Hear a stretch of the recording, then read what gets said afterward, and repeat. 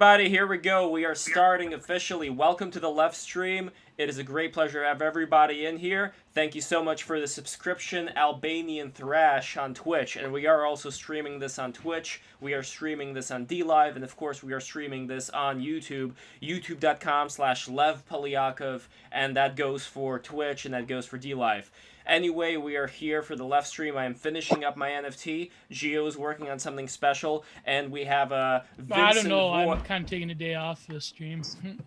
Oh, come on, Gio. Draws are pretty. Yeah, peer pressure. Paint peer pressure. Paint is one of your pretty French girls. So then I gotta set up my camera. And... Well, speaking of pretty French girls, or pretty Jewish girls in this case, we are going to have Alex Plotnick coming back in here, and she's got I believe she's got quite the treat for you, Gio. Oh yeah. Yeah. Did you buy a tool shed? Have you been paying attention to the thread? Oh no, I haven't. Maybe. It's a thread that's connected to Roadside Romeo. To that Oh short. yes. Oh god, I saw that one. Yeah. So wait and see. That's all I'm gonna say. And Doity Boy is on Twitch as well. Yes, come and see. Exactly like that. I don't know if I should watch that movie though. I heard it's pretty gruesome. It's pretty brutal. Yeah. Can you tell people what it's about? It's about. Yeah, you go ahead. You could do it. Yeah. So who's not seen it and who has seen it? I have not seen it. Oh, and by the way, the person on the screen right now, the person on the screen is Doity Boy. For those who do not know, this is the great Doity Boy joining us, and I look forward to you later on. So what is talking about the hotel cuck shed, the hotel cuck chairs. This is an original thread of yours, and I look forward to well, they probably have a chair in the that. cuck shed. That's probably. Oh yeah, Come and See is a great movie. It's quite long. Oh, so it's shit, a Russian that's movie, the first of Russian all. Yeah. Yeah. The Russian title is Иди и смотри, so it's like Come and See. Иди и смотри. And it's basically a dystopian or a very bad angle of the war, focusing on a couple of a young man and partisans. Yeah, how old would you say that boy is? Like 14? Yeah, that would be approximate. He's got to be like I think 14, he was younger. 15. He was like 15, something like that. Yeah. No, sorry, what I mean, 13. Yeah. And also, by the way, we have Jefferson Poland here. Hello. Hello, Jefferson Poland. Thank you so much for coming in. And have you seen Come and See? No. Is that a movie? It's a Russian war movie about a young boy going off. Like, he thinks war is going to be one thing, and then, and it's the German invasion of Russia. Yeah. Like, it's particularly brutal. So it's like when The Rock joined WWF and he thought he was going to be doing one thing, but then they had him doing that like fruity character for a while. Being the smiley guy. Being Rocky Maivia. It's exactly like that. Then he joined the corporation. Anyways, go ahead. Oh my god. Yeah, go ahead, Doity. So Come and See, he like basically, I forget the exact plot, but he's traveling, like he's basically going through the woods, the dark forest. He gets separated, right? Yeah. It's just somehow a survival movie. From his guys, and then he's wandering around. He meets that young girl, and some bad stuff goes down with her. Yeah. And then he learns that war is hell. Yeah. There's the famous scene of there's 3 German soldiers standing around him posing for a photo when one has a gun up to his head, loaded. And he's like, he's about to be like, oh my god, they're gonna kill me. And they're just posing like he's a prop to like for them to share. Well, that reminds me of there was an ISIS video that was pretty similar, like when they were holding this kid like a prop. It seems to be kind of like a theme in war. Well, everybody's seen that one from I believe it was Vietnam era, where the guy's got the gun to the head. Like this video of that. Yeah. This video of that is chilling. You just see that dude go limp. Well, that is kind of like the reason why you have somebody like Lev Tolstoy, the Russian, the famous Russian writer. Who? Oh, holy shit! What the fuck did I do? Okay, that's what he said too. Yeah, so I gotta make sure that I don't stretch things in OBS by pressing the wrong keys. But anyway, you had Lev Tolstoy, who was a famous Russian writer, as we all know, and he was in war as a officer. He was, high class. He was part of the, the nobility, and his experience of war it's very different than, let's say, what was his name, Euripides, that famous ancient Greek poet who, upon dying, even though he was most famous for all the poetry that for all the plays that he wrote. Yeah, so he wasn't a poet; he was a playwright specifically. But anyway, for all the plays that he wrote, on his gravestone he put on that he fought at the Battle of Marathon. So to him, that was the most important thing. And then we can contrast that, though, with the views of Lev Tolstoy, who thought that war was an absolutely abysmal thing, very different from your man Julius Evola, Geo. So I am kind of curious, like, when it comes to these different outlooks, these men, they both experienced war, yet they came out of it a different way. So I think that's a combination of two different factors kind of playing at the same time. The first of which being that the cultural values that Greeks had that time about like what immortality was being remembered for the great deeds that you would accomplish, right? I mean, you see this even with Socrates, where everyone else around him was like, look at this clown, and you know, they were all like Olympians or aristocrats or fucking politicians or warriors and all this shit, and like you don't know any of their fucking names, but you know Aristotle, you know Socrates. So I think that was part of it. Like he put that on his tombstone because like that is what in his mind he thought would immortalize him while he was alive. And then the second thing is like the actual like the way that the nature of warfare has changed from the time of ancient Greeks until now, where it's like the numbers are much greater as time moves on. The viciousness and brutality with which people are killed is different. The weaponry that's used is different, and so the view of it is different, right? It's no longer this kind of like it's not close up like man to man. There's no like honor in war anymore. Yeah, that's what Evola said, especially modern metaphysics war. of war. Exactly. Yeah. Modern war is turning into this like all. It's an industrialized slaughter, pretty much. But this began like during the like late 18th, early 19th centuries when we first started seeing this transition into like probably around the War 1812 or your Civil War, right? Yeah. Like once that would have been stuff like Gatling guns, and you can just kill a shitload of people. I don't recall if they had the Gatling guns during the time of Tolstoy. Probably they did. What time? I know. Civil War. They had something like that. They had Gatling guns in Civil War. Oh yeah. Well, Tolstoy. Actually, that's a good point because Tolstoy he was around during the post-Napoleonic time. Like he was writing about around then, December. He was writing about the Decembrist Revolution, which was also after Napoleon. So yeah, like around kind of like the Civil War time, I believe. Don't quote me on that. But with him though, one of the things he was talking about was how when people go into war and they imagine it to be this gallant, heroic thing, like not even talking about the weaponry that was advanced during that time, but something as simple as when you get hit, when you die, like just shit comes out of your ass. And you can't do anything about it, which is why, like, didn't samurais like put like a butt plug or something up there to make sure that That's why I didn't wear those diapers. Yeah, see, I had heard Mel Brooks, the comedy film director, he lied on the paperwork to get into World War II, and when they asked him, "Well, why'd you lie to get in?" Because that's what you did. Everybody was going to war. I wasn't going to stay at home while everybody went to war. And so he lied on the paperwork and said he was of age, but he was really 14. And then cut to less than a year later, he's out there sleeping for landmines. And he described... Oh, and by the way, just another quick example of somebody who was Jewish who was willing to sacrifice his life for his country. Absolutely, man. He went and did it.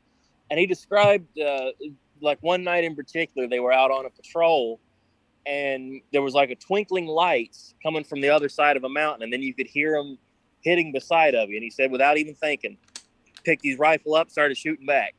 And he said, God forbid I actually hit anybody, but they stopped shooting after a while, so we moved on.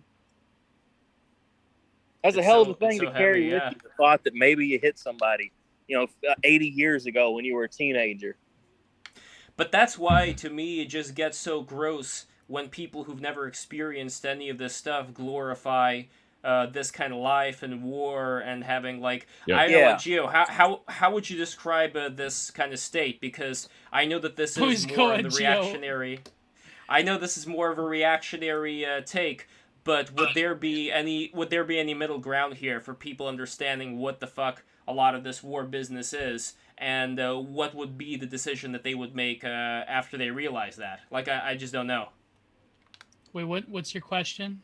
So my question is, by the way, we're gonna have to take like what's your question into BTR bingo one of these days. But my question was, how can it be reconciled that you have a lot of these people who are fascinated by war and by all these gallant images of the age before, looking at the clown world today, partly rightfully so, I mean, being part of much it more is pathetic. part of it is like a manhood thing. Like if the war was to break out, every man's expected to step up and go, whether it's the right choice or not. Like you look at a conflict like Vietnam, I think most people reflect back and go, maybe we probably shouldn't have got into that one. Like that was there was a lot going on there, but I think guys it has still to went. do. Guys still went, fought and died, and did what they felt they needed to do.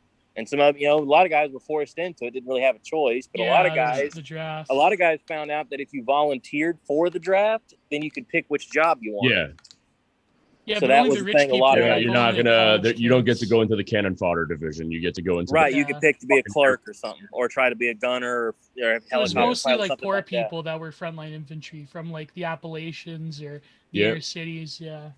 Yeah, And I wonder if it would have been different if they didn't draft people, but if they just got volunteers. Because a lot of those young men, they were not equipped, from what I understand at all, to be able to handle a lot of these things. So no Well, wonder it's my a lot understanding of the, yeah. that the first couple of years of the war, they kind of bullshitted around and called them military advisors, that they were sending advisors in. And then once they broke out into full war with them, like the legal declaration of war, that was when they had I forget exactly how long it was, but it was a substantial amount of time. It might have been 16 weeks that they would train guys for. And then once things started to go real bad, they sort of shortened it down to I think it was 6 weeks.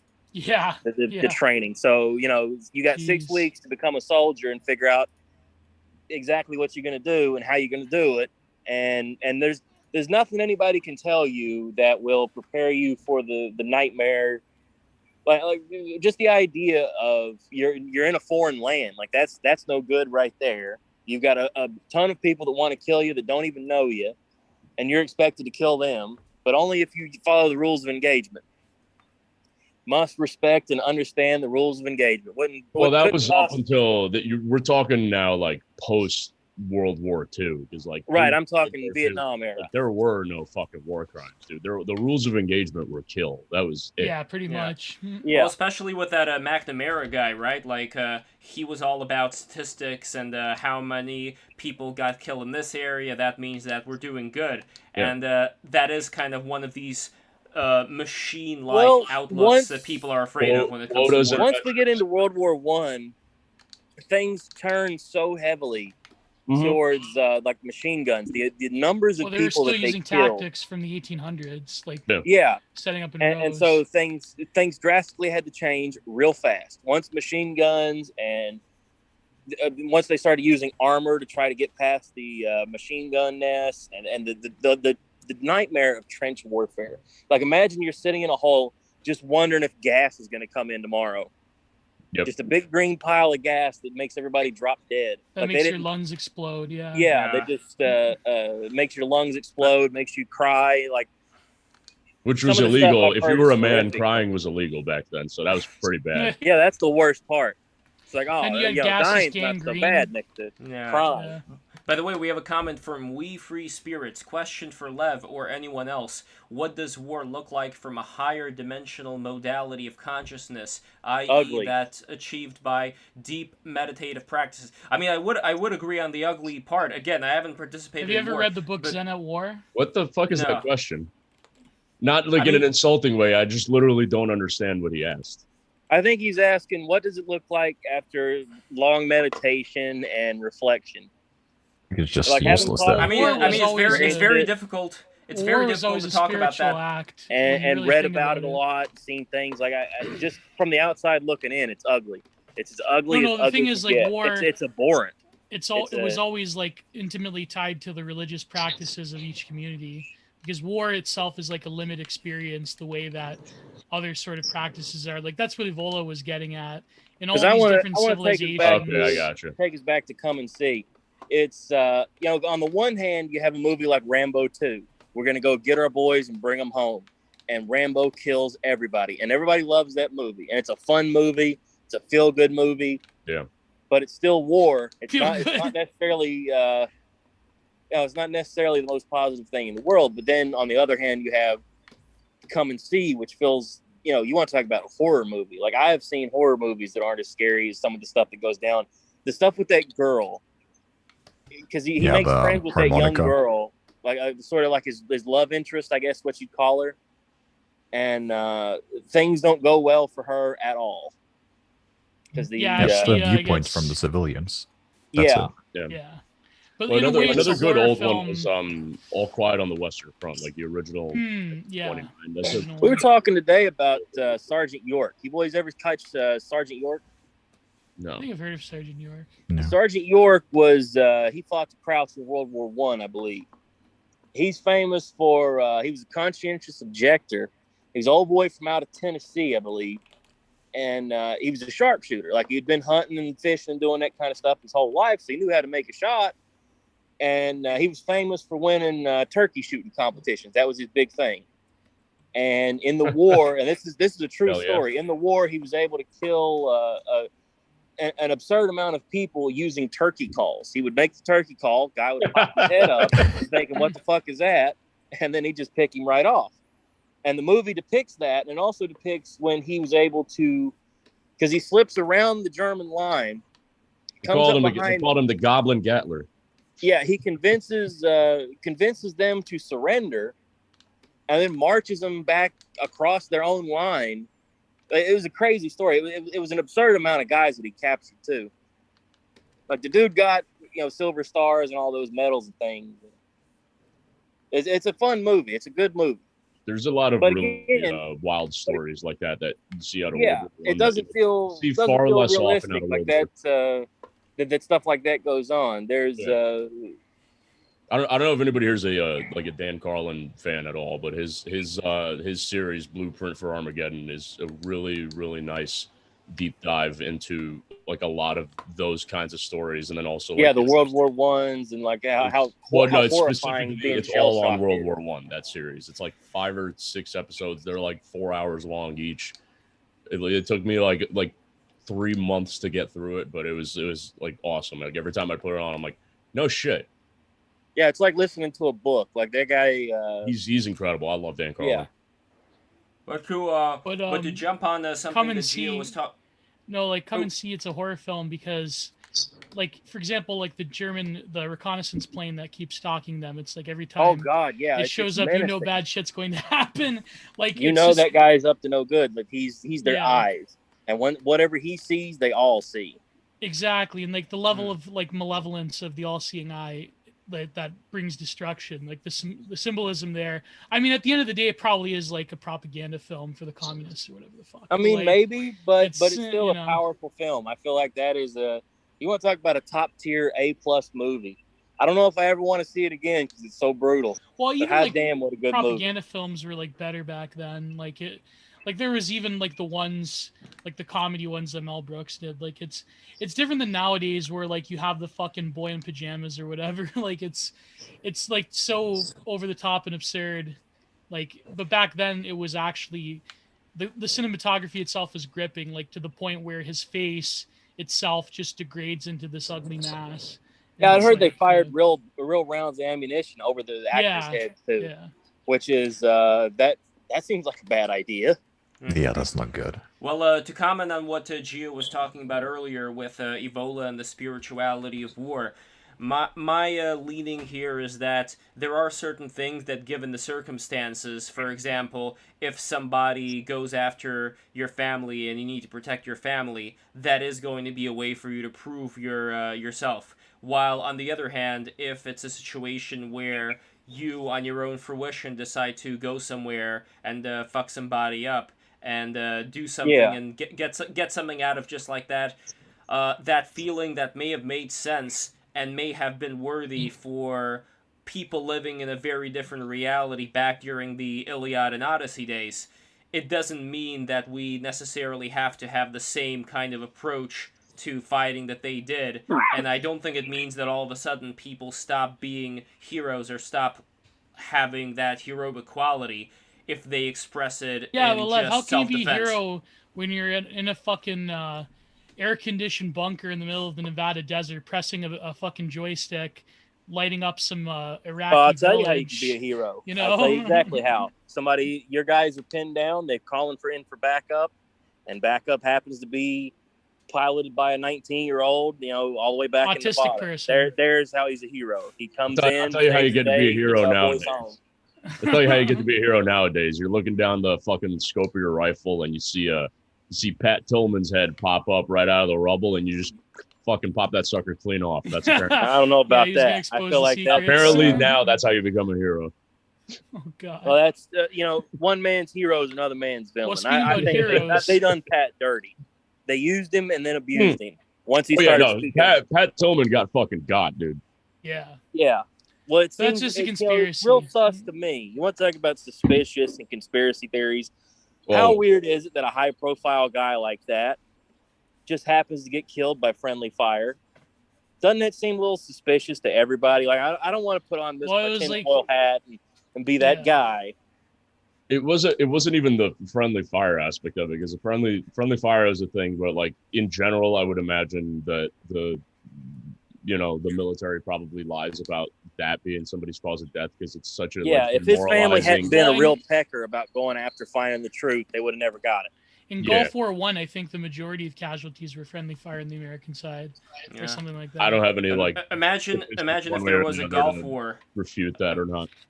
Imagine if Not there was a majority, but Gulf like War a one. good like percentage were, because they were just using those munitions like they were a fucking light show, and by the time the Americans got there, the Iraqi army had been totally depleted to begin with because of the air raids. Yeah.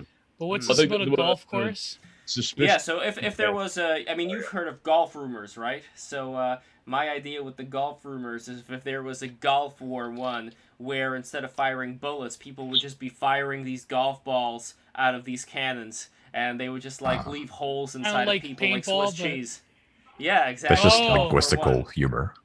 Yeah. Yes. Oh my god! And thank you, Matthew Fall McKenzie, for subscribing on what was it called? What's that platform? Twitch. That's it. We're on Twitch, by the way. I completely forgot about that. By the way, But, Please don't ban me. Yeah, But I don't also- like that yeah. Twitch subscribers are not like Twitch subscribers are like joining a YouTube page, but subscribers on YouTube are like following on Twitch. I hate that they haven't unified the language because it feels confusing to me trying to explain to somebody what the difference is. Yeah, I know what you mean. Are those, by the way, tweeting birds in the background? I hear. Yeah, I'm sitting outside Nice. Oh, that's at so an nice. undisclosed location. It's a nice sunshiny day in West Virginia. Oh, that sounds so sweet. But I don't know. My thing, I understand, Gio, what you're talking about with the drones and all that. In general, if somebody advocates and calls for any kind of conflict where they see it as a spiritual thing, they see it as a way of proving oneself, I'm always kind of hesitant when it comes to supporting anything of that, because I don't think a lot of these people know what exactly that war is going to be like. And it's one thing, again, like if somebody's attacking you and you got to go on self-defense, just... Yeah. What What does a modern total war look like between superpowers? We don't know that. Well, Yeah, that's what I keep wondering. What does that really look like? Is it just mutually assured destruction? They just instantly go for the nukes? Do they go Red Dawn and try to get boots on the ground? Well, I mean, what would it be? What now? You never know, right? I'm thinking of that song by Boyd Rice, Total War. Do you want Total War? Well, total But war maybe- is a concept. Total war means that Yeah, it's it all was- hands on deck. yeah. Everybody show up. Yeah. Like, this is it. This is all or nothing. But maybe we've gotten, concept. I don't know, maybe we've gotten past that. I mean, I don't want to be too much of an optimist here, but maybe there is a different approach that people have today. Not all people, like Jesse Lee Peterson says, not all, but most. Not all people, but I think enough people have gotten to the point of valuing, at least the idea of like valuing life, and I could see how that may be a bad thing when it comes to never challenging oneself and just being like a boy in a plastic bubble. But on the other hand, Maybe but on that's the other the hand, one it good may thing about globalism. We all understand that we all live and breathe, that everybody has hopes and dreams. We're all part of Maybe, I one mean, race, the military. Yeah. For the living. Well, I think part of it too, I mean, even expanding on that, even like world governments have seen that, like, hey, it kind of sucks when like we throw like a bunch of our people into this area, like let's say whatever, 50,000, and then like 45,000 of them die just so we can gain like 8 inches of territory. Yeah. Yeah, that's So, what like, fellas told me about Vietnam. their like operating practices have moved more towards like preservation of personnel, if for nothing else, that like it's a pain in the ass to get more personnel. Right, they're assets. well, the people who were the worst at that were the Russian military during World War II. They were just throwing Russian bodies at the Germans. The Zap Brannigan strategy worked. The Zap Brannigan exactly. strategy, exactly. I mean, it did end up working. It did end up working at the time. They achieved their goal. But again, the karmic question here of like how much, as a Russian general or somebody who's in charge of that shit, how much are you then going to suffer as a result of not at all. I wonder how like that? Not at all. So the way that they were structured, and this was like during World War I and World War II, was like a complete adherence to commands from superiors. So if they were told, and there is like a story that goes very similarly to this, where they had to like, there was a regiment that had to like cross like a frozen river. There was no bridge there, and the commanding officer was like, well, we have to fucking cross because these are our orders. A good chunk of them, like somewhere upwards of like 70% of them, like froze to death because of that river cross. Yeah. He communicated this to his superior, and he's like, how did you lose your entire fucking regiment? And he's like, you guys told us to cross the river. These were our orders. And the guy's just like, well, all right, I guess hang out. Like it was just that. They had zero fucking concern whatsoever about like the common soldier. They just like, yeah, you just die. That's life in Russia. And maybe people are at different levels. Like there is this idea of certain, let's say, jihadis. Maybe they will go to some kind of a heaven just because they personally believe that this is the best that I could possibly do as a human being.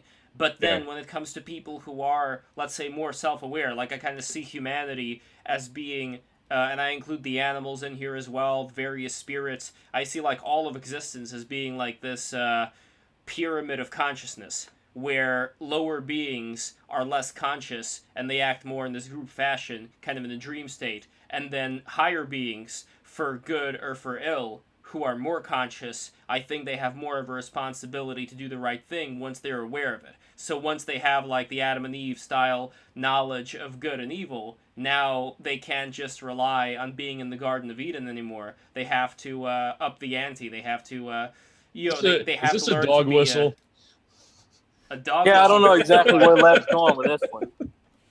But boys, I gotta bounce. It's been fun. You guys, Charlie Kahn, thank you so much for coming in, man. All right, Charlie. It's too much for him. Yeah. Yes, apparently he bounced. Wait, he had to go? Yes, well, he's outside right now, so he is not in the usual studio space. But no, I definitely think that there is something to this idea of there being beings with more consciousness that develops over time. I don't limit that consciousness to any particular group of people, to any race. I know. I'm just messing with you. Yeah. Well, apparently, certain people can't lucid dream. Certain ethnicities can't lucid dream. Oh no! Let's not get into this. Let's not get into that. Let's not fucking get into this, man. Not after last week. Oh my god! What was last week? What did we talk about?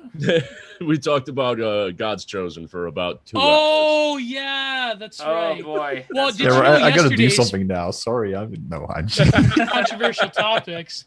Did you know yesterday, to kick off Pride Month, was the anniversary of the first AIDS patient? But that's total bullshit that date, because they knew about AIDS. They didn't know like it was AIDS, but they had cases as early as 1978 in New York and San Francisco. But they just like picked that arbitrary date of like June 5th Like, you know, they didn't even call it that. That's when they first synthesized it in a lab. And isn't it funny how, isn't it funny? Oh, okay, so that makes sense. Yeah, that makes sense. But isn't it funny how this month is the month that Sallow Forums gets DDoSed and gets pulled down? I don't know. I'm just saying. I don't know what that is. You know Sallow Forums? My good friend Nicolo Sallow. But so Sallow Forums is infamous for having this one particular thread, which I won't get into. But it's basically like, Sallow Forums is one of the more like interesting, like, quote unquote far right threat. Like, it's where like Bronze Age Pervert and Thomas77, where they all came from. They all went to Sallow Forums. So who is Nicolo Sallow? I keep hearing you talk about this dude. And you know Prog Rock Farmer on Twitter? Nope. Yeah, you follow him. Hold on, what's his Twitter handle? Prog Rock Farmer, Progressive Rock Farmer. Get it? Okay, Farmer, Prog Rock Farmer. Get it? Okay, well I gotta take. So he runs Sallow Forums, and Sallow Forums is like, where a lot of like Frog Twitter came from, basically. Like all of the original accounts, from like Minoquion 4, Bronze Age Pervert. I think that other fucking guy was on there too, to not mention his name, but so they all came from there, and then they eventually moved to Twitter. But Sallow Forums is infamous for having this one thread on the AIDS crisis, which, you know, for bashing the gays, or well, like, it's where a lot of like that like discourse came from. Like, there were people doing this. Be careful, Gio. Though we're both on YouTube and on Twitch. So like they were just pointing out like, a lot of things didn't make sense, and a lot of the. But anyways, so I don't know. I find it curious how Sallow Forums got taken down, in this month in particular. But that's, I don't know. Is he an Italian, by the way? No, he's from Croatia, I think. But like, he was born in, I think he was like raised in Canada. Like he lived fairly close to where I live, but I think he moved back to Eastern Europe. And he also he has a like pretty big Substack where he interviews people. Like, he interviewed Glenn Greenwald, wow, Chris Rufo, So now, when Glenn Greenwald came in, I mean, okay, first of all, is he a fascist, or is he? Well, how would you describe him? No, Nicola Sallow. I just don't know anything about him. Oh, so. I guess you could say like he's like European New Right. I don't know. Like, it's hard to pin him down. He's just a Croatian guy. Like, that's just how they think. Yeah, like I wouldn't I wouldn't consider him like, I don't know, a white nationalist or whatever. But like, he's because he like, I don't know, he gets into trouble. Like, he'll go after like certain people like Nick Fuentes or whatever. Well, the question is, Gio, are Croatians white? I don't know about that. That's I don't know, man, dude. They're Slavs and they're Mediterranean. They're kind of. You're really pushing it at that point. By the way, we got Hero in the house. They're next. Hey guys, what's going on? Welcome. Hey. So, Hero, have you read the Sallow Forums thread? Which one are you talking about? About the 80s? No, I haven't. It's pretty. If you've ever listened to like this one YouTuber who was around back in the day, it's basically where he got all of his information from. Which one? You know the one. I'm not going to mention his name. Do I know the one? Okay. His name. Well, it was a very common wink wink name, if you know what I mean. Common. Anyways, I don't know what you guys are talking about, but I want to get to. I'm referring to Common Filth, by the way. I'm referring to Common Filth. I want to get to Vincent Void. How are you, Vincent? Hey, I know Vince. there's a bit of an audio thing, but let me hear you, man. Let me see what's going on. Can you guys hear me? Yeah. Yes, I can. Perfect. What's up, man? Am I loud and clear? You are loud and you are clear, and you are Awesome. a wonderful musical artist, and you've been blowing up recently. Congratulations. Hey. Thank you. Yeah, it's pretty fucking crazy, actually. Wait, what's been happening? A You're blowing up? lot. Yeah, a lot. I don't even know where to start. Do you know Ross Robinson by any chance? No. the Rings a name. bell. So Ross Robinson, he's a prolific producer from like the 90s, 2000s. He did the did all first the Korn bell- albums, the first Oh my Slipknot God! record, Yeah, Ross yeah. Robinson. Holy shit! Limp Bizkit. Yeah, he did Yeah, the first yeah. Linkin Park album, and He did The Cure. he did yeah. he did Limp like Bizkit, the Deftones, all that Chocolate shit. Star. He did White Pony. Did he do White Pony? I think it was either White Pony or Around the Fair. He did, but he did the first 4 Korn albums. So go ahead. What's been going on He with him? worked with I think Sepultura before going. Yeah, yeah. yeah. He was on Roots.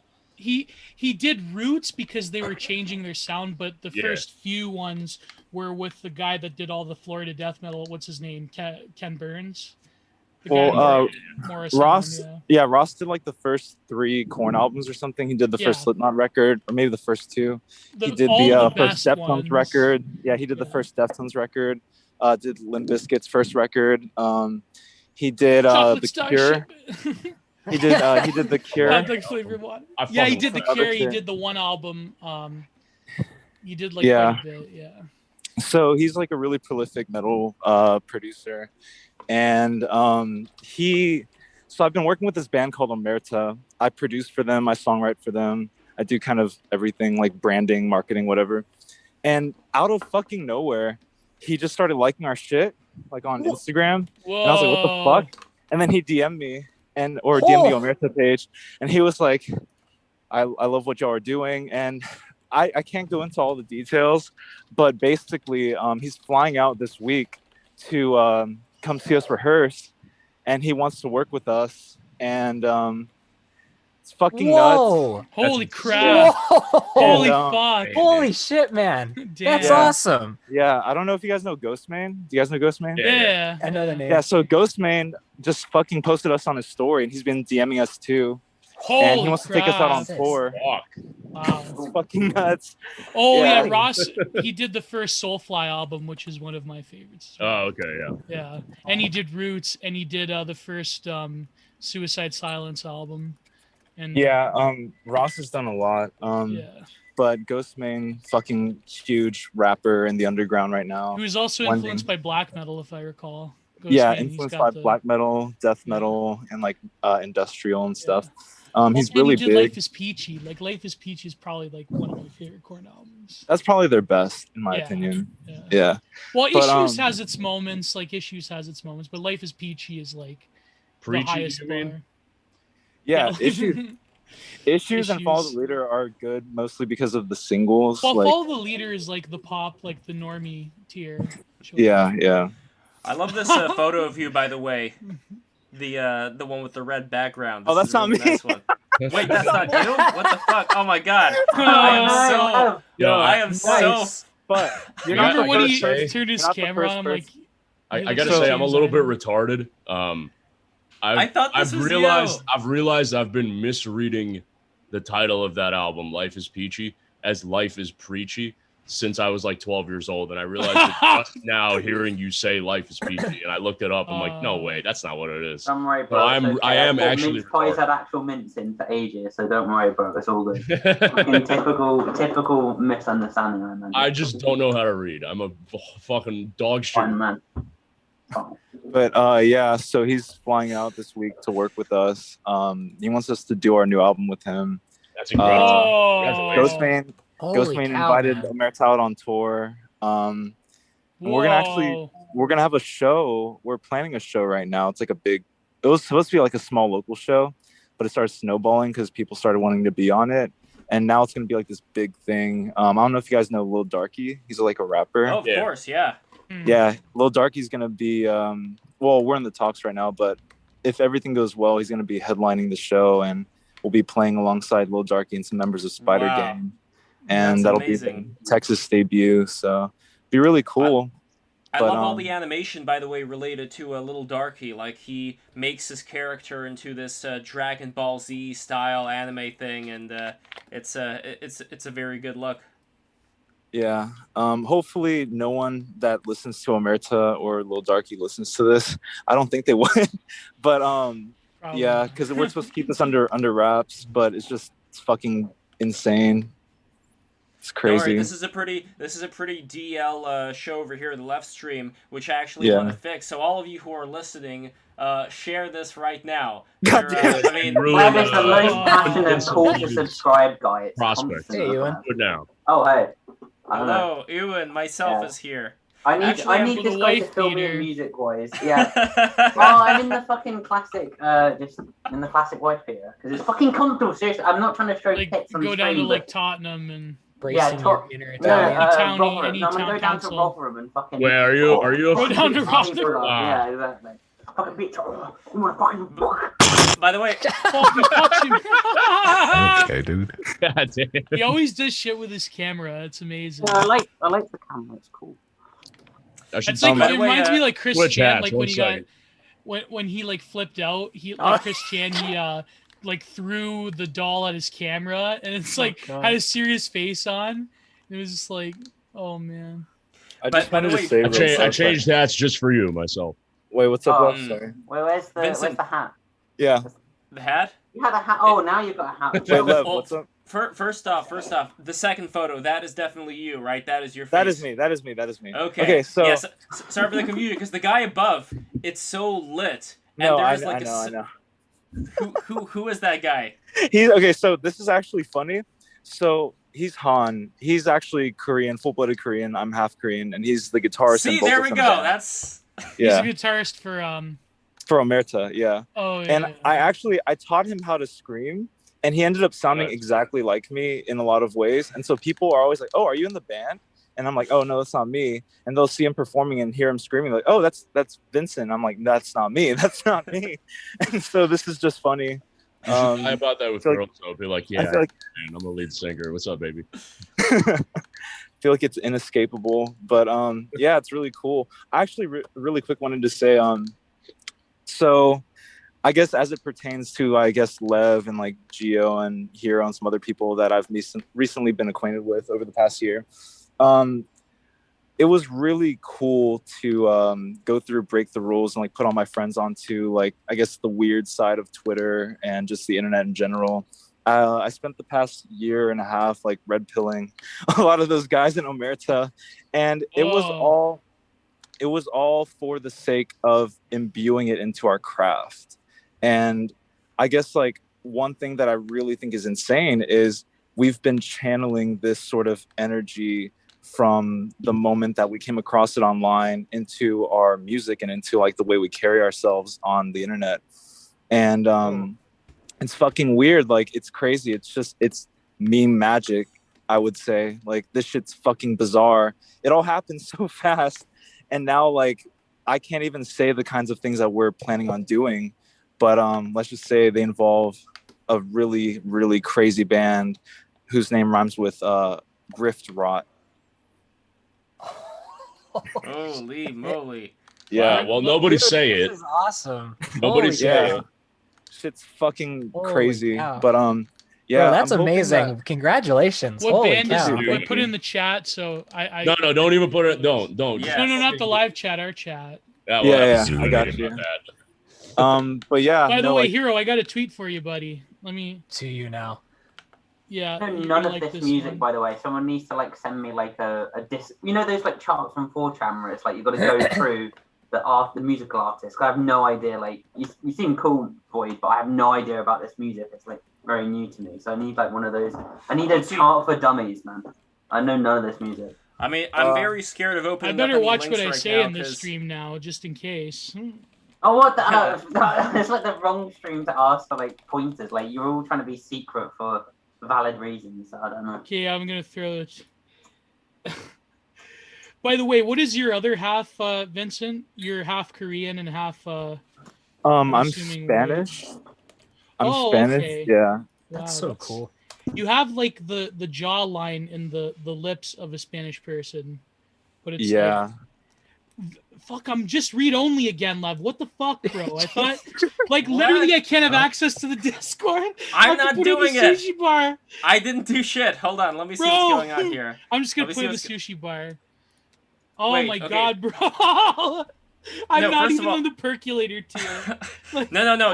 You're bigger. You're a Tori-sama. Isn't that's Tori-sama. bigger? That's a bigger tier. Wait, Yokozuna you know what I is think? the biggest sumo wrestler. I think that when Jules created these, he may not have put in the Oh. ability to go into the BTR chat. But now you're a There's citizen Hero. too. You like this tweet? You're not. See. Dude, this Lordy. has been every quote tweet I've gotten for like the let me past read. like Now You're I'm not just- trad. You just want to Now- live on a farm and cream pie a clueless 18-year-old girl. Well, now I'm just Whoa. imagining Hero with the female version of him, thanks to that wonderful Okay, app we we're all not know we're and not love. bringing that up. We're not bringing that up. Oh god. Although my I should have made that my profile picture for Yeah. this stream. Well, Yeah, you should have. That'd be amazing. Versus ones I think was the sexiest. I don't know. No. Aw, I like come on, Heroes Lev, better. come on. Oh man. Although I also liked the bimbified version of the Prudentialist avatar. And although, look, I tried to make it work with Nigel Carlsbad, but his... didn't work. No, well, Gio, did you... I mean, sorry, I think Hero... Edmund Burke would have been a bimbo if he came back today bimbified, like that, like gender swap, because that's what Prudentialist Avi is of the Burke etching. Wait, Hero, did you see the bimbified version of Prudentialist that I created? I haven't seen that. Let's see it. All right, I'm gonna load it up.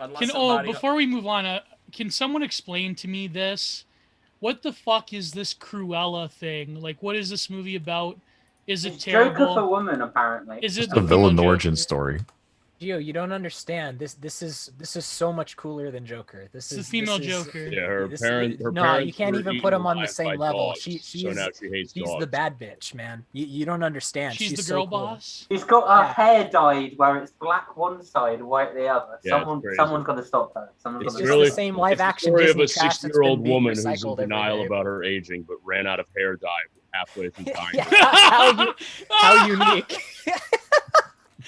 Oh, All right, here we are. Here's oh, is this Oh, I watched that movie when I was a kid. Take my outfit. Is this By the way, guys, It looks here like it is. Eggy. Manscaping. Yeah, it looks like Eggy? Eggy. A little bit. Maybe, I don't know. But yeah, but this is the Prudentialist. Hero, what do you think of the Prudentialist? Female Prudentialist. I think know what, women would it's- look good in a petticoat like that. We have to bring that I agree, but you know what it is? The hair kind of looks like dreads. This looks like a friend of mine from my ceramics class who had really like, she had awesome dreadlocks for a long time. She was one of those like Christian summer camp type people. She was awesome. Oh no. Is Well, this- speaking And of then- 18-year-olds getting cream pied on a farm, I mean. Oh, shut up! Come on now. And then this one over here, this is Nigel Carl's babe, as I like to call it. Oh, that's terrible. That's total What? That anti-monogamy stare. there. Oh god. Looks like philosophy. I wanna just Yeah, it looks like philosophy too. I want to I was What's looking, her name now? What's her name now? The philosophy tube. What's her name now? I'm all a used- simulacra anyway of annoying. Oh, what is Thor? Something. Thorn, yeah. No, Thor. But like, I don't want a dead name. But the Don't worry, name. if you call them a gay So lord, foreign. that's not Who dead. cares? name, Careful, it's we're on fine, Twitch. We're on Twitch, Well, everybody. she- We what's gotta her be name? best Abigail. behavior. Abigail. There you go. Like So Abigail foreign, Williams. so a Williams. last thing. Can't call people gay lords now. Yeah. I'm gonna still burn my armpit hair. So apparently, Please it's don't do that. apparently true. Dalmatians can be quite like maybe not eat people, but like. are They can they be black? quite- Are they black with white spots or white with black spots? Ooh. Well, Dalmatians, I don't think they're the No, smartest they're not of the as dog cute. breeds. Like they can be aggressive. I've heard. They're Yeah. the pit bulls of rich people dogs. Yeah, yeah. You remember Pluto, the Dalmatian from the Truman Show? So there was this dog, and it started getting really aggressive when they found out that Truman was trying to escape from his simulation. I don't know if you guys remember that. Yes. Yeah. Escape from his I simulation. did see the movie, but no, sorry. The Truman, The Truman Show. Show. It's a really good Yeah. movie. That's a It great. was It's all about- right. Nah, No, come I on, stop like it. I Stop just like don't like concept Jim movie. Carrey. You Oh, don't? by the way, whoever in the I chat said never. that I mean the old stuff, I guess. but- whoever in the chat said that the Korn and Skrillex album is the best one. I'm gonna skull fuck you. I'm gonna skull fuck you Oh, In that was Minecraft. a In a good or terrible bad album. way? There's no way they're in a serious. horrible way. There's no way. That was a terrible album. That was just like the fuck dubstep, you. like the Fuck you. MLG. Even if you're being ironic, fuck you. I don't consider it a part of the discography. I don't consider Yeah, it an me album. neither. Me neither. I consider everything that where Brian Head Walsh wasn't there to not be Korn. It's like a different band. I will By the say way, though, all of those bands were way better when they were all fucking druggies. Yeah, Yeah, 100%. they were in Bakersfield Absolutely. doing methamphetamine. Many such Yep. cases. Indeed. Is Now, there still Vincent- meth at Bakersfield, or has it been gentrified, Hero? Is Bakersfield still like the armpit of California? Me? Yeah, well, you're in California. Oh well, the armpit of California. California is kind of its own armpit at this point. It depends. It depends by what metric you're basing that on. Is how I'm gonna say it. I think that Bakersfield's probably basically stayed the same. So that could be either positive or kind of just neutral, depending on probably how you want to positive in take this. that. I would say I would yeah, consider it positive, but it depends on how you want to take it. Oh, by the way, real quick for the people who are watching this, if you want me to keep doing this art stream, you gotta support, and the only way for you to support right now, since we do not have the super chats yet, is to sneed me some super chats via streamlabs.com/LevPolyakov. I posted the link in the chat. Oh wait, that's Sushi Bar. Hold on, here I'm posting the link in the chat. You know what to do. But anyway, I want to get to Vincent. I'm curious what you thought of that whole pyramid of consciousness thing I was talking about when it comes to responsibility. So if you were somebody who was like living in the Middle East and the only kind of culture that you knew and grew up around was one that considered it to be a holy act to engage in jihad and all that stuff, would that mean that you would have, let's say, more leniency, karmically speaking, than somebody who grew up, knowing that, it's not right to, blow oneself up and cause harm to other sentient beings and all that? I mean, I definitely have thought about this like a few times, specifically regarding jihadis, and I feel like it's to some extent relative to whatever, like however convicted you are about your specific beliefs, but there are just certain universal truths that I feel like no matter how convicted or passionate you are about whatever it is that you believe, cannot be gone against without some sort of severe punishment or some sort of consequence that would not yield positive results for you. And Well, I Rick feel Lee or- like, wait, I'm sorry, what was that? Oh, no, go on. Oh, I was just saying, like, with specific regards to jihadis, I don't agree, obviously, but I They're do. based. But you do. I was Yeah, about to I say, do. but you I do do think it's they're based. based. It's based as They're fuck. based. Yeah. You can't argue with how based it is because they're about that shit in Yeah. the most in the most base way. They are about it, and they live it, and they die it, and you can't call them anything but I don't know, convicted in whatever it is that they believe. They're not going to be cowards like other people might be. Convicted in Guantanamo Bay. There was this It's great sick. book by this art critic, Lev. He's one of your people. It's My called. people? One of your people. Well, I think he's one. I mean, Borstein is kind of like. But there was. You think he's one. You're not even sure. Well, You're already. it's confusing because he's from Scandinavia, so it's kind of. But he wrote this book. But here's this article, called Jihad and Italian Futurism.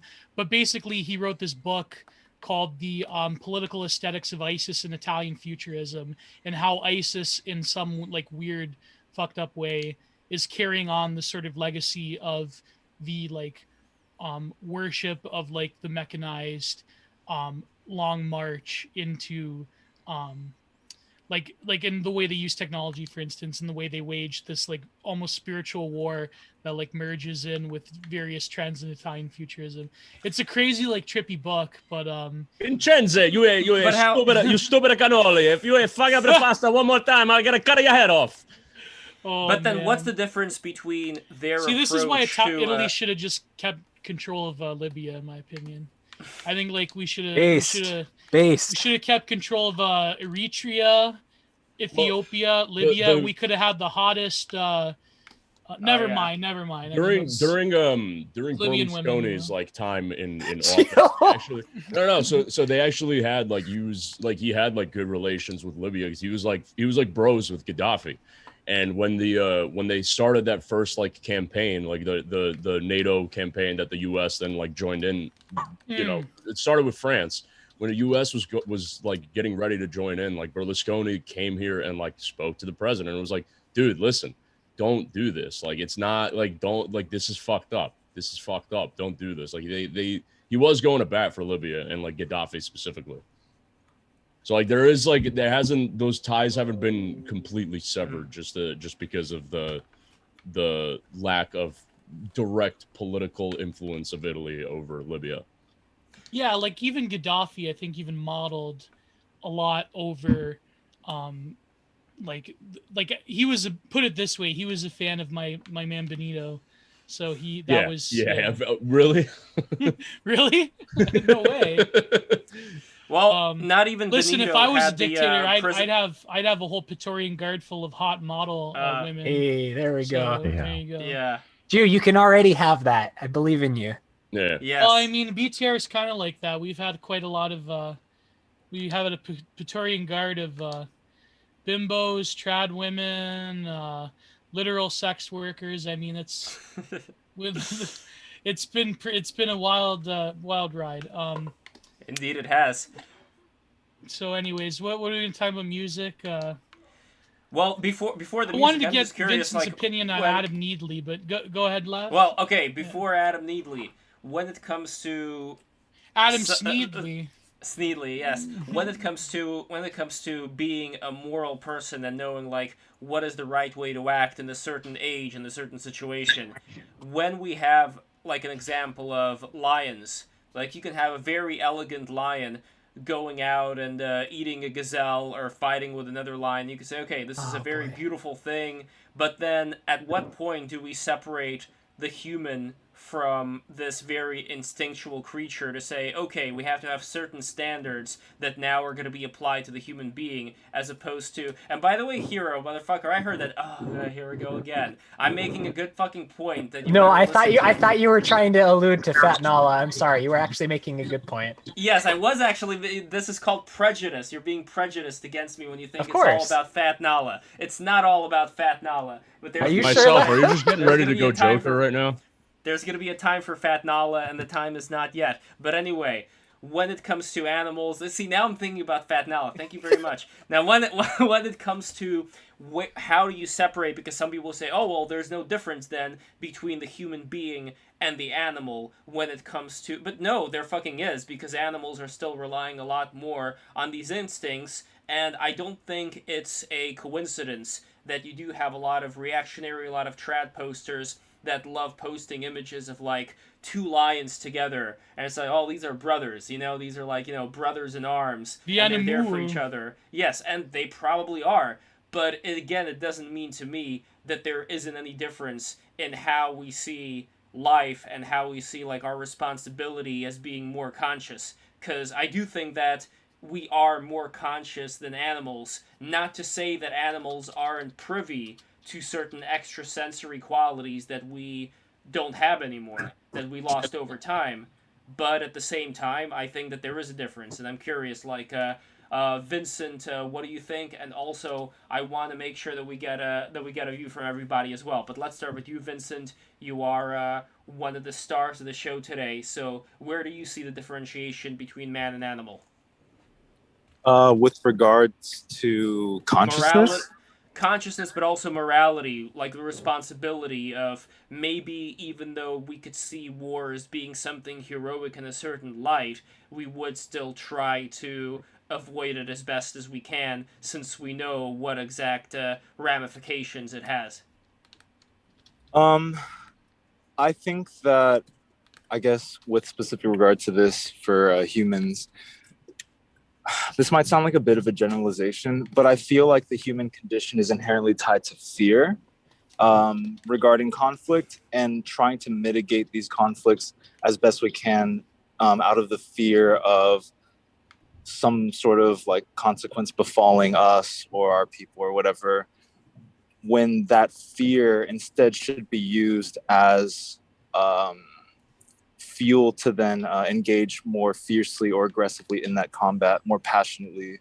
I think y'all were talking about it at the beginning of the podcast about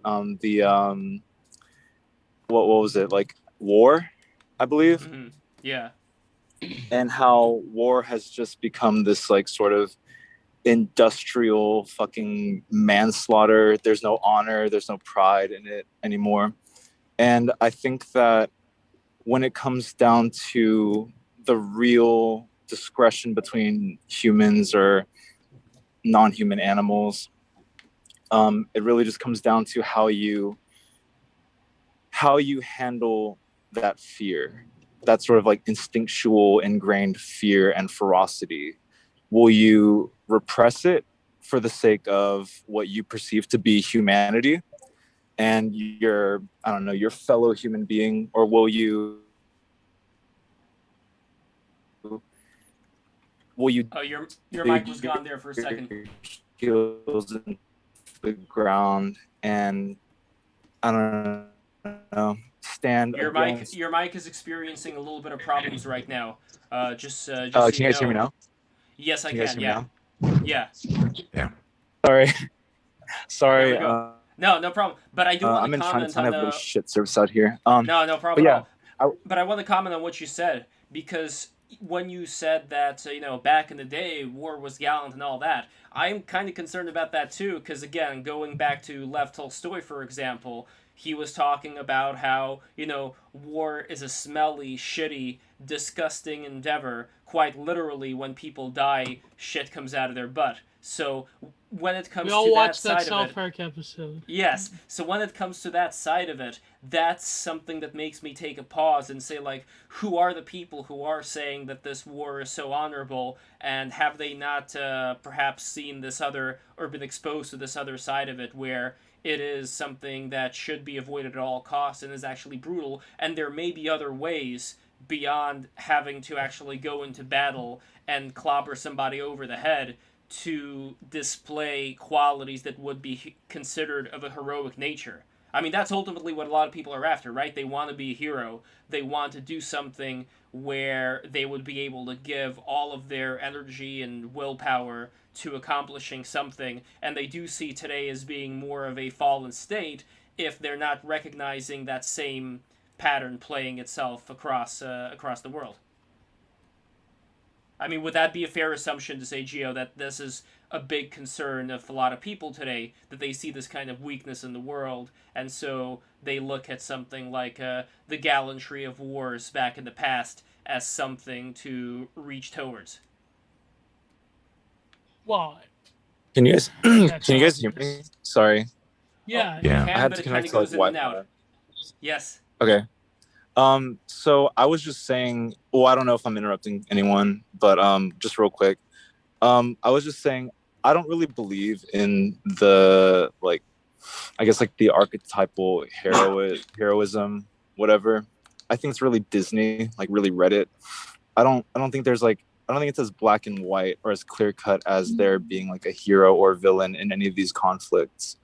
But I do think that at its core, war is necessary, and the ethos of war being necessary, for whatever purpose that might be.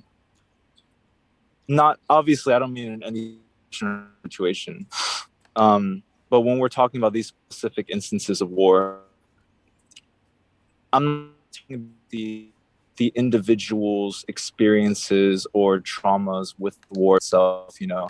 Shitting yourself, pissing yourself, being tortured alive at the hands of some fucking I don't know, people. I don't believe that being a reflection of the ethos that I'm describing. I just mean in terms of humanity's struggle for conquest and what one person, or I guess what one person might believe to be just versus another person's conception of what they believe to be just. And I don't know. I guess that would fall more in line with my beliefs for agonism in general. What is agonism?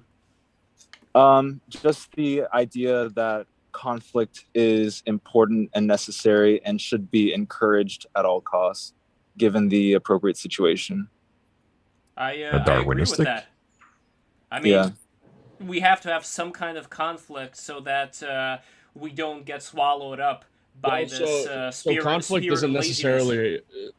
necessarily have to be warfare. I kind of Exactly, I see exactly. what Vince is Yeah, yeah, yeah. like. Agonism, Conflict at its core is to quote Cool Hand Luke, a failure to communicate, right? Like things always come to a head when there's either miscommunication or a lack of communication entirely, right? And that's why it comes to a head. So it's I think, if correct me if I'm wrong, but I think what you're getting at is like there is a significance and importance to tackling things more head on rather than being conflict averse and trying to like snake around shit. It's better to just like look at things straight up and say, hey, what the fuck, right? Yeah, and I mean, agonism wasn't specifically supposed to refer to physical combat. It was actually about like dialectics, like arguing, conversing, discussing, whatever.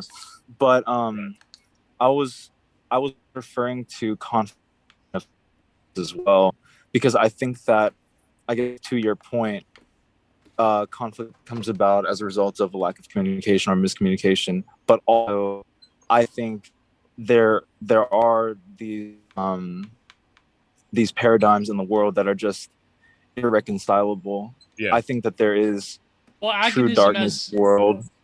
yeah, Huh? like agonism is at the heart of like every reactionary politics when you think about it. I mean, that's the definition of it. It's the struggle. It's the conflict of.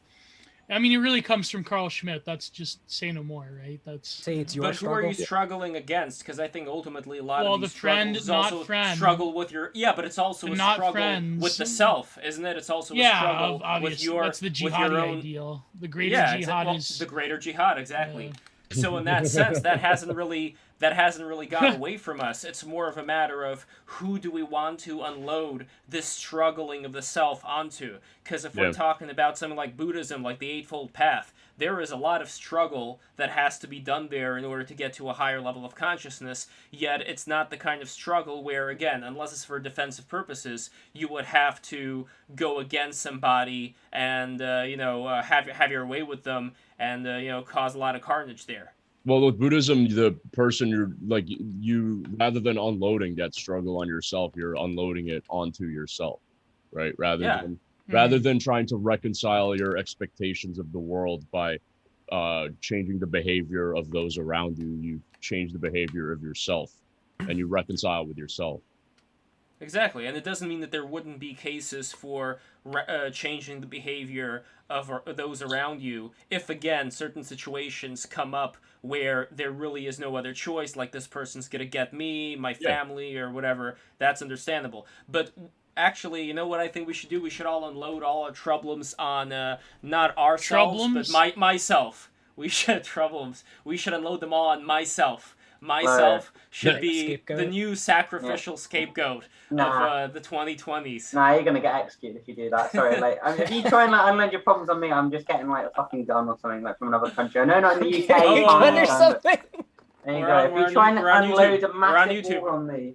But yeah, but that's like but we're talking hypothetical war here, though. It's like doesn't matter. The algorithm doesn't work in hypotheticals, so we got. Well, I wanted to talk about AIDS, but you guys are talking about war. I mean, that's. I don't know. I'm in whiteface right now. I'm just chilling. Well, by the way, also I want to talk about the Cuck hotel chairs. Now, this was speaking of. Here we go, baby. Now, this was a very. What the fuck does this mean? Well, I did not see the thread.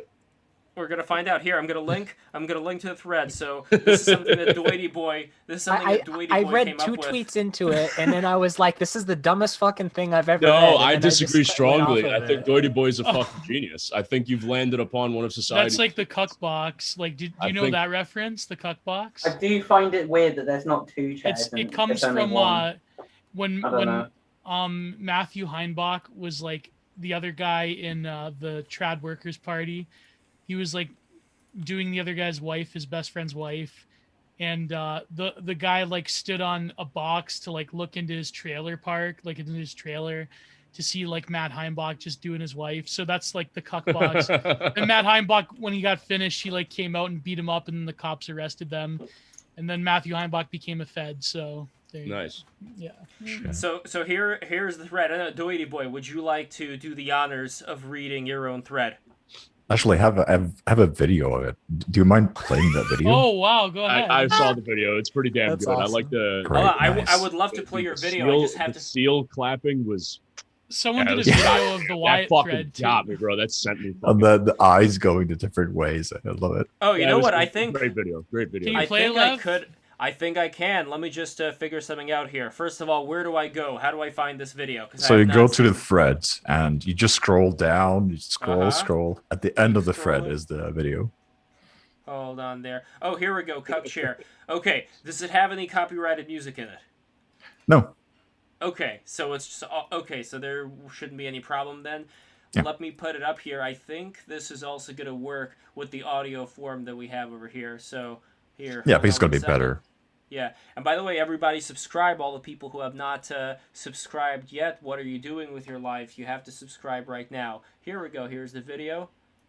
And let me just... The volume is a bit low, so you might want to max it if you can. All right, let me see here. I'm going to try my best here to max it. All right, I think this is max. Even Let's just see. the chair, like looking at the chair itself is kind of disturbing because like you could see like some Now. simp. Like Now it you're was- awake. Now Yeah, I'm now that yeah. I'm awake to it, yeah. You opened my eyes to a problem that I didn't even It's- know Exactly. It's like if Guys you are just like showed a ridiculous. normie like the All right, picture of here we Lucas' go. room. Let's see, go ahead. All right, here we are.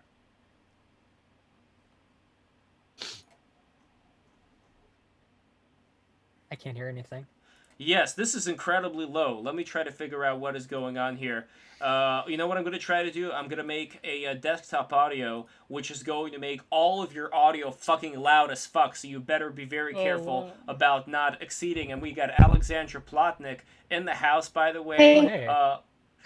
Today is like a white outfit day. I see yeah. not Hero, but myself is wearing white, and Alexandra's wearing white. He's It's wearing very a nice. wife beater. Dude, you're wearing a black shirt. We see. Shed wife. Yeah, exactly. It's a very Masonic stream, you could say. Yeah. But let me figure this out. If I go into filters, all I have to do is just add an audio filter that's gonna make our volume incredibly high. FYI. All right, I'll just, mute myself. Yeah, so just don't speak I'll over mute. here as I get I'll the mute. gain on. Here we go. Let's see. This should work. Okay, I'll stop now.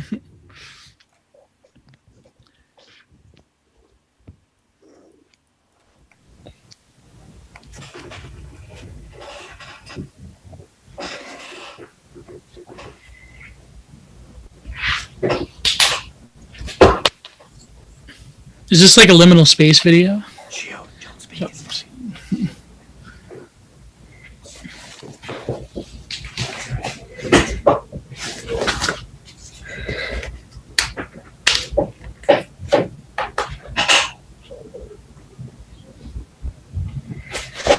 Uh-oh.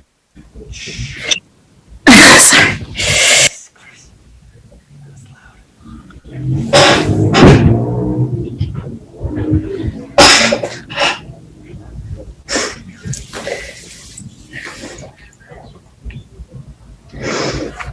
I can't hear anything. Wait, does nobody hear it? No, I can't hear anything. No. Yeah, there's no sound coming out. Yeah, if you're using OBS, check the audio is okay. Yeah. I Yes, think it might be better to just read the thread. Yes, I'm gonna show the video. Can you? But read all go, the- oh, yeah, post that link. Everybody watch it. It's such a funny video. Yeah, post the link in the chat. All right, I'm gonna post the link in the chat, and I will figure this out. We have not played videos before, so it's a little We did something once I'm or a bit. twice, but it didn't. Here we go. So here's the video. We got the honklers over here in the background. I like the honklers a lot. Yeah. So You So- know what it is because you probably have your volume input routed to your microphone rather than like whatever like your actual computer, because the volume's coming from the computer.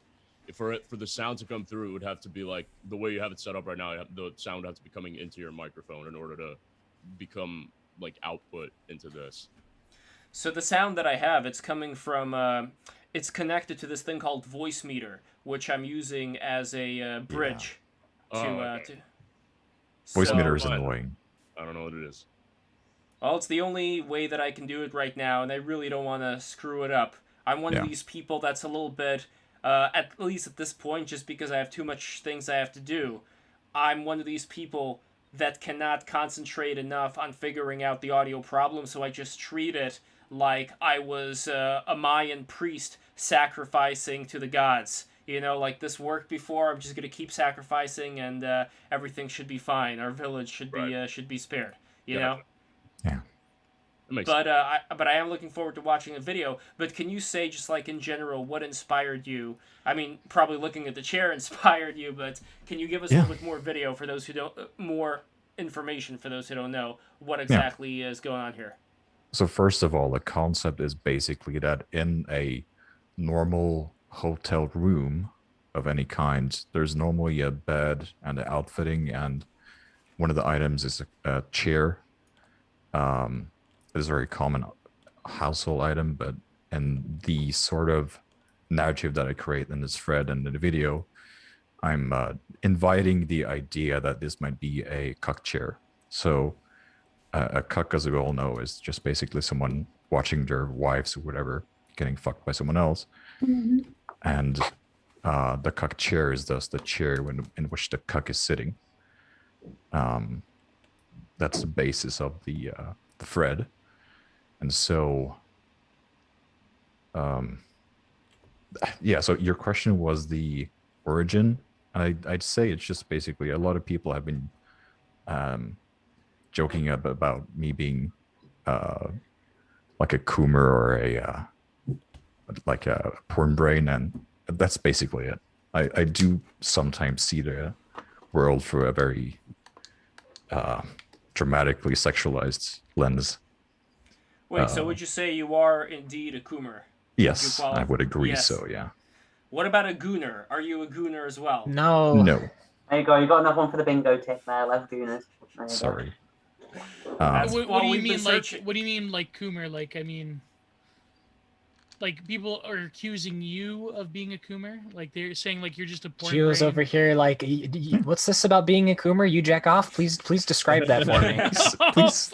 The motion yeah, of the... please describe it in a lot of details. The whole process. It's like when you're at a party and like everybody's talking, but like if somebody calls your name, you can hear it. That's how Gio is with the word Coomer.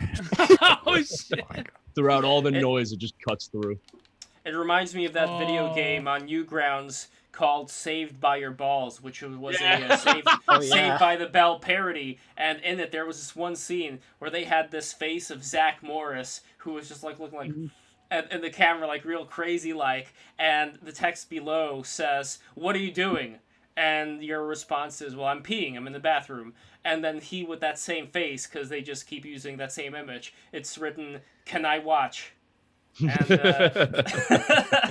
and I think you end up getting like some hit points removed from that. Like a lot of the experiences in Saved by Your Balls involves you doing sexual acts, which for some reason, actually, I kind of get it, but they like, if you do too many of them at once, you die. You know, like they deplete your grill. AAA games exactly. They need to step up their shit when like some random motherfucker in his basement is coming up with more interesting game mechanics. Oh, absolutely. Yeah, that's the thing. Like nowadays, there's just, I don't know, a proliferation of like people being obsessed with the ability to come. I don't know. It's just everything has to, like, everyone has to have some kind of like weird fixation to it. I mean, look at the situation a lot of people are in. People don't generally get to go outside and have sex as much as they used to before. Yeah, you got to do it in a hotel room, watching your wife get fucked by another man. By Tyrone or Chad. Yeah. Oh, here, I found the Saved by the Balls thing. So let's see if the window capture. Here, do you guys see it on the screen? Yep. Yeah. Oh, wow. So you see, he's got like his teeth out like that, and let's see what he says there. Hey Zach, what are you doing right now? Okay, $10 for a blowjob. You sick motherfucker. Okay, -10 health. And that was like a dating sim. Yeah, exactly. That's kind of what it is over here. And another one. Oh wow. Oh, thanks. That wasn't bad. I gotta say though, like your thread made me mad a little bit because how so? Because that's like like when I go to a hotel, right? Like you have your fucking, you got your suitcase. You leave that like right next to your bed. You don't open it, right? You just pull out and wear wrinkled clothes for the entirety of your trip. But then you Yeah. also like you need somewhere to put your backpack where you're carrying your toiletries and all that shit. That's my backpack chair. Yeah. The cuck chair is my backpack chair. And now that I've read your thread, I'm like, fuck. Can I save this chair real quick here? You know what also comes with the chair in the room typically? You know what's weird when it doesn't come in the room with the chair typically? It's called a table, right? People used to sit down and do things on the table. People used to sit down and write out things. Maybe they're writing out something in their diary, or maybe they have to write out something for work, they're or maybe they business put people. down a laptop and for nowadays and they're doing like video chat, right? Yeah. If you're old school like me and you had an old European grandmother, she would constantly tell you, don't sit on the bed. Cool. So here's a hotel room. Where are you going to sit? My gosh, there's a chair right there. Are you Maybe the honestly, chair is Hero, actually just there to sit down. Are you honestly you- trying to deconstruct the cuck chair? Like, Or are you implying that Some- there are cuck tables as well? Sometimes Probably are tables. Like For a, Oh, writing table. what's happening. like a little Oh, bar wasn't it a- stool. Wasn't it Oh a my Freud? God. Wasn't it Freud who said sometimes a cigar is just a cigar? You know, Sometimes a sometimes cuck chair is just a cuck chair, dude. I will say Exactly. one Brady thing, boy is right? right. I will say one thing that, like, even though I don't believe that it's cup chair, why aren't there two chairs? If like, especially on a There are double two bed, chairs right? sometimes. Exactly. Yeah. That's one of my points in the thread. Like, Yeah, But one of there are them multiple probably beds, whole, but cuck amphitheater or It's something. just a You chair, said. man. It's just Probably a chair. like a whole like Stop watching gangbang porn. situation going on. Who knows? I'm One not of my watching favorite, porn, man. I'm like, fucking one of work my for it. favorite conclusions Brain blast. is that you point out how a lot of these chairs are close to the window so that all the people outside can spy on this cuckold who's Yeah, just see- jacking his rabbit. You know, while levels of perversity. Now I've realized Yeah. what the video is Fucking for, Buff right? wrote in Heroes made me realize what the video is for. It's to wind people like Hero up. Like, well, not exactly. But Yes. you know what I mean? It's like, Oh, by the way, is there it are true? many Aren't there of like those. just like really run down hotel rooms where people just go there to have a hookup and that's it? Yes. That's Or, what like, most for hotel rooms. prosty. You know, there should be So- like a video like Ghost Hunters, but instead of hunting ghosts, they turn on the black light and they hunt for all the cum. Like Dan, There's videos like of that. Dan Bell. that's just called He does Hotel that. Hell by Gordon Ramsay. That's all he Well, does. yeah, or like Yeah. Dan Bell has a series, Another Dirty Room. Although fuck This- Dan Bell, he's a piece of shit. He's just a fucking shit lib. We had an argument once on Twitter. The- I literally like, it was actually surreal. It's one of those never meet your heroes type of thing, and like we were just going back and forth, and it was, I don't know. It was, Get Wait, a what load is of he- this what is he comment known by for? Buff real quick. Yeah. well, Yes. he's known for a number of things. Like he started off doing like Urbex videos, but then he's more like his most famous, like his claim to fame is the Dead Mall series, but he also does the series with his two friends.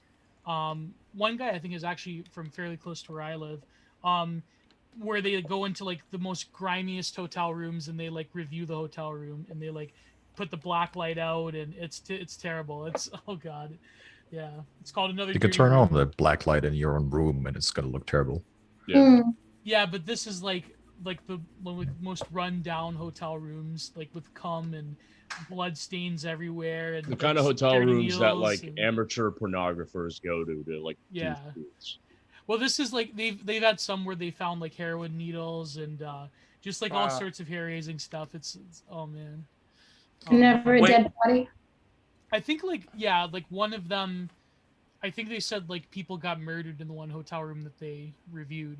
I mean, I I lived in a dorm room once where a girl committed suicide. Damn. Did you And get all? Did you get actually, I- A's that semester? What? Did you get A's that semester?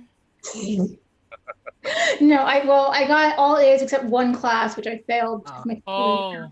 No, but is that just a meme though? Like if your Nice. roommate kills her, like if your roommate and heroes, then you get like straight A's, or is that just a meme? No, because she didn't kill herself she killed herself the year before, so I wasn't her roommate. Oh, No, but I fucking knew that something terrible had happened in that room before I was told. Like nobody said anything about like the history of it, even though like one of her roommates actually was still like one of my roommates. Nobody said anything, but I knew something had gone wrong. Like I knew there was something off.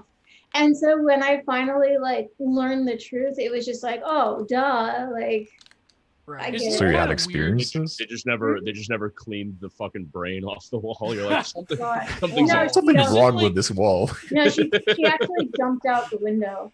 Oh Like, shit! Damn. Jesus. oh man, isn't Yeah. like the dorm thing? Isn't that kind of weird? Like, you have to like live in like a shitty room that's been lived in for so many other like grimy college kids with like total strangers. Like, I don't know. Yeah. It's thank God I live near my hated the room. university. So. It wasn't dirty at all. It wasn't like No, but just often- like in general, like the experience of like living with Well, strangers. it has a feel of a prison in a way, just the way that it's constructed. Yeah, like you have a group It's toilet. cheap. I mean, Cheap. it's no different. First off, it's not cheap, but it's no different. I would say than like living in an apartment because that's Yeah, but Yeah. I guess generally there's, like It's a not cheaper. temporary situation, dude. I mean, the dorm dorms rooms are themselves fucking. were, Wow. were it was just in Didn't a know. regular apartment building that was bought by the school. And like the unfortunate thing about the room I was in was that it was huge, but I had actually 5 roommates and 3 of us were in like the one large room, so there was no privacy. And I'd like damn. hear one of my roommates like she'd like I could hear her like masturbating at night and like Oh, they always had their friends over, and it was awful. Like they were just like kind of like trashy girls from like Yonkers, and so there was Oh, like there a you lot of go. bad energy. Shout out to Wonderful. Tommy Dreamer, by the way. Shouts out to a fellow Yonkersite. Hmm. Yeah. Shout out to that place that I went to for the Megharan Iranian festival. I figured like women would be more like composed than to just like know that there's roommates and start like just like flicking the bean. No, you'd be like- wrong. Oh. man. I think you You're misunderestimated how the effects of being horny on the brain, dude. No, but like I mean, Which is weird.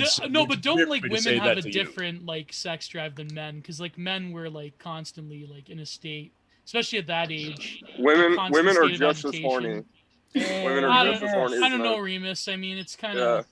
No, I it's don't just know. a different way, man. It's a different way of being horny, but they're just as horny as I men think are. that's a myth. If I not think more. women- No, we're more aggressive with our horniness. It's more directed outward. Yeah, Females maybe. are just as horny, but Gio, they Gio, not they'll leave hold it on, Gio, inside. You've not been with. Sorry, I don't want to be like too much. Wait, You've hold not on. been We a have an woman, actual. been with a We woman, have an you're like, actual I woman think it's here. just a asking- myth. I think that I think that men are the only ones who come, and it's just I don't know. Yeah. I'm That's kidding. it's all an illusion. I think otherwise. the female orgasm is a myth that was invented by psychoanalysis, invented by wow. Sigmund Freud. Alexandra, as the resident woman of the stream right now, would you agree with Gio's statement? No. What Why part? are you asking this? What part specifically don't you agree? All of it. Every fucking word, man. I think. No. Listen, I think that you've been psyoped, in my opinion. It's a total. Gio, in please. fact, if you look at the Christ's history sake. of it, if you look at the history of like hysteria and the hysteria Oh my machines, god, the she. British, the glow in the dark British, the British Empire invented the female orgasm to trick men into thinking that women are worth their time. In my opinion, that's. Yeah, what are you let me fucking tell you. And this was our. They definitely this was didn't our- invent it. I was It's just all gonna- I was British just gonna say- psyop. It's all listen. The Rand Corporation did studies on the female orgasm. They Oh, yeah, had okay, to no, lie we- about the result. It's all Rand We're KB Corporation, the post British now. Empire. Fred. Gio, I'm doing a bit this was with a certain this was person, your, by the uh, way. You know who I'm doing it on. Huh? and that concludes. I'm and Pat, that I'm Pat concludes- Robinson. Welcome to the 700 Club. We're discussing the female orgasm today. Listen, it was invented by the British Empire. Okay, like they started it all. They Yeah. I could just imagine Gio on stage at the National Arts Club saying this as like, "Everybody, give a warm hand for Gio." Fuck's sake, And man. that's the The first myth thing he is says. He just comes out and he starts with that. It's like a He's Sam like, Hyde stand-up It's all about bit. shipping routes. It's all about British shipping routes. Yeah, it was about the shipping Tanker. routes. Yeah. The By British the had way, to invent the Alexandra- female orgasm to secure certain British shipping routes. That's what. Yes. Some crazy way. Wait, Alexandra, are you drawing something right now? Yeah, but it's not. I don't want to show you what it is yet. Like No pressure. No Yeah, pressure. Okay. But going back to your dorm room where your the previous resident committed suicide, how did that? Because you were still in the middle of telling that story. How did that play out? Yeah, I just one night I started feeling really shitty, like something like was wrong with the air, like I couldn't breathe. And I got this really intense, like overwhelming desire to just like rip off all my clothes and like throw myself out the window. Defenestrate, I think it's called. Yeah, and I was just Defenestration, like yeah, freaking defenest is out a because I couldn't figure out like why I was having this like horrible, like just self-destructive desire to like do this. And then like literally like 2 days later, I found out what had happened, and yeah, I was just Wow. kind of like, yeah, I was very, it was, I, I don't know. I think I do have like a sensitivity towards like There's death probably some and like, residual thing, like, Yeah. you know. Yeah, there's probably a what? fucking gin in that room. Or you just like caught the residual You think energy off of you it. think in that Oh same yeah, vein, for sure. you think in It's that probably You know a same fucking vein, why? there's been like hotel rooms where like yeah. It's uh gin. like That's fucking gin. cop like It's gin killed every time. himself, and then you Yeah. you sit in the cup chair and you're like you get like an undescribable urge to kill yourself while you're sitting in the cup chair. I think you get that anyway. I think because hotel Not sure at rooms, all. While being a yeah, Yeah. I think because It's part of hotel the part of the rooms, fetish. they're like, yeah, I think like hotel rooms, because they're so isolated, like there's such a liminal space that it almost like people like go there, like apart from like I think like there's places that are like degrees worse, like hospitals are like just a psychic vortex of terror, but there is like something about hotel rooms that their liminality like produces this strange form of like total isolation and loneliness and just alienation that I They think are the- like same with I don't dorm rooms, I know. guess. They're I like a don't room. mind. I They're like mean, a room version of trash. Like I You know, think they're that's like a why dis- Hopper or a painted them so disposable- frequently. They're disposable. Essentially, it's a disposable place for you. Yeah, Like, yeah, for- like for that's the why person. Hopper Yeah. painted them, because it really shows like the sort of transientness of the modern subject, whereas like Norman Rockwell at the same time. I wrote this fucking I don't essay think that's years entirely. ago. I don't think that's entirely accurate, man. I'm What not do you mean? I'm not gonna agree with you in saying that like like every single doctor is just looking at their patients like a fucking number. Like there's a great deal of doctors that like do actually give a shit. Wait, about no, their I said hotel and, like, rooms. feel like great fucking sadness when one of their patients passes. Oh wait, Wait, are no, you well, responding yeah. to me or the chat? To you, What did I say? sounds about like it doctors? sounds like that's what you were implying. I might have No, I say like the hospital in general is like a vortex of suffering. It's like No. a graveyard. Kind of weird. Well, there's It's like also a graveyard. hospital. Graveyards aren't inherently bad. It's a place where people go to sort of mourn, right? But it's like a No, but my it's like point a was about the sponge. hotel It rooms being like accumulates. a place Yeah, of it's the same thing. transience. It accumulates in the space with the Well, thing that people feel and the energy. You know what I mean? Like I that's wrote a- this I wrote this essay years ago about how Edward Hopper like he like showed the true face of America at the turn of the century, whereas like Norman Rockwell was just like this kitschy like sappy boomer Americana. But about the hospitals and doctors, I think like I don't know, I think like unfortunately nowadays they kind of like the medical like training, they sort of almost want you to view patients as a number, and it's just I don't know, it's like the whole recent events of the last 2 to 3 years, if you know what I'm talking about, but I won't say for YouTube. I think like it really shows how the managerial state has like rendered the human subject into just Yeah. like something to just be kept in a form of stasis, like And I Oh, think Gio, like, what do you think of this hospital over here? oh god, that looks It's like already a a coffin. itself. Yeah. Yeah. Yeah. Yeah, I mean, this I is an think, actual like- hospital in New York City. Yeah, But the Of course thing it is, like, is. there's a lot Yeah. of different like oh, that things. is awful. but but, that's like- I think that lends itself to the Monolith. managerial structure of hospitals, which is that Yeah. you have a board of directors for a hospital. I think that's where a lot of that like evil comes It's like from. a computer server. Like you have those like Individual big doctor who might either be misguided or sometimes just a dipshit. I think like it's not even a conscious it's not even like blaming doctors like in terms of like I mean there are probably doctors who just like want to do their bit and get out of there For sure. because of the psychological The day damage. job. For some people it literally is a Yeah. day job. But I think like it's more so like the structure itself. Yeah. Like the way they cope is to just follow this very like impersonal model of health administration. I mean, that's And- Western medicine. It's Yeah, all pretty about much. results. Right. It's all about getting those results as quickly as possible. Yeah. in the 20th century, there was sort of a revolution in what's called heroic medicine, where things like, like insulin was developed, and various like techniques that could basically bring a patient back from like near death. That was like a big deal of generally like getting you back on your feet as quickly as possible. But there was less of an emphasis on holistic medicine. There was less of an emphasis on like Right. kind of like maintenance, America is really not good at maintenance when it comes to health. Generally, we tend to wait terrible. until things are really bad before there's any kind of intervention. Entirely reactive. Definitely. It's reactive, not proactive. Oh, by the way, Gio, what do you think of this building? Oh God! How I mean, many- it's It's not got a its hospital. own. No, that It is looks like actually smokestacks. I Yeah. saw this Like from building before. Blade Runner. It's the that's it's where a they building owned by AT&T, but it's supposed to be like for the NSA or something like that.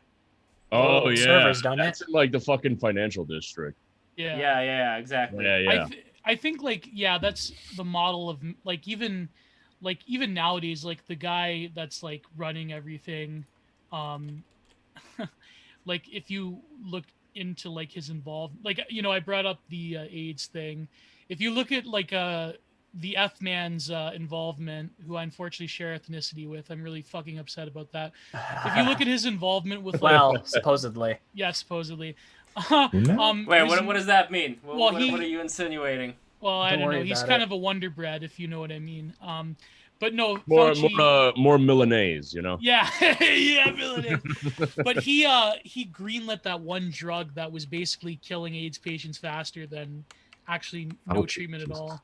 What was it called? It was this like cancer drug that they had in the 50s, but then they discovered that it basically just obliterates your white blood cells in general.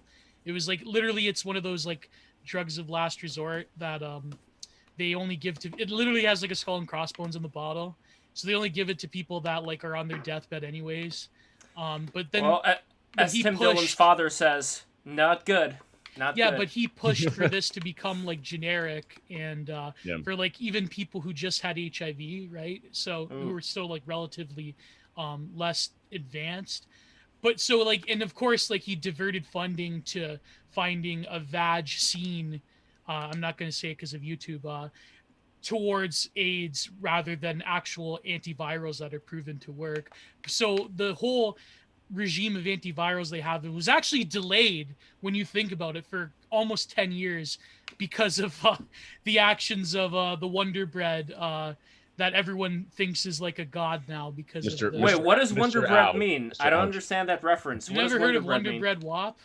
No, never. Never heard of Munja Cake? What? Gio, what was that? What was that Manja call out? cake. Gio, what was that call out post you did of me where where you said that you couldn't take the abuse anymore, and that after every stream of Break the Rules, I berate you and call you a Wonder Bread wop? Yeah. Yeah. No, Wonder Well, Bread means like totally assimilated, like Ah. wasp Italian. Yeah. Well, I thought he was There's pretty. nothing more American and white American than Then Wonder Bread. That's the It's idea. not even bread. Yeah. It's like Gotcha. Yeah. it's technically Well, not yeah. even bread. It's pretty good though with peanut butter and jelly, right? Isn't that a good combination? Wonder Bread, It peanut is. butter, and jelly. It actually is, yes. But I actually thought that he was a lot more traditional based on his son, Frank, if you've seen that Tim Dillon clip. Do you know what I'm talking about? Oh, I do not. you know what you just said, Tim Dillon? I'm actually on Twitter listening to Tim Dillon clip where he's like on stage berating someone. I can't believe this, bro. This is Oh, that's at the... yeah. holy crap. Wait, is that at the Bitcoin convention? Yeah. That's Did a great- Verse that's a go and great see clip. Tim Dillon? I hope they did. Yeah, that Verse what and that Verse and MK. James. Yeah.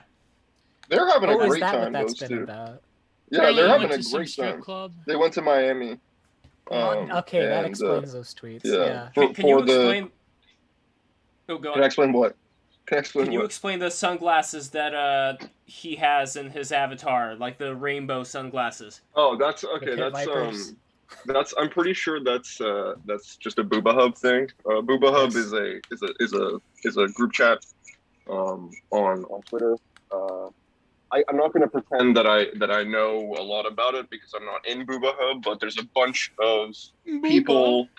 You may see giant walls, essentially like pillars of people posting the same eyeball Pepe at women and things like that. That's Booba Hub. There are a bunch of crypto guys who are also hilarious. Twycrates, the great Right. Twycrates, has an excellent account. He's kind of the Don in a way of that whole scene. So the Booba Hub kids do that. They put the sunglasses on their profile pictures. So if James is wearing the sunglasses in his Avi, that means that James has been initiated into the fraternity. You know what I mean? It's like getting the it's like having the like a the Mason apron ring. for it's like a Mason ring or apron. It's the same idea. Wow, that is quite something. And it's just a matter of people seeing your account, seeing what you're all about, and then bring you in there. Interesting. Now, one other thing I wanted to share. How do I with get into the Booba group? I don't know. I think you have to I feel be. like I belong in there. I think you have to be you have to have a lot of crypto to a degree. Oh yeah. I'm not sure exactly how it works though. I don't know what the membership requirements are. By the way, I can't believe like these videos and these pictures they're taking from Miami. It's like, you know, as a Leaf, I'm just so like eternally ass blasted over the fact that my country's gone totally insane. You're just seething. You're seething at the chain link fence. There's a lot of places here that have not given us not the pandemic for quite some time. Not to shit on anything they're doing, because I'm sure they're having tons of fun. You know, cool. Do you really want to go out and do that? Like, yes. Yeah. Really? Listen. I don't know. It doesn't look like much fair, of a fun time to me. Yeah, I don't know. If you haven't done it, if Like, you haven't done it don't know, already, it's the type of thing that you should do. Yeah, you should go out and have a night on the town and go fucking crazy and be stupid. That's part of the fun of being young. But at the same time, I don't feel like do it I'm forever. past that age now. I had my chance, but it's gone. If you haven't done it, you're never past it because you're always going to be thinking, "What if I did?" Once in your life. I'm sorry, Remus, but it looks boring. I'm sorry. I think I went to like a it strip can club be. like once in my life, and it was like, Strip clubs are horrible. That's never mind. Yeah, Strip clubs are horrible. I hate. It was the Sundowner, by the way, Remus. It was the Sundowner. I've never been inside of a strip club that made me feel good. Holy shit. Every time you go in and it's like being, you know how you were describing hospitals? That's exactly how a strip club feels. It's just despair. Yeah, why bother? It's just despair, and it feels like it's like oil. You can't even get it off you, and they make you buy drinks. It's so awkward. It's like being in a mafia place. Like they make you buy drinks, and if you don't buy drinks, you have to leave. Like there's all these implications of like, hey, if you don't follow the rules, we're either gonna kick you out or we're gonna fuck you up. Like that's how strip clubs work. Yeah, they're very strange places, and It's they're not even clearly Although I always gotta admit, like they fronts for criminality. They kind of took Almost pity of always. me. I had this one older stripper, and like she sat on my lap and everything. I didn't have to pay. It was amazing. I don't know. Mommy G. Like kind of like on Santa Claus. You know. Yeah, by she the was way, Mama Claus, dog. Yes, by the way, over here, this is another part of that Saved by Your Balls video game that I like. So you have these nerds over here, and they say, since this is sex education class, you can whore yourself out to us. We will give you $10 for every time you kiss our nutsacks. And then they say, don't die on us. And so Kiss Nutsack is -1 health. And this is what I'm talking about, like with the Saved by Your Balls game. How what is the stream I'm on? What is this? -1. It's a live stream, dude. It is a live stream. What are you gonna do? What are you gonna do? But yeah, I just love the fact that they're supporting him. It's like don't die out on us. You know, like they actually care about his life as opposed to just using him like a sex object. But there are other characters here Lev, too. I'm gonna have to take issue with that idea. They care to so that they can continue getting their balls kissed. You know what I mean? Like that's why they care, right? What's this it's about like if you're torturing a kissing guy. balls? What? Right? It's like if you're Are we torturing really a talking guy. about the philosophy of the Saved by the Bell? Yes. On the Yes, Flash you. game? Yes. Yes, Oh, we are. is that the This is Newgrounds LEVSTREAM. game? Oh, I see. If you torture somebody, right? If you torture Oh, wait, somebody who is- and then who you is- splash water on their face to wake them up, that isn't because you care about them. You know what I mean? It's because But you who's want them to doing wake the- up again so you can Stockholm continue syndrome torturing them. thing where you'd learn to So- love sucking the balls. What about? So Oh, and I who love is- I love Yeah, this one that's- over here with Slater. See the Powerful. one with Slater. So is it Hey- Slater and Zach doing it, or is it Slater and Screech? No, this Who is it? Screech. This is Slater and Screech. So here Can't it believe says, Screech is dead, by the Yeah, way. That's crazy. yeah, Wait, he R.I.P. died? Like from Saved Press by F. Yeah, he died. Yeah. Yeah, he Oh, died of Screech is cancer. dead. Yeah, Yeah, his Like name a was Dustin Diamond or a something. while ago. Yeah. Yeah, exactly. R.I.P., man. Oh, yeah, So, that's right. so he saved that. Slater over here says, "Hey, buddy, I found this key on the floor. If you bend over to pick it up, it's yours. So pick it up minus 20 health, or the other choice is, I know your trickery." So let's see what he says. Oh, okay. Oh, here we go. Screw you. Give BJ for key minus 10 health. Okay, so he decides to go Oh for my that. god, that animation. And then God. Slater says, What? man, that was fun. I slid in so easily. You can keep the key. Wow. So this is... I can't This is imagine. a- Slater. Don't they have a remake of Saved by the Bell where it's like Zoomers with like trans Yes. people and Yes. Sure they do. I'm yeah, sure that's Yes, what they they do, do. man. Didn't they remake That's- Daria, or is that like in the future? Yes. I Oh think no, I can't believe The this. Daria remake already happened, I believe. So instead Yeah, of they're Daria just doing being a that. lesbian, she's female to male. That's probably That's that's probably how it Yeah. goes. that's the Zoomer equivalent. Erasure. There are no tomboys anymore. It What is doesn't- the it's not famous real. Thomas77 tweet? Zoomer top Sadies keep going to me when I'm literally like twice their age. Meanwhile, Yeah. Zoomer guys just want to fuck Snorlax. Like Snorlax, fuck the yeah, that's Snorlax. Yeah, Those that's tweets, the man. classic. Dude, I love Thomas, man. I love Well, Thomas. that wouldn't be just Zoomer. That would be like the millennial relationships where they had Shrek, like the Yeah, image of Shrek yeah, as the female yeah. and that guy. Yeah, I That don't is really know the what's up with that. millennial. I Yeah. don't But, think that was but Alex- millennial. Those people were getting married as Shreks when like I was still a teenager. Yeah, it's like Um, older. It's like Gen Z. Yeah, that was just millennial. Shrek. The power, the vast psychic weight of Shrek's power. Coming into real space. That's why so many people did Shrek weddings, because Shrek has a powerful psychic signature. That's why there's 17 movies at this point, and you don't even know. You don't even Yeah, remember it's that they made at all the end of the those day, Shrek it's movies. his. At the end of the day, it's his swamp, and there's nothing. Exactly. We can do We're about just it. living in it. We're just living in it. Now, Alexandra, what is the vibe that you're getting from a lot of your female friends in New York City right now, as far as just the environment of it all? Like, what's going on? I don't know. People are happy about, was it vaccine summer or whatever? Oh god. We're all waxed and vaxxed. And Oh. yeah, ready to kind of just start going back to brunch. I wonder if the vaccine has any interactions with Adderall. That could be a thing. I hope not. I mean, what happened after I got the vaccine? Like, Well, you I woke mentioned up- I woke up with a millennial white girls. pretty bad and- headache, like for 3 days afterwards, but then I was fine. Now you're That's what talking happened to my about coworker. brunch. Now you're talking Huh? about brunch, but what about the stabbings? Didn't the stabbings register at all in the periphery of any of your friends? What the fuck Like, are you what's the stabbings? New York City, it's like back to the old Dinkins days. It's There you go. That's your That's answer, a- man. that's an 70s op, dude. retro futurism. Lid That's a- blocks. That's your answer. No, it's very No interesting. one There just seems to cares. be no one cares, even if the stabbings are going to continue. I don't understand It's that. I an mean, op, bro. It's being Stabbings it's will being continue fucking- until morale improves. Yeah, literally. No, Literally. but that shit is being played up. That's a fucking op. You think? Oh my god, yes. Maybe. Op. Are you kidding me? wait, are you living in New York City right now, Jefferson? Yeah. Okay, so you're around. I mean, look.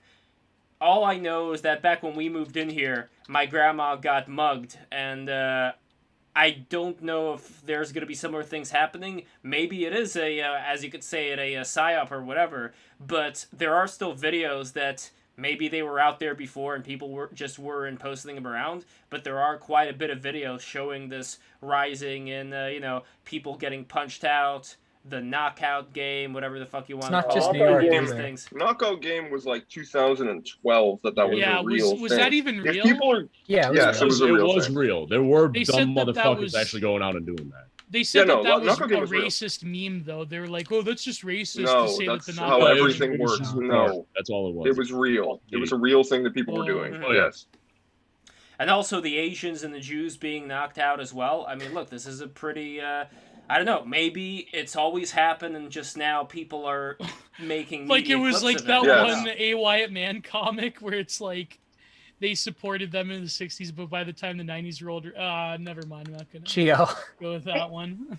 Are you talking Race about? relations in New York City. Yeah. Oh yeah, I mean, well, there's a lot, yeah, to cover. New York But City do you- is the most do you racial think- diverse city in America, I think. But do you think like people like in New York City, like in terms of like the different races, do you think people get along more, or they have like a sense that they're like New Yorkers? Because like in Toronto, the way it works is like everyone's in their own like little ethnic ghetto, and nobody like really interacts with each other. But there are people out there. There are people out there, Gio, that regardless of look, like you could have somebody who came from a good family, regardless of where they happen to go from, whatever their race is, doesn't matter. You could tell by the person that they came from a good family, that they're well mannered. No, but I'm not talking about that. I'm But just talking then about, you like, have the people. sense No, that no, but people then you have- have people who are literally like, you look at them and you say, okay, this guy's like he was raised by wolves. There's no other explanation. I'm And there are right people here, out dude. there. Come on. Well, No, you but want what I you mean are a is, bit on the like, bear among, side, like, yes. What I mean is like among diverse peoples in New York, do you like have the sense that like I am a New Yorker and like racial we're, like, solidarity. See that New Yorker shit is one of those things that is also is it just a meme? It's an I option. agree that. It's a After psyop. 9/11. I agree with Jefferson there.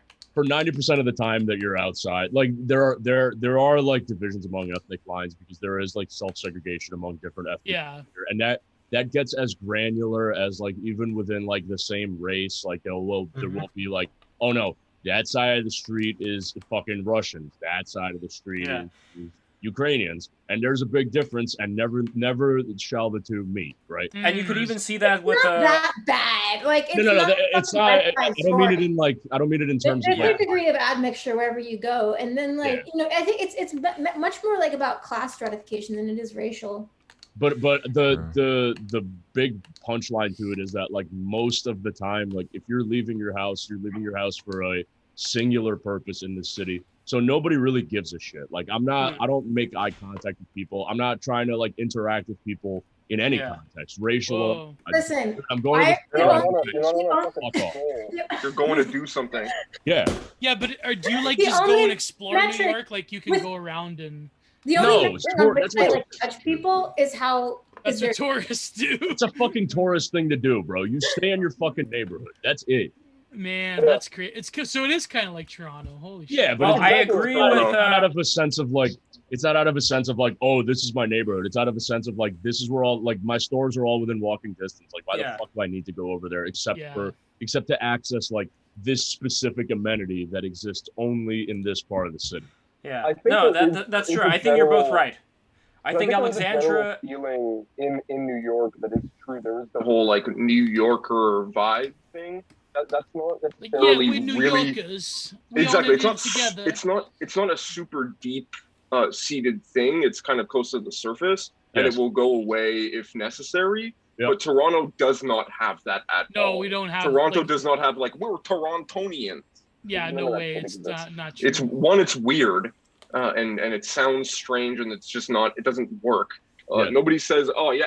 The only person who ever did that was Drake, and it didn't work because he lived in the United States. Yeah, the six. No one said that. Yeah. No one said that.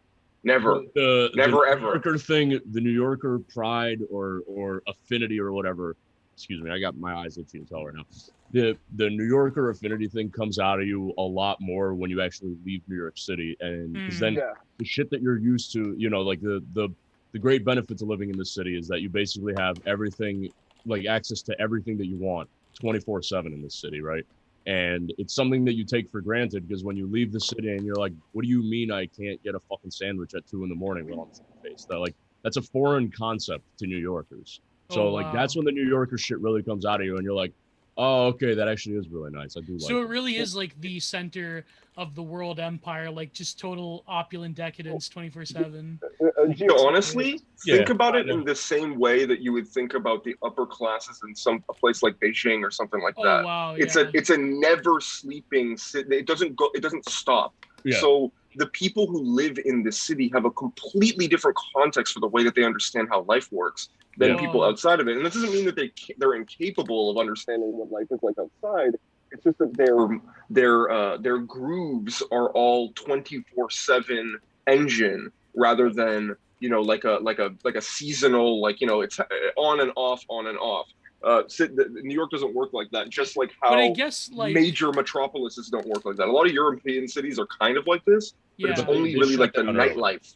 Yeah, it's only really the nightlife that keeps going for the entire night. Yeah. It's not like Well- literally everything. Everything is always open. Yeah, like Not even Toronto's bigger definitely cities in doing that. California are like that, to be honest. Exactly. It's a very Exactly. it's a uniquely New York City thing. That's why I had Because- to go to Asia 'cause the to thing give you is, an like, example. Tokyo, things like that. Yeah, like maybe Tokyo probably gets close, but Yeah. like Toronto. No, Tokyo's like, worse. It's literally Tokyo's like, worse for sure. Yeah, Like, they're Toronto- they're Tokyo's 20 crazy. Yeah, 25 they're hours a worse. day. Yeah, exactly. Tokyo's insane. It doesn't even make sense what's happening there. but Anyway, like go on. Toronto's just the neoliberal Wait, Remus, hellhole did you go because, to? like, Did nobody you ever go to Tokyo? like wants to stay I have not, there. but I've watched a lot of footage of people just sort of roaming the Tokyo streets at night, and it's really insane to see the way the different prefectures work. The fact that nothing really stops. Like there's always people working. There's always people going home. There's always people doing stuff in the city streets. It's very much like a. It feels like 9 o'clock or 10:30 in the boroughs of New York, but like all the time.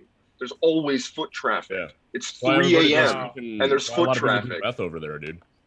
Yeah. A lot of Also, people. why Yeah, so I many people wonder drink the so much. amphetamine Fucking rates moving. of New Yorkers compared to like the national average. I wonder. Higher for sure. Higher for sure. Yeah.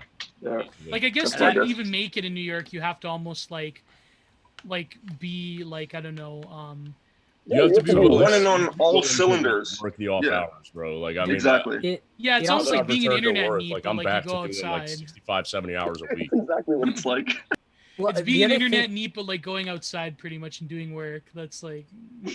But I wonder even that's going to The- change now that a lot of people are moving out, since there's not as much of a reason to have these office buildings if people could just do the same kind of work elsewhere. Yeah. Well, there's already trends of people Office starting to buildings to free housing for homeless people. Oh, that's Yeah, cool. but the thing about the homeless people is that a lot of them they're Oh, not going that's to kind stay of in like that house. so. New York is almost becoming like Johannesburg, South Africa now, where like the poor people just move into the office buildings and they No, well, the government take 7 the years government- to fill up the elevator shaft with trash. the way that it works now, Gio, is that you have these Powerful hotels. South Africans, man. Holy Yes. moly. Oh man, the And way that you know it what the works now with crazy the thing is that the people that moved into the big cities in South Africa when like a lot of the white people left, they weren't even from South Africa. They were from like the Congo or Mm. other places. There was this whole thread on 4chan. They of were this from, guy that like, used to they- live there. Zimbabwe and, Yeah. and Yeah. all of the northern Yeah. countries, they just went down. And so they said like it took on average 7 years for an office building elevator shaft to be Oh, filled with man. trash. But right now with the hotels, from what I heard, they get paid by the government, by the New York City government, to house the homeless in there, and they don't really want that to be known among the residents that happen to live Why in don't you that. just ship them all to California? We could do that. Bust them. It's there. not, well, We're maybe full. that's what they. Wait, isn't that? I think that's what they used to do. I think that's I think Newsom what they used to deserves do that. with Giuliani on board, and now there's no Giuliani. Well, no, and so- Giuliani sent them to some weird like Gitmo camp. Like there was this conspiracy, but Giuliani got rid of all the homeless people. Like there was always these conspiracies that they like put him in camps and everything. But I don't know. He probably just shipped them to California. Let's face it. Yeah, but when it comes to the point that Jersey. He probably should Yeah, be or in New New Jersey, Jersey. or New Jersey, the industrial areas. But when it comes to what Alex and Jefferson were talking about, I think you both were right as far as whether it's class based or whether it's ethnicity. I'm speaking with a lisp. I can't fucking do it. ethnicity. Well, really, New whether Jersey it's... and Connecticut, they're like the glorified crews of New York. So Yes, Hell exactly. no, Connecticut. No. You don't know how Connecticut. You don't know what No, not Connecticut is. Connecticut I've is been a in Connecticut. shit hole, dude. What are you talking about? I thought Connecticut I'm was in full of rich Connecticut. people, though. There's No. there's Connecticut like has a one couple of rich county. towns. Yeah, no, I'm in Connecticut Like right now. I'm in Greenwich. that county. Yeah, there's Yeah. one county called Fairfield County that is one of the richest counties in the entire country. Yeah. This is where ex-DOD lives. This is where ex-CIA lives. This is where ex-generals live. All of And that shit. Wall Psaki, Street. she's also from there, right? Jen Psaki's from Greenwich. Yeah, all these people from around it. But then you go to like Owens? Bridgeport or East Hartford, and you're Yeah, like, you go I to might East die. Hartford, you go to Bridgeport, you go to fucking all of these cities are Shit, I didn't know dog Connecticut shit. was that bad. Dog shit. Holy Dude, shit. you have no idea how bad Yeah. Bridgeport is. Okay, you want to hear something crazy? New Haven, okay? New Haven is where Yale is, okay? New Haven on the Yale campus is gorgeous. Oftentimes, It's gorgeous. Like, But New Haven outside of the Yale campus is a fucking nightmare. It's like a bomb went off. It's like They Johannesburg. must have to That's any police the college campus town right with now, like to be military honest. police to like keep the people out. Basically, Like, robbing nighttime, rich nighttime in New colleges. Haven is like fucking. I don't know if you guys have played Dying Light. Yeah. The game, the zombie Yeah. game. That's what Yeah. nighttime in New Haven is like. To be You fair, better that's like get the any fuck college town inside. nowadays, though. Well, it's No, like New I mean, Haven it's is- like is Fordham another University level, is in dog. the Bronx, right? New Haven was like Wow. that before all this shit. Like New Haven's just crazy. It's just a Yeah. crazy place. It's it's like crack dens across the street from the most prestigious and wealthy university in the entire Yeah, this country. is It's just sounding very crazy. familiar. It's Yeah, it's like you how know what it's Fordham like. University is in the Bronx, where like the university is itself is like Very gated. All they prestigious. have a huge fucking metal gate around the entire campus, and like you go inside, and it's beautiful. But as soon as you step out onto like East Fordham Road, like you're in the hood. You're in the Yeah. fucking hood. New And the, Haven feels like Israel. It's like Yeah. it's like Gaza's right there. Gaza's right there. And the They're on ironic, the campus. The ironic On thing the about campus like is- these... is behind the Iron is Dome. Brooklyn and the Bronx still hardcore? As they been gentrified? No, not Brooklyn, no, it's- except for Brownsville. Brownsville's is still really pretty bad. hardcore. Yeah. East New Yeah. Yeah, but bad. Fucking Canarsy's still bad. No, but guys, I'm Where telling you, would the Jefferson, bad parts I of think... New York be? Like the most, Well, the worst I parts. think Jefferson's Harlem? wrong. Brownsville, Hold up. Canarsie, East New Well, York. Canarsie, fucking, but I think it's Tremont in the spreading. Bronx, Is Huntsville in Harlem the Jefferson- still Bronx. bad, or is it good? Bad. It's Harlem's bad not to the that bone. bad. Yes, Harlem's it not is. that bad. It's becoming bad again. That's my whole point. It's becoming bad again. The bad old days are here to stay for a while, and just because we I don't know, isolated Lev. I certain think you neighborhoods... just want Giuliani to come again and Dude, Yeah, it's yeah. I would love that. I want to see Yeah, that. Leon Who coming in with the Who wouldn't? buses. I'm in with the No. buses. Yeah. No, seriously, broken windows works. Broken windows works. But it's okay? racist, Lev. Yeah. No, It's it's culturalist. racist. It's culturalist. It's culturalist because Versa's father I would don't, never like be there are arrested. yeah, but there are problems with the broken window thing because then, like, it just diverts attention away from like real. Like the argument goes that it diverts attention away from real crime to just like focus on like things that make like Aesthetics. rich people feel good. Yeah. It's literally just a focus on aesthetics. It solves zero fucking Yeah. problems. It's just a matter of like, Like well, you sweep it under the fucking rug. exactly. No, but would it It's not? like But would the it not original- deter certain things that are going on in Yeah. that particular area, though? Like, my as well friend, as let's uh, say the people who would Let be me tell more. you something, Yeah. man. Let me tell you Okay. something. Criminals do not give a fuck about any of this shit. They Yeah. will do it anywhere. It doesn't. The more decrepit something looks, the less likely they are to use it. Like crackheads and shit will use it because they're like zombies. They don't care. They don't give a They're fuck. just doing stuff. they don't Yeah, they're just give a trying to get fuck. crack. You can put They him in, don't you can care put a about this crackhead in a mansion and he's gonna smoke crack.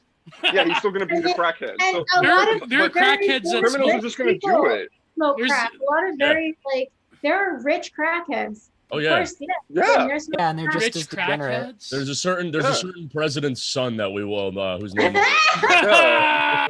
They're very rich crack, but that's not the point. By the I'm not way, even- it's not even rules. about the Like, I love crackheads. them. It's I what I love how mean is I love how like the conservative broken- normies. They're like, oh my god, look at him! I can't believe like fucking the Matt Walsh like just R words. oh my god, It's what like, a fucking yeah, loser. this guy fucks. That's the cuck He's chair. cool. That's the Dude, cuck he's, chair. That's he's based as fuck. Are you kidding me?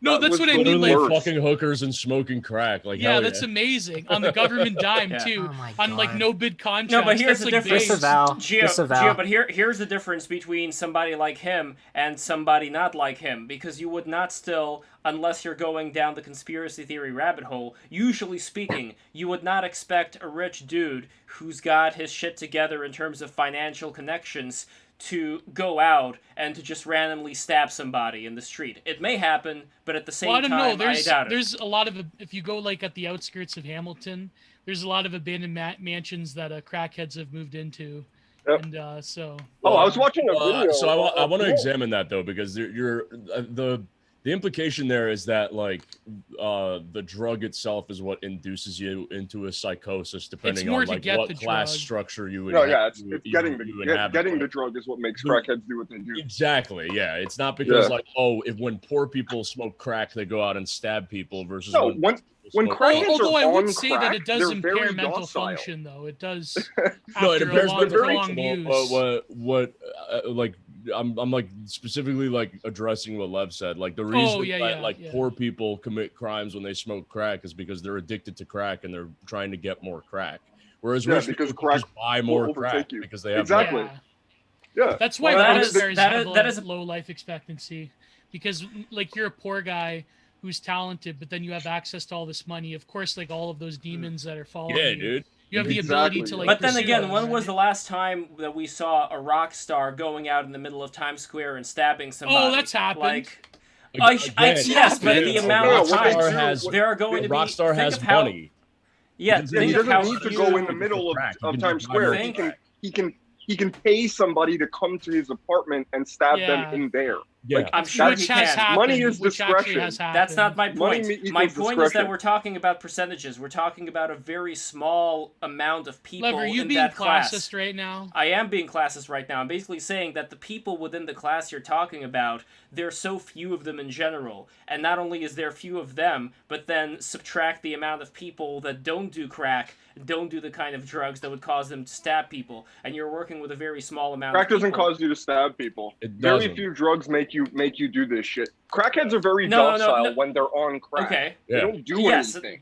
They're just on Good. crack. You're right. Yeah, but when they're what not you're on talking crack, about is like meth heads and PCP people and Yeah. and, Okay. and crackheads Dust when they're heads not are on dust crack. heads specifically like do. Yeah, lash dust heads out. are violent. Yeah. now, They what will about fuck the you other? up. What about the other factor Oh of my gang God. initiation? So, gang initiation, that is, at least from what I heard, something that people Hey, talk about as far as you here's have to my go out solution and you to have that. to. Yeah. Don't go outside. Don't go outside. Because guess what? You're not going to be able to stop gang initiations from happening. Straight up. What are you going to do? Kill? There Destroy was the that gang? thing in No, it's not going to happen. How That's do- the how point do of a you gang, explain is the that they happen last- anyway? How do you explain the last 20 years of New York City then? Because there may have been a point By the way, again, I love unless Alexander's all laugh. of I this. love that There are laugh. still It's gangs a in good New laugh. York City. People are still I like doing when you it. They're snort just doing while you it laugh. to That's other amazing. groups. Geo. I didn't know there, that. dude, there I are thought that still was just gangs a in New York meme. City, and they still commit like a lot of violent Yeah. crimes in New York Yeah, City. there are. They're There probably are. just Difference doing it now is that to- it's been localized rather than it being Yeah, that's what all I'm over the saying. They're place. doing it to their But are own there still community. quite a bit of ethnic Yeah. gangs in New York? Like, Oh is that? yeah, dude, that thing with that thing Yeah. with Junior in the Bronx. You remember that the Justice for Guys Junior are thing with funny. that kid who Oh like yeah. he got like yanked out because I lived like a couple of blocks from where that fucking deli is, where like they yanked him out and like macheted him in front of the deli. Like Oh, that was man. gang shit. That was complete gang shit. What was that one place? You don't get the, killed with machetes the unless it place was in gang Harlem? shit. Yeah. Where all, what's that one street where Big L got killed on? It was his home street where he even rapped about it. Something in Lenox. Yeah, Lenox Boulevard. Yeah. That's like apparently was a big hub of like gang activity Mhm. back in the day.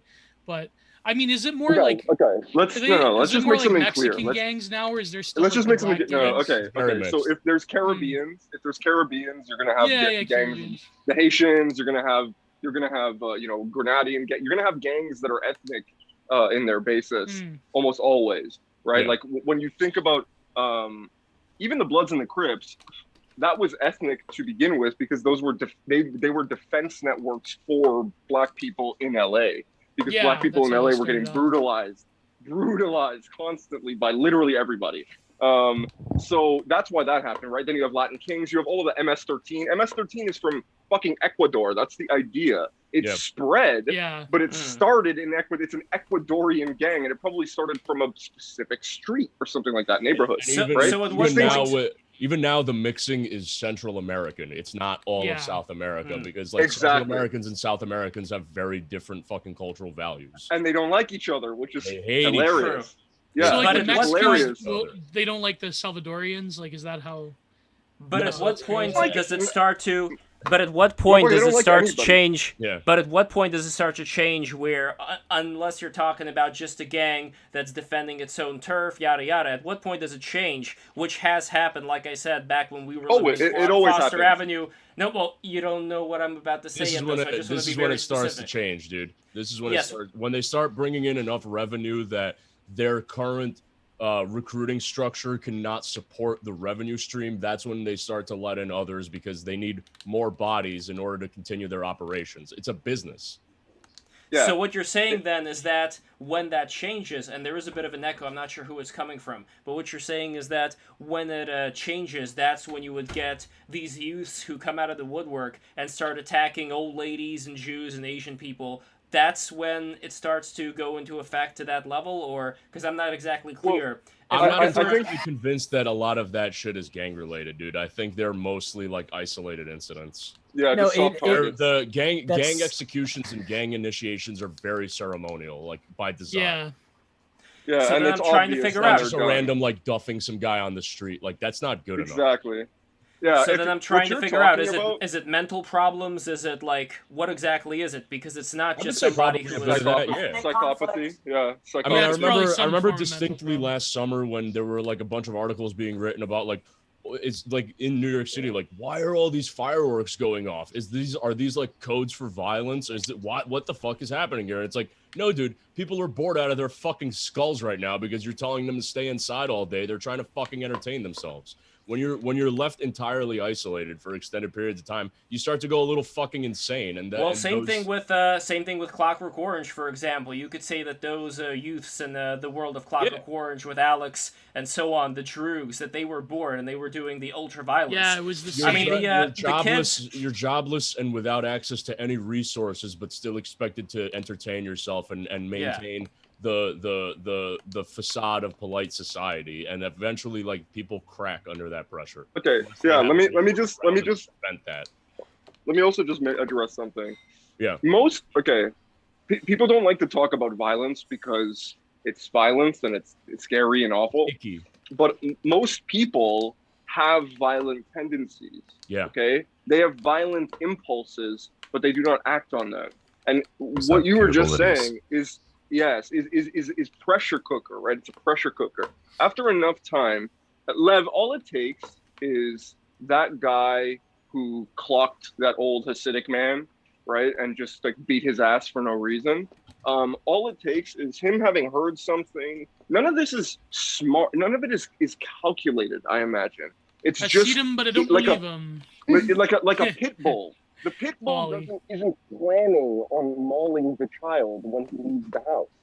He just sees he sees the kid, and his instinct is it's time, right?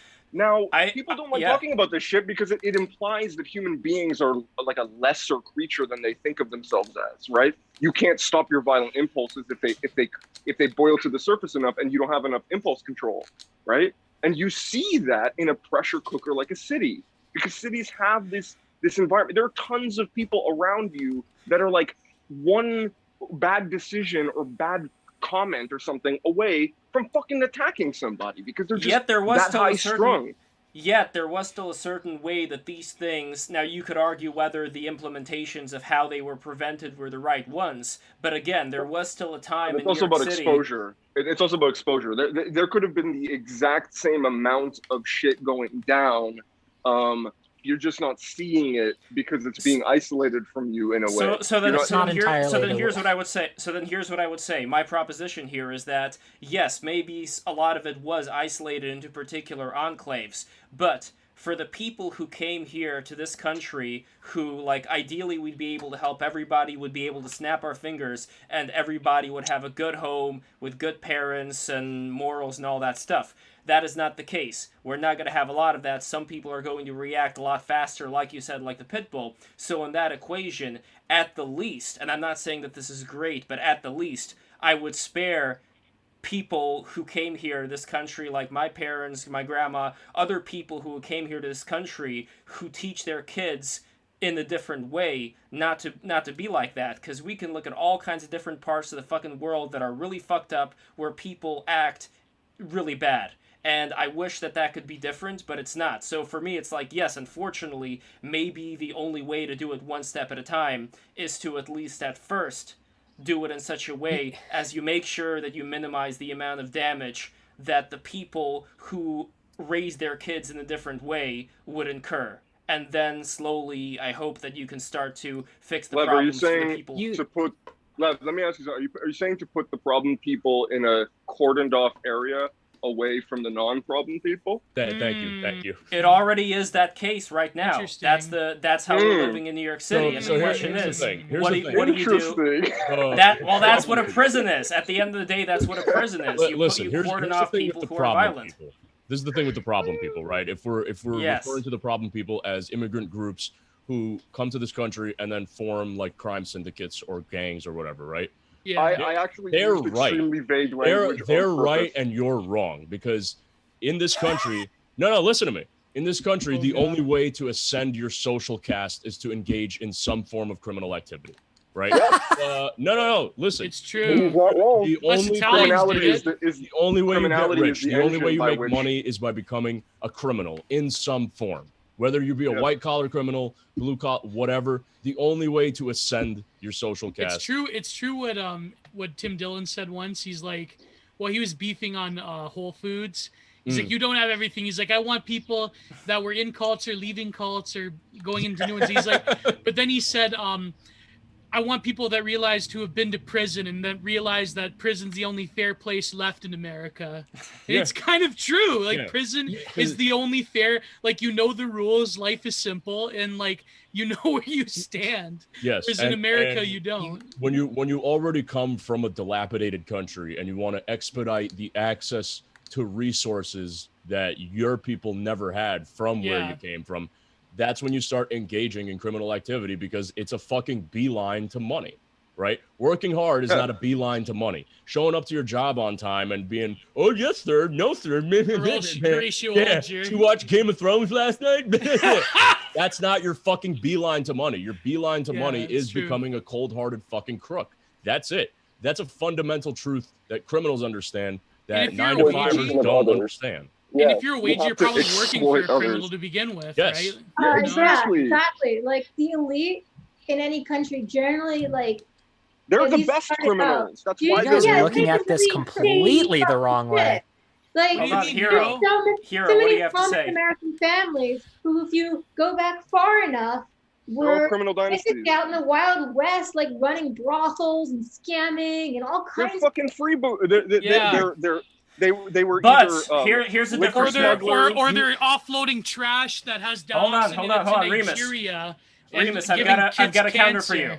I've got a counter for you. Okay, so Remus, I understand the point you're bringing up, but what I'm curious about is in the lives of, let's say, I don't know, the Jewish mafia, for example. Have you seen that movie, Once Upon a Time in America?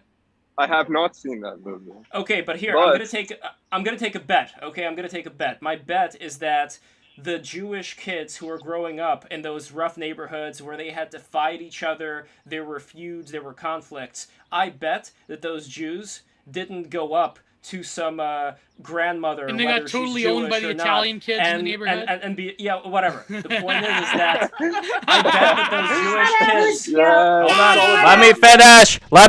Goddammit. Okay, I bet that those Jewish kids did not go up to a grandmother I and could probably beat beat her you up. up if I had to.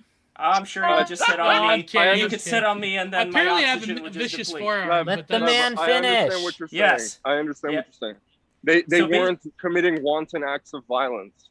It was a They more weren't- directed thing. It was They like weren't a squad. feral. They weren't feral. They They weren't weren't raised by feral. That's wolves. amazing. Yes, that's what I Yes, mean. They okay, weren't raised okay. by wolves. So in Yeah, essence, okay, Lev, so- you're so saying wait, that wait. like criminals are one The thing, only but thing- Jewish criminals are just better than the average criminal. That's And Italians. And Italian let me criminals. say- And let me say Italian something. criminals. Let me say something. Yes. Let me say yes. something. Let me say something. Yes. First of all, Yes. this is some weird ethnic narcissism going on, Lev. I can't. no, condone what this? He's being honest, and I appreciate that, right? Like, there's a difference between Oh, God. the way in which we I think love you, about Lev. I love you. buddy. I love you we too. okay. You don't No, think the about the difference was Afghani that- Mujahideen. You don't think about the Afghani Mujahideen in the same way that you think about ISIS. Yeah, They're not. that's- They don't. that's They're not on true. the same level. Okay. I Because do. they're doing. They're I doing do. different. They're doing different. Well, you shouldn't. They're doing different things. It's not the same fucking thing. One You're thing right. is, yo, get the fuck out of my country, and the another thing is. Yo, Like a total we are here massacre, to massacre, commit. sex We are. slavery. We are here to create and commit atrocity. Like, that's another thing. Sure. It's not the same. Well, another thing so, too is that the Jewish mafia they one is weren't one is a they didn't gang impart it on by- their sons. That's a big thing too. Like it's, the it's the designed Italians, around they're trying like- trying yeah. to keep your ethnicity, your ethnic group safe from Yeah. the predations, Yeah. right? And the other Yes. But you one know, is yeah, but you know we what are they say going that to though. be the predators. No, but That is the difference Yeah, between but- these two but things, and yes. that's what Lev is talking about. yeah, but the thing is, like, Absolutely. the problem is that like you have like this certain romanticism about the mafia, whether it's Italian or Jewish or Russian. But I like do not. at the no, you don't. But like people, they say it. Like it started off ostensibly to like Yeah. take care of their own Oh ethnic no, group. yeah, It's it's the the thing of family. us. It's, But then they just look, started I'm the preying guy upon who their makes own sure people. that people get stuff in the community. Okay, people Yeah. come to me with their problems. I'm just a godfather. Yeah, but No, then like dude, you're a then, fucking criminal. No, You that's murder actually people. not. but That's then not what as happens? far They away start from the exploiting point. people in their own community. That's the thing. Like, that's, Exactly. you know. Then they start selling Yeah. drugs. Then But they start it's all- realizing Then it's how all lucrative it over. is to be able to move things across borders without being caught. They understand how, like, yeah, they become an enterprise, a criminal enterprise. It's a different thing It's than a an business, ethnic dude. It's a fucking enclave. business. Yeah, pretty Exactly. much. So, But these it's also all rules- relative. Playing with Here's are a little another different. Here's another They big morph. problem. Another big problem, as you know, Remus, is unlike, let's say, with the Italians and the Jews and the Irish, I guess, to a certain extent, there's going to be plot problems within, let's say, more ethnic, communities that may come from parts of the world that have not had the same principles given to them, culturally speaking. Again, not racially, because racially you would get people from all over the world who would be able to get to a certain level regardless of understand what you're any other saying. things. But culturally speaking, there are people from cultures where, as it happens, and I think a lot of the American way of life, with slavery and all that, had a fuck ton to do with it, basically creating an enemy within, where you have these kids, a lot of whom don't have fathers, who come from single mother households, and that's going to affect shit. I'm pretty sure it I will. disagree. What do you think disagree. back in the day a mercenary band was? Do you think it was a bunch of guys who were well adjusted? No. They're all fucking psychos. I think That's that in why Remus they're has got doing the what they're closest doing. correct take on Yeah, this. but I That's, think- that's, think in what that's why they're America- doing what they're doing. They have nothing else. They're bored. They want to fucking shoot people because it's fun. You know what's boring? Having a job. You know what's fun? Robbing people. It is That boring. is boring. Robbing people, super fun. You go and you take their money, and they can't even do anything about it because you're powerful and you have a gun. And if they try to stop You know what it just reminds me of? kill It them. reminds me So- of that Louis Theroux documentary in South Africa, where he was, Remus, have you seen that one? Where he was speaking with this guy named Maleven, who was wearing the shirt that kind of looked like the Power Rangers logo. And Maleven said, I rob because I like money. I do crime. I like crime. I am a criminal. So exactly. that's what it They're comes down just to. they're that guy. They like that shit. And Now, so I don't think there's too much of a difference between you- them and the average like Navy SEAL or soldier. The only difference is discipline and being directed.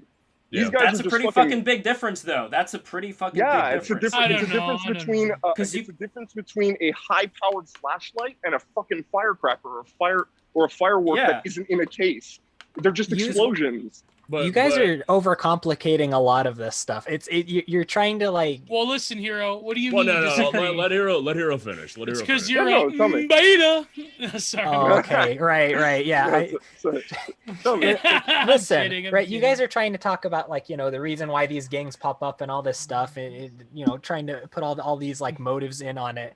It's incredibly. I'm surprised this isn't like a bit more obvious, to be quite honest. Because over here, it's nakedly obvious because it's just a thing that happens. Remus is pretty Right, on the point, over talking about like the pressure cooker, talking about things boiling up, things getting too hot, right?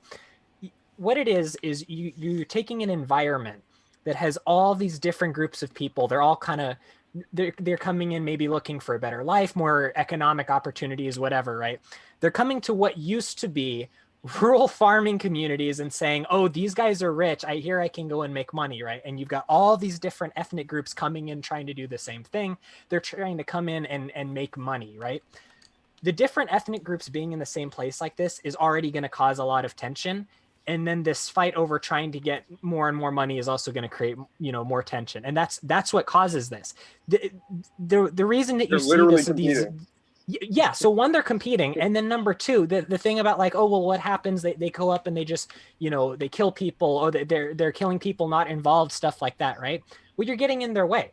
These are people that are not part of the group that they're identified with, right? These are people that are outside the group, and they're people that are either in competition with them in some way, or they're getting in their way. So they just get rid of them because they don't care, because they're not part of their group. That's why all this violence happens here. Most of it, the vast majority, is between groups of the same type, right? It's rival gangs, right?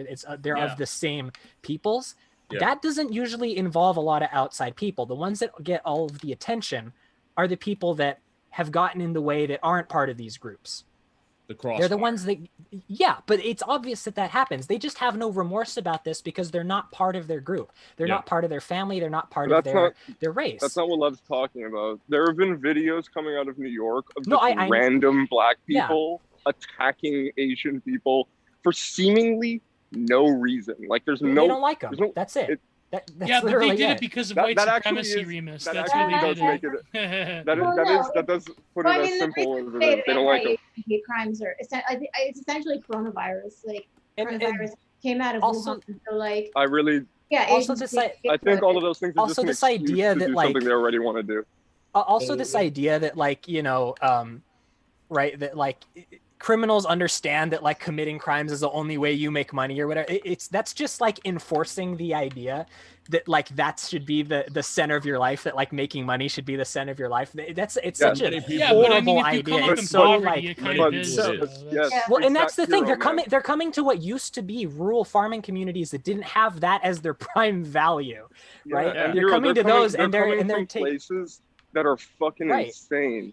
They're coming from places that are fucking insane. Yeah, but they're coming in with a misunderstanding of what the value is. Well, that brings again to the point. That brings again to the point that I was talking about before. When it comes to, they are coming from a very different place. Divided about that. Americans have been divided about what the point of America is for a long time. Because guess what? The people who decided that money was the important thing, they're winning. Yeah, no, I agree. Exactly. That's the problem. That's the big problem. Yes. That's the big problem. You know that one clip where But I'm not condoning the fact that criminality is the best way to fucking grow an empire in this fucking country. No, I know you're not condoning it, but I'm saying the framing you guys are putting on it is kind of enforcing that, is what I'm saying. It's coming to terms with the reality of it. It is what it is. Exactly. It's not an enforcement or an endorsement. It's literally like that. Right. It's just how it works. Like, but again, the most important thing for me is that within this framework, if you have people who are able to get out of that situation, like get out of the ghetto, whatever you want to call it, who have higher aspirations, please make sure that you leave the fucking door open for them and help them out as much as possible in order to get up there. Yeah, most immigrants don't come to this country to commit crime. The vast majority of people from another country in this country, their path to success is like acing the SATs. You know? Well, I think Yeah. it's a Very, crime that they very let him in to rare. begin with, but that's I just agree. God damn it. Very rare in my opinion. Unironically, for unironically. first- Yeah, let's It's start with very banning rare the in my Italians. opinion No for more first-gen Italian. immigrants to No, come into the who- country, come into any we don't country. come to America with anymore. We criminality go in- outwards. It's not how they work, man. That's not how. No, like, I think people like come it's here different. to make their life better. Yeah. It's often their children or their They, grandchildren. they come generations here thinking after they're gonna that make do their that. life better. They come here thinking they're gonna make their life. Yeah, better. but it's Of course, it's a vicious that's cycle. why as people well. come here. I'll say That's this: why people coming come here. coming from a third, like being off the boat from a third world country. I've worked here as like a literal like shit slinger, like cleaning Yeah. fucking sewers and shit for $15 an hour, and I can live better here off that $15 an hour than working as an engineer back in Albania. Oh, I'm sure. Like it's Absolutely. the change, the difference in quality of life is truly staggering. Well, you're all being. Sorry, I have to get off the stream right now. That's good. I think no, but I But think Lev, like, I understand why you're asking these questions, especially Well, as Lev, a do you Jewish remember- person. It's important for group dynamics matters a lot. Seeing the trends of what people are doing ethnically matters a lot because shit can pop off. You guys well, got to be do you ready. remember the one Tim But Dillon I clip just where he was talking about how because he used to be a mortgage person that worked for yeah. one of these like shitty fly-by-night banks that were working with bigger banks, and the bigger banks were getting bankrolled by like J.P. Morgan and Chase. And so he Yep. was explaining the financial crisis, but in the end, he's like, literally, it was just like hacking into like the coding of the American dream, because from the people selling subprime mortgages, like the rich assholes that make literally $100 million a year, some of them billions, right? To people that are taking them on to like basically roll all of their debt into their homes. It's still the same process from like the little guy to the big guy at the top. It's like just American greed being equated with the American greed dream itself. Like Right. that's like a scary sort of because it's But, because it's because Brady, it's you've the been build- quiet it's as the- hell, it's man. the Yeah, I'm not American. So you just no input on this. base. No, sorry. So the Base. other point in me We have to saying go back this, to right, is talking because about we the were cuck chairs. Yeah, let's go back Yes, to the cuck cuck chairs. chairs. No, that's Wait, Hold but on. before cuck chairs, hold on. I just want to say real quick before the cuck chairs that when it comes to talking about, is this some ethnic thing, I completely disagree. You would have people who, let's say, came from, I don't know, let's say you're talking about the Nigerians, right? And we all know that the people who come here from Nigeria, for whichever reason, they happen to be incredibly successful. Yet there's not as much difference, you could say, between Nigerian people, ethnically, and people who are close. Or let's say No, I don't know. you They're would have different people than who would black kill you. people. I just don't know for about saying that. it. I know. I get it. No, That's the how point is wrong that you are. Is that there are people from Yeah. Nigeria who I'm- would kill you just I'm for sure. saying that. I'm sure. Yes. No, but people have this idea. It's like, oh, they're No, all but like they're people even of color genetically and stuff like different that. in a lot of ways. Like, didn't a lot of them American Africa like is came extremely from different, genetically diverse. Yes. It's But not there's that they're also people of color, Lev. It's that I they're know, different. yes. It's that they're Yeah. different, and those differences cause tension. That's all it is. It no, has but nothing like to do Yes. with American color. blacks have been so like mixed over the century. Oh, that's another Yeah, thing. actually, Yeah, has that's another anybody thing. here heard That's of a the- weird. They're much. Yeah, has anybody here heard of the narcissism of small differences? I thought it's a I really don't know. It's interesting kind of a theory. What now? like That sounds like The someone. narcissism of Communist small God of the differences. good. no, but like So, an like, immigrant people from from Nigeria Nigeria- is hold on, going to hold on. have I a wanna- different. Say it though. Say it though. Go ahead. Go ahead, Alexandra. Thank you. So the narcissism of small differences means that the greatest conflict will come within groups of people that are most similar. So like back in say like in Germany in the 20s and 30s, Jewish Germans and ethnic Germans, there wasn't a whole lot of difference, but there was enough there was enough division Okay. to create I a don't great deal know. of conflict. Yes, And Gio, there wasn't that much difference, really. And yeah, it goes down. It's like people who are essentially the same, especially from an outsider perspective, but in group, there's a lot of division and a lot of resentment. Yes, Italians. What does it matter from an outside Groups perspective? are very Like, similar. what does We'll have that similar matter? goals. They'll be in conflict because there will be a battle over resources. It You know, matters Yeah, it's like That's very from an outside intersectionalism. perspective, hero, because Yeah.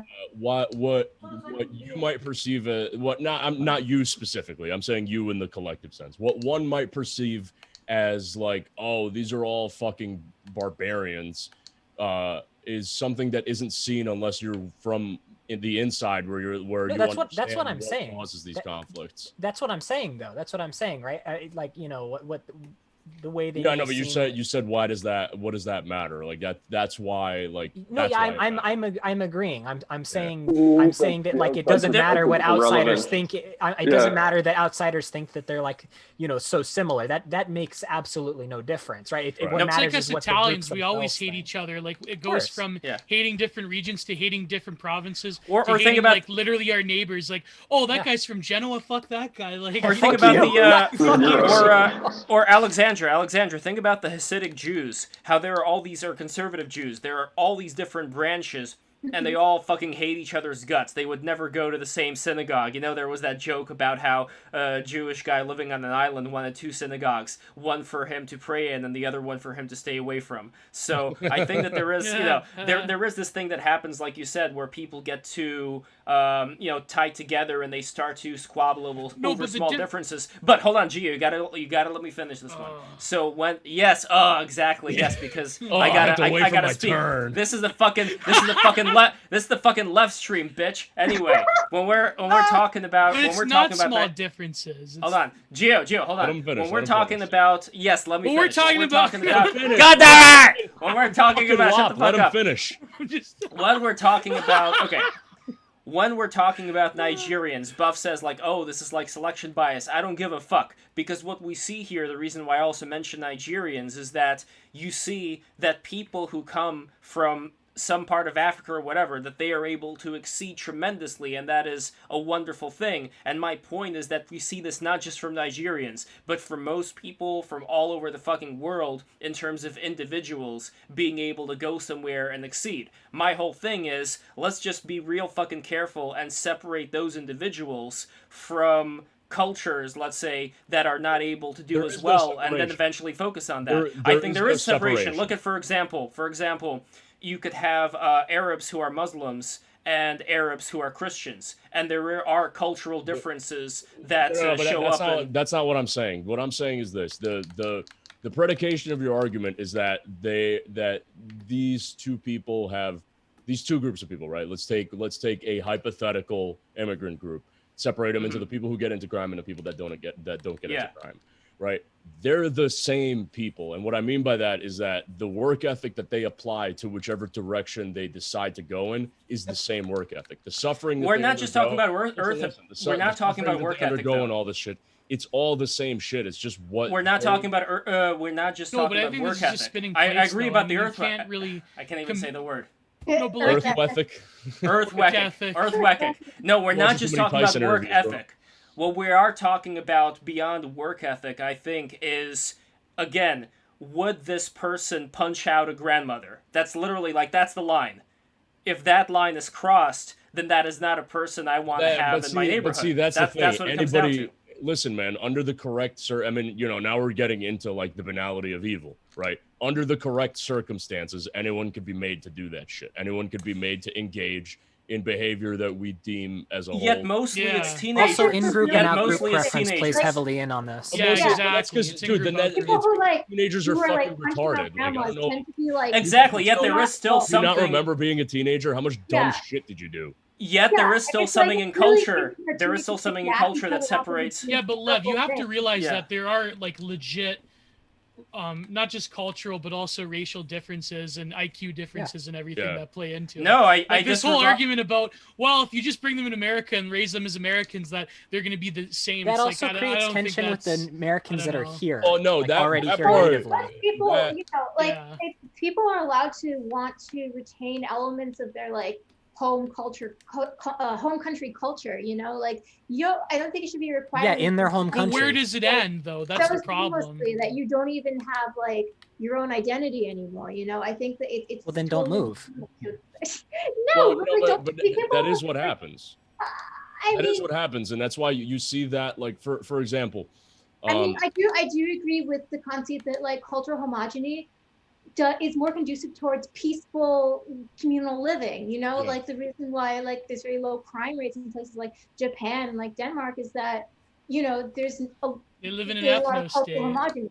And multiculturalism does have very, very, very serious drawbacks, You know, it takes a lot of effort to live peacefully with people who come from very diverse backgrounds. Well, but even like to that end, though, I think America, America has a very alienation. strong influence on like Americanizing people because I mean, it it's does. I mean, the big whole world example. is Americanized at this point. And I don't think that's particularly a There's an bad advantage thing. there. I think that's Again, a like- terrible thing, Lev. I No, think it's Gio, bad. when we Because okay, you're just Gio, importing the American culture industry to basically flatten every And like. it's and it it's not depends even on like the which good part parts of of it. It American depends on which culture. part of it. There are Oh, good parts. Hollywood You're and absolutely internet right. pornography. I mean, Gio, wow, that's Gio, so again, I I'll give you a good talk example. about this. I'll give you a good It example. attracts Okay. them There here. are Yeah. significant It's portions bait. there in our metropolitan areas, in Europe specifically. There are like large communities of like off the boat migrants from from the Middle East, right? Mhm. Similar to Europe, but we notice that here we don't really get the same sort of like Islamic violence, or to not nearly to the same extent as you see They do going in on Europe, in yeah. certain parts of Europe, like Yeah. France, right? Why? Except Because they're way more fucking Americanized. Like Yeah. they've And also they've because you guys will assimilated- shoot them. It's different. Well, Yeah. there is also no, you're absolutely Remus right. is right. Yeah, Absolutely right. Americans There's were the threat heavily of violence here that than you in, don't like, have over there. France or other places in Europe. Exactly. Americans One of the best parts about this place. Well, that there may be a certain reason why in the South people say sir and ma'am. You know, there is kind of like a culture of politeness that may come about when people are well armed. But at the same Yeah. time, I want to say I Jefferson. don't think Jefferson. that's it. I really, really do not think that is the connection whatsoever. That's exactly what it is. Japan is the exact True. same way. It's Yeah. all about being No, but polite because that's Jefferson, dude will I cut actually your head think. off. Jefferson, I think we actually do agree on a lot here. We may have certain differences, but again, like for me, it comes down to, I think that a lot of it is teenagers. A lot of it is men. You know, men, teenagers. Those would be kind of like the groups that are too No, but even, hot-headed like, but and that Lev, would your react argument- in this.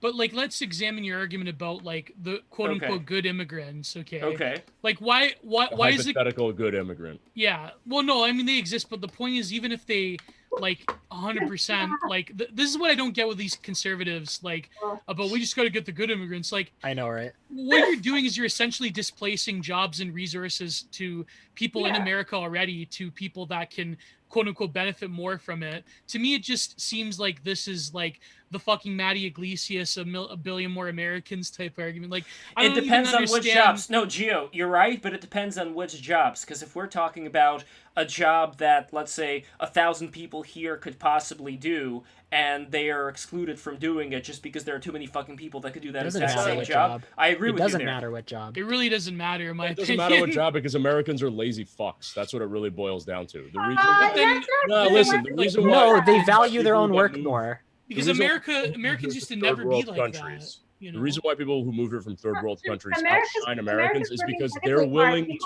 to. We're the only country that doesn't have like any state mandated like sick days, vacation days. I'm not. That doesn't make you maternity not. That doesn't make you leave. hardworking. Americans work more hours. Yeah, Almost that like you just, Japan- no, you're Japan present at work for more like hours. You don't do better America. work. Yeah. Yeah, that's true. Highly That's productive. The Japanese You know even how many pretend to fucking sleep at work. jerk-offs I've worked in my life. Like there's just because you're there for more hours doesn't mean that you're producing. It doesn't mean that you're more productive. It doesn't corporate mean waste that you're is a even big fucking issue. working. Yeah. You just fuck off Yeah. somewhere, and it's quite easy to do. Like in general, Americans, like people who have been here for generations, are lazy fucks because they've grown comfortable I don't with care the how lazy lifestyle they that are. America affords you. Whereas But, people like, that the are thing fresh is- I don't off the- care how whereas lazy people- they are. Corporations can't be going around these people and trying to bring in other people to replace them. I That's agree. ridiculous. I agree, but what I'm getting at is like why they do it is because of this. Because people that come from shitty places from around the world, they're already used to living in shitty conditions. It Yeah. doesn't. Yeah, faze and they're them. they're willing to do that for like So shit they're willing to wages be a too. slave Yes, they are. force, pretty Yeah. much. So But the thing is, what happened? Like, I mean, Americans used to never be known for their laziness up until I would say, I Check the want to say diet. from the '60s Well, onwards. But diet, decadence, if we have too many creature comforts, then of course we're going to get a little bit decadent here and But there. that's what I mean. America used to be the extension of like the Faustian Anglo spirit of like conquering. But now it just seems that like the Ameriburger that is addicted to all sorts of soma and just like, even if the place is becoming a third world shithole and becoming like fucking, you know, Brazilianized or whatever you want to call it, it's like, I don't know, as long as people have enough money to like what did Alex Jones say back in the day? As long as people have enough money to watch sports and eat McDonald's and have internet porno, then they're happy. Like it's true. Yeah, there is a truth to that. Thank for a victim of our own success. Yeah, that's it's We've total grown- rat we've utopia. But that's like Well, like with anybody. That's just like with you as a You human live in a being. Skinner box.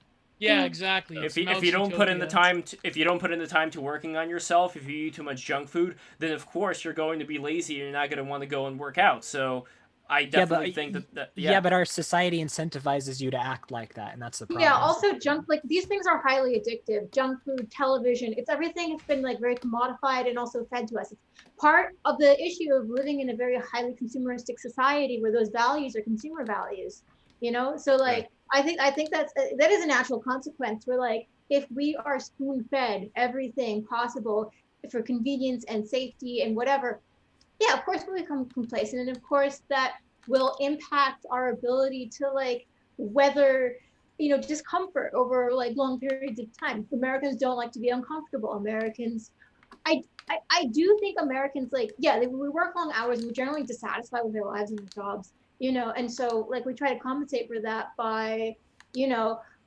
having like, you know, very little else in our life that will, you know, impede us in any way or make us uncomfortable. We don't really go out of our way to challenge ourselves, I think.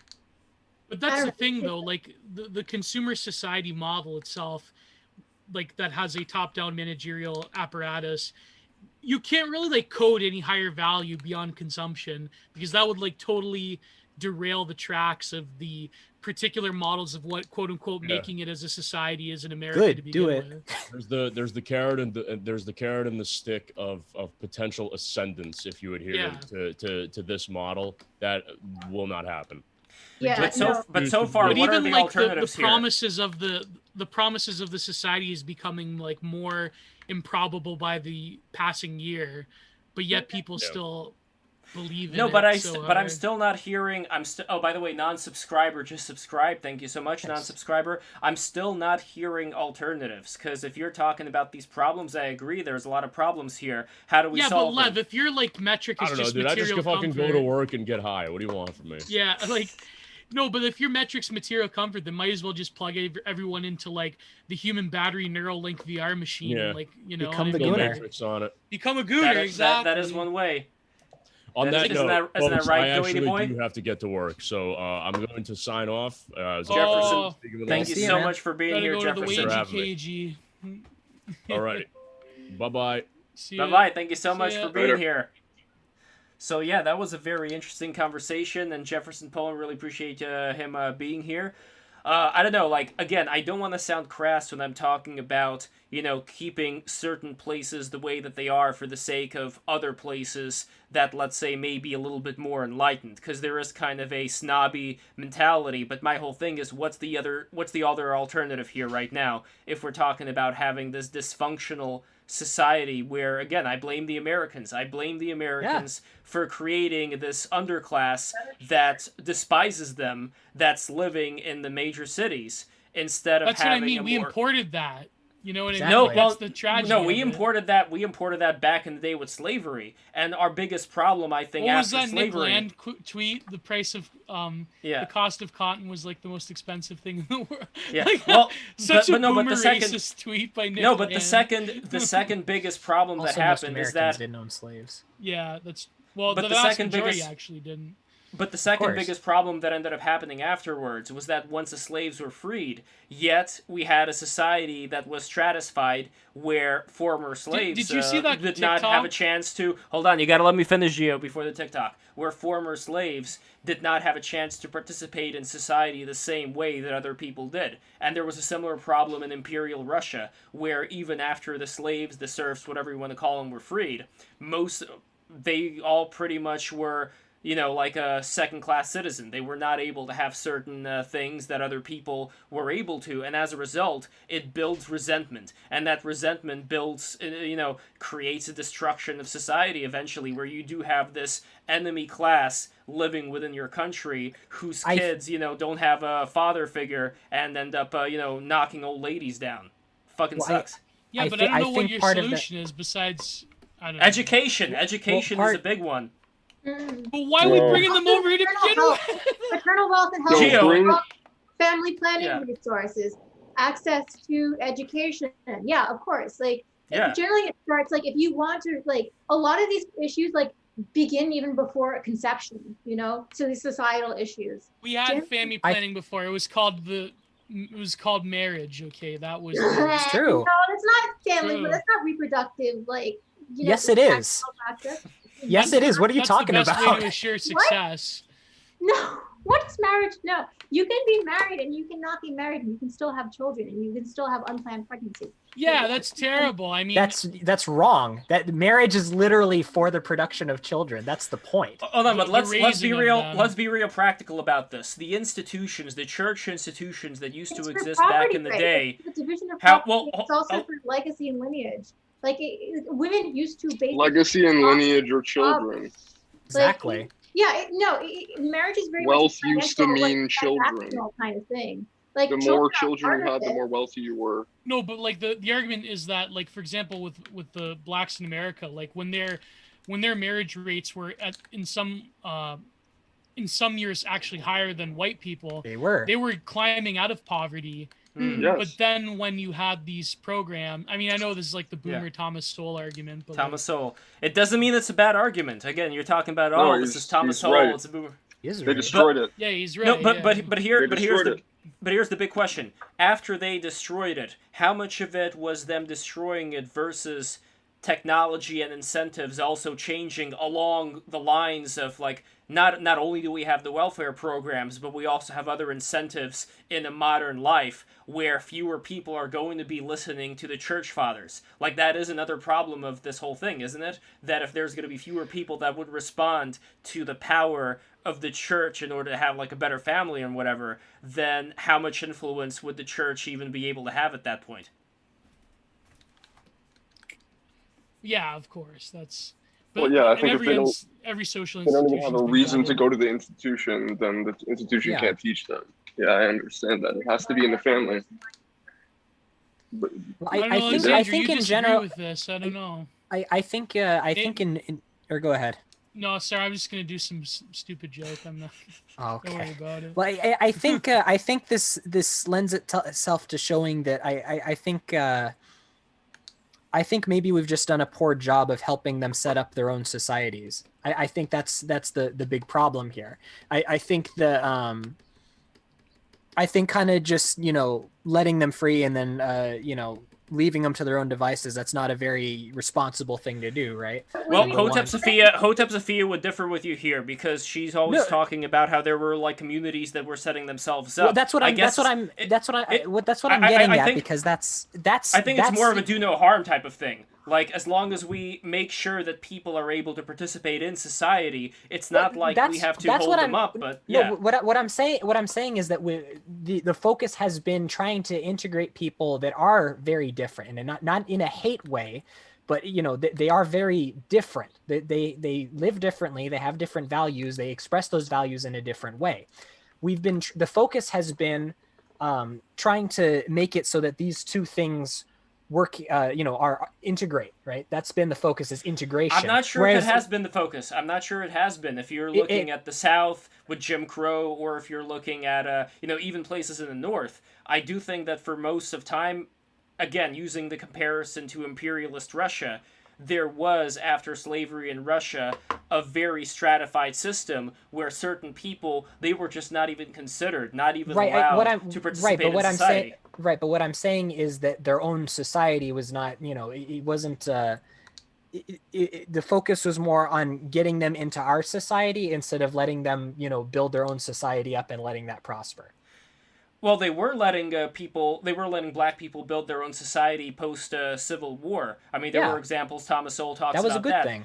That was a good thing. But then they got rid of that for this liberal integration model. Exactly. That's what I'm saying. Exactly. But here's what I don't get. When you're talking about getting rid of it for the liberal integration model, why not have both? Why not have people build their own society up while at the same time, if there's some black kid who wants to go to a particular university, but it depends. Like, it's not for you to say. The people in charge, like the people, like within those administrations during Jim Crow era, they didn't want that. They went with Martin Luther King. They didn't go with Malcolm X. You know what I mean? Like they.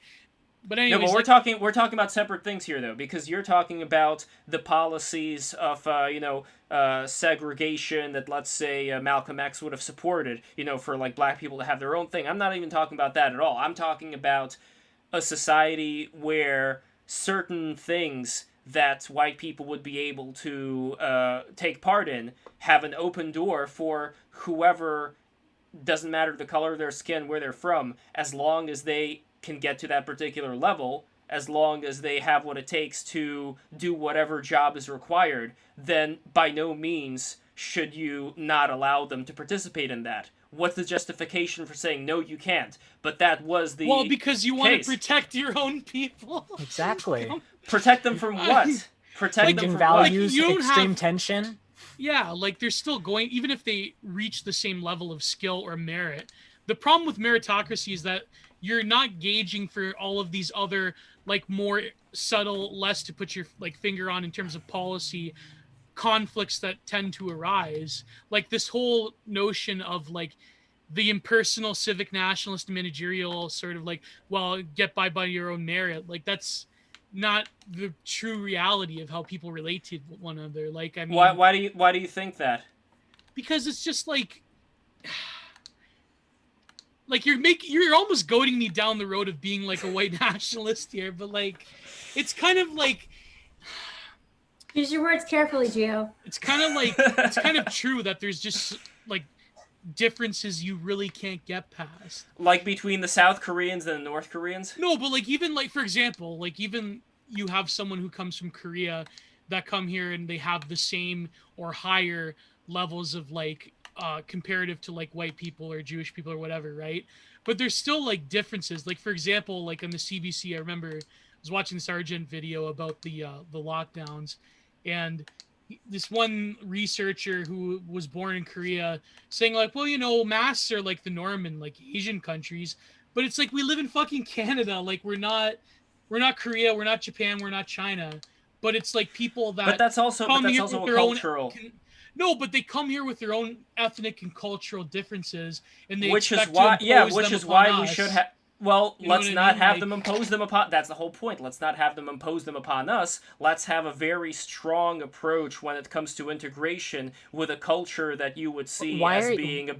Why are you trying to change them though, Lev? Like, why shouldn't they just, keep with what they have? Yeah, it's for their benefit. No, it's very as well. simple. It's very simple. If they don't want to change, they don't have to change. My whole point is that if we're talking about integration into another culture, let's say into a professional New York City culture, I see it all the time when you have people coming out of whichever place. They have a particular interest, a particular thing they want to do. Doesn't matter where they came from. They find people of their own tribe now within a particular, thing that they are interested in doing. And again, when it comes to those people, you could say that they're different. Well, let me finish real quick. You could say that, well, they're different from people who are, more integrated within their own communities. Fine. But my point is that at least give a fucking chance to whoever wants to participate in a particular field within your country, as long as he or she can vibe with the people who they're going to be surrounded by. I don't think that's a hard there's sell. Still like issues of ethnic loyalty and nepotism. Like, did you read that Mencius Mole Bugman thread? Oh, it Says human nature. Says human nature. Lev, But- I mean, no, but Lev, I'm depending not on going to who. point out the one example, but did you read the Mencius Mold Bugman thread about how like Brahmin Indians that come here, they like have managerial positions, and then they basically like stock all these companies with their friends and their family, and it's like that's that's what what I you no, you but know, like that's how we got ahead. Wait, would you say, Alexandra? Yep. Jews, yeah, like we're an insular community. We got sort of. But it happens like socialization. Yeah, and we basically Yeah. promoted our own kind until Exactly. Yeah, that's what they all do. It happens at the It's start. not- It happens at the Alexandria, start. I mean, I didn't know you frequented 4chan Paul, but no, I mean, No, I'm just she saying. knows because she lives You're it. Jewish. You have connections. I have connections. Oh, I feel like God. what? Shut up. What It's are you? funny. She's not joking. She's not No. joking. Oh. These communities That's exist. why I'm laughing. I'm laughing because it's not a joke. But what the funny part is that Oh, there's you're so is cute, thinking that there Alexandra, isn't an my God. Italian version of this, that there isn't Yeah. a, you know what I mean? No, we did There- it all of too. these I'm not things- like I'm not Yeah. exempting myself from this, but course no, not. I don't know because then later on Italians wanted to be white people for some reason, and then it was just all downhill from there. It was like then You we were always lost our white people. foothold. Now hold on, Alexandra. If you're talking about the Jewish diaspora that moved here to the United States and got jobs in different places and may have promoted their friends and people in the community, you cannot say that the only people who are within those particular field or jobs are only Jewish. There are going to be mixes of people within course. No, whichever but then field you're the talking about. problem is But like with there are certain industries in which we dominate, namely the entertainment industry. Yeah, Whatever industries generally get like Nobel prizes. We also sure. Statistically tend to. But Alexandra, at the same time, as far as worldviews go, there are Jews who are communists. There are also Jews who are, libertarians or conservatives or whatever. no, There's but maybe the different Jew is a cultures bad within- example. Like this, when Well, hold on, Guys, Gio. You nobody- gotta let me finish. Wait, I You didn't gotta finish let me my point finish. about the Ethnic thread, groups though. don't think the same. This is just you. No, Lev, you that's don't even not- need to make this point. You don't need to make the point that all Jews don't. I think this have the same ideology. This is the same. Everyone is like this. Yeah. That's not even the point. The point is that people will side with their ethnicity over their ideology. It doesn't matter what Yeah. your fucking ideology is. I disagree. Okay. I disagree. I Lev, completely disagree. I'm gonna tell you We this. still have. If Why would it's I the side same with thing a- as picking your family over somebody who's not your family. Yes, and I would pick my family first, and then I wouldn't pick somebody of my own fucking ethnicity. I would pick whoever it is that I care about. Or Yeah, but if whichever- those things Yeah, but become who you in care What if you don't about care is about your either? family. Lev, what if you don't care about either of them? You don't know either of them. Neither of them are people you know. You don't care about them. They're not. You've never seen them before, but you know one's Jewish and the other one's not. Who do you save? Because if I was Jewish, I would save the Jewish person, and I don't even feel mildly weird about saying that. No, I honestly do feel weird about saying that because I don't know who the fuck that person is. I mean, I don't based care. on But wait, He's what one were of you my gonna say, guys. Alexandra? What were you gonna say He's before? one of my guys. It doesn't matter. He's one of But my what guys. does that? You know that- but you know what does that that there mean? are One of my cultural- guys. You Yeah. know that there We are are- cultural we are implications of the to being that same race that they'll let you blood, read man. on an. Wait, on guys, that level. Alexandra's talking. So part of being Jewish is that we are more, generally speaking, will be more closely related to, and this is genetically more closely related to other Jews than we would a non-Jew. And I think there's just like so that sort of sanguinity that attract, like it's sort of instinctual. I don't think it's necessarily like a vast conspiracy or anything like that. It's just that I think it makes sense from a biological perspective that we would want to maintain some loyalty within bloodlines. I don't know. course. Well, no, but I think that it's Yeah, man. a better That's example. the greatest sin for a reason. Yeah, it's like, okay, it's a larger community, it's a diasporic community. Like, it makes sense that we want to help each other out. Like, it's not an evil bad thing. It's like also Exactly. like we tend to be very hardworking. We tend to have we're about like 10 IQ points higher than the average. So like that helps, So Also more likely to be schizophrenic. What about What? schizophrenia? what about They're also more likely to be schizophrenic. Really? really? Yeah, by a huge I didn't know margin. that. That's Yeah. cool. Whoa. That's cool. Yeah. I don't know. I mean, I could No wonder see. there's so many Jewish Quirky. musicians and artists. Yeah, for real. Seriously. It's quirky. Oh my god, that's terrible. Oh man. It's quirky. Is that what you said? Quirky, dude. Yeah. Oh Oh my god. See, god, even that's terrible. okay, even if No, we. but Lev, let me finish my yes. example. Okay, go for it. The problem is that like if you follow this Mencius Mole Bugman thread, he was saying like Indians of a particular social class, which is the ones that mostly come to America, which are the Brahmins.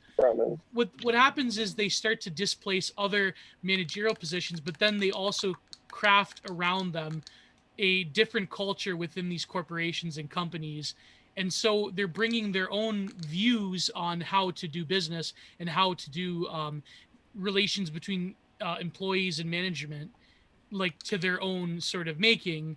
And they start to crowd out people who were of other ethnicities, which I mean, you know what I mean? So like his point was he was making is that it still has a cultural impact, even though there's quote unquote still a productive, you know, functioning company. There's still like capital to be made. It doesn't matter because the working conditions for people who are not of that in group become almost unbearable. And so that's the problem when you're letting in so many disparate people from different regions of the world.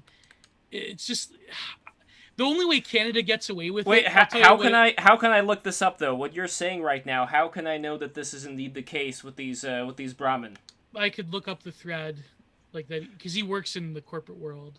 Yeah, because I'd like to take a look at it. All I could say from just personal experience that if we're talking about like Russians, like whatever, Russian Jews, or native Russians, just like genetic, just like full Russians, when they come into work, it's not like they're creating some kind of an environment that's going to be specifically suitable only to the Russian people, and that all the other people are now getting some kind of a downgrade. I find that to be ridiculous. Subconsciously, though. They don't do that. It's not a conscious thing.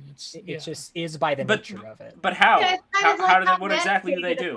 What would the Russians do? Yeah, especially like a work culture that was it's very difficult for women to kind of succeed in the same way a man would. Everything is sort of oriented towards a male psyche. Sure. Yeah, I agree with that. But then that's why women should have never entered the workforce. It's terrible for them.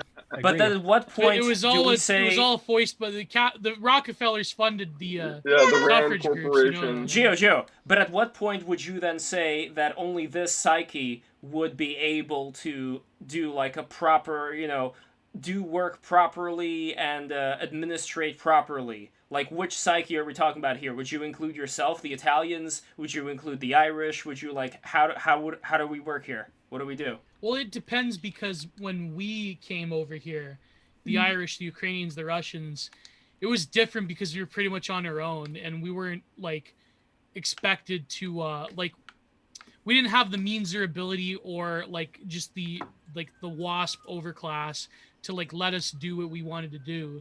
That's the difference. Nowadays, it seems that like there's this like weird sort of like cross-political like mainstream attitude among like, you know, both like even Democrats or like conservatives or whatever, where it's like, well, you know, the immigrants, they're hardworking and they come here and all that stuff.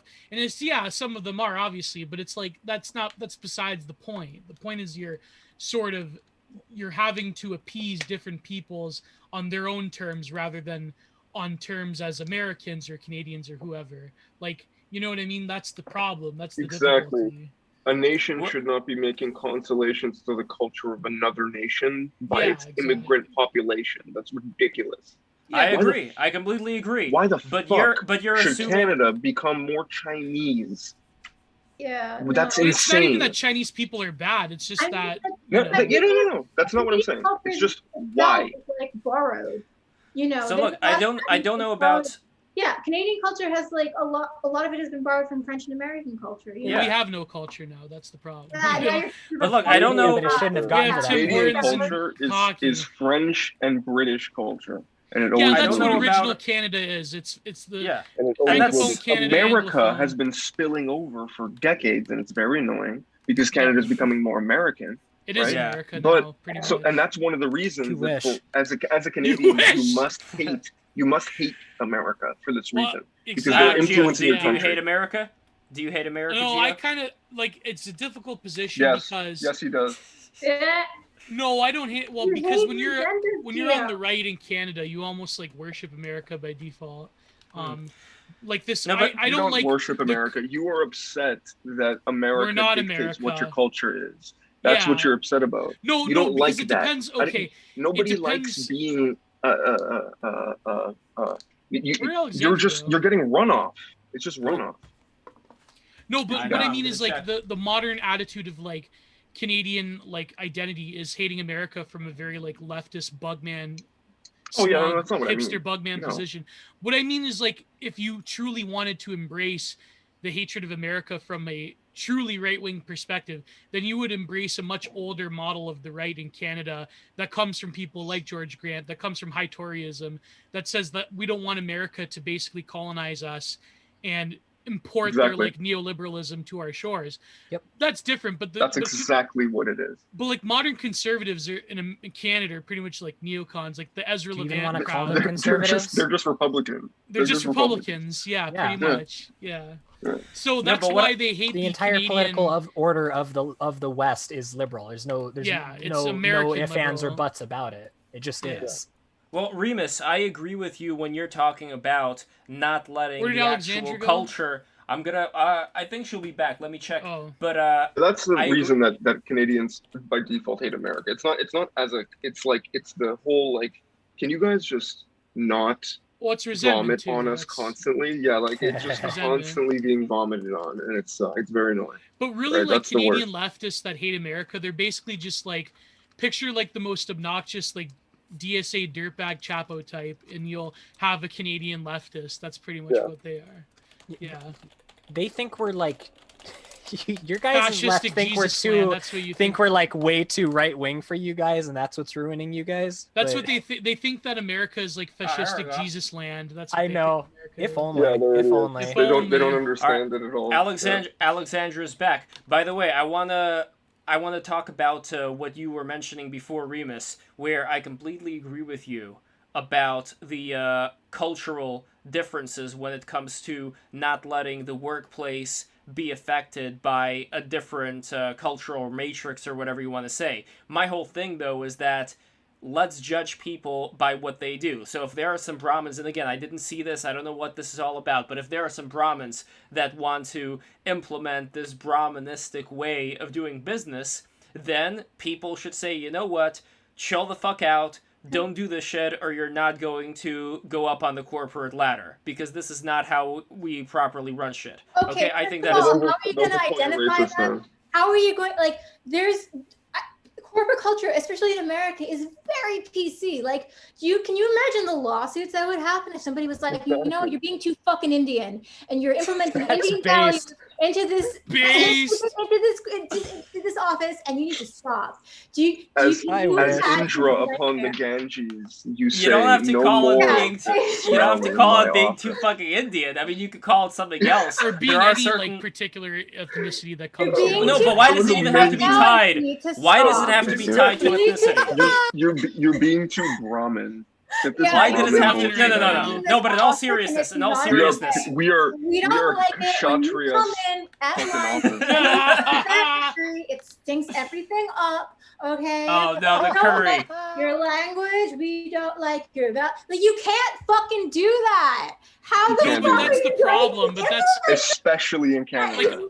Especially in Canada. Do not try. No, but that's the problem is that corporate culture, like PC corporate culture that is embraced, like the most obnoxious obsesses of like Tumblr millennial liberalism is like the problem is that they've basically let an open door into all of these other like less hard to police ethnic loyalties and foibles of different peoples that are going to influence not just the workplace, but just the structure of the economy in general. And so it becomes this weird, like, you can't point it out, but it's there. And you can't but it would actually be insane. Why is it that in every university in Canada, the Chinese donate to have an Chinese cultural center? Like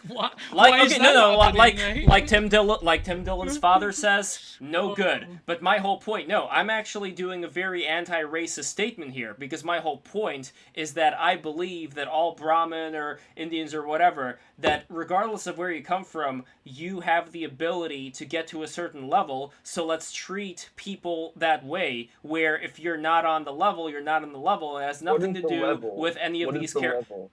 The level is not doing things that are going to fuck up other Lev, workers. How many people should America let in every year? How many immigrants? No. What I mean by the level, I want to know what his standard of behavior is, because he says this level, but I want to know. I want to hear what you mean. In order for me to say what exactly this level is, because keep in mind, a lot of white people don't meet this level either. So that's sure, of course, no, let's not play games. Yeah. Okay, no, Gio's absolutely right. A lot of white people don't meet this level, which is why I want to raise the level higher so that anybody, regardless of whether they're white or black or whatever, would have to, let's say, again, I just want to live in a higher level society. That's all I want. But is that level of society advantageous to your own people, Lev? I wonder. It would be advantageous to it would be To all advantageous people. to anybody. Yeah, to all people with a brain and with morality. So my whole thing here is that I'm not discriminating against whoever the person is. But when it comes to how you raise your kids, and again, that's not business related. I understand if we're talking about business, if we're talking about like the Brahmins, It's all like related. you were. To an extent, I but, just think that okay. these Hold conversations on, Gio, you tend gotta to go nowhere. I mean, you gotta let me finish. God damn it, you gotta let me finish. like And the you- civic versus understand. ethnic nationalist Hold on. thing is just. No, I just want to this- understand. Yes, I know, and this is why I want to help you understand, to give you my point of view, Remus. So when you were talking about the Brahmins instituting some kind of like a different company culture where certain people based purely on, again, like racial characteristics, although with them it would, as Mencius Moldbug Man, and again I didn't see this report, but as his report is reputed by Geo to talk about, that in this report he would say that these Brahmins were treating people who were like of a different caste or who were not Indian, or again I don't know the details, but basically from what I understand they were treating them wrong. They were treating them in an unfair way, and they were unfairly promoting, other people and making life hell for other people. My whole thing is treat people. Okay, that was not it. No, I thought the implication was that what they would do is kind of like slowly edge out and hire their own. It's like it's soft nepotism that turns into a hard takeover. Yeah, right? pretty much. Yes, Yeah, okay, that's the and idea. there, again, I would encourage, and I know you say that this is hardwired into human beings, fuck it. I would encourage a culture that would value the actual contributions of the person as opposed to nepotism. And you could talk about history, you could say, well, they did it back there, and whatever. Still, that would be the framework Lev, that you I get would me be... wrong. Okay, well, you get me wrong here. I mean, I was going to bring this up earlier. To a degree, the military is a kind of good, kind of like weird environment for this, right? Because there is a massive amount of nepotism in the military, but it's not nepotism per se, but it's like there's preferential treatment, obviously, right? Some people are getting promoted over others, but it's probably more to do with connections and potentially nepotism than it is to do with like competency. Oh, by the way, quick example. Sorry to interrupt. When I was talking the last time with a guest that we had from the Navy bomb squad, you remember that stream, Geo? That was that was one of my favorites. So later on, I think I know what you're gonna bring up.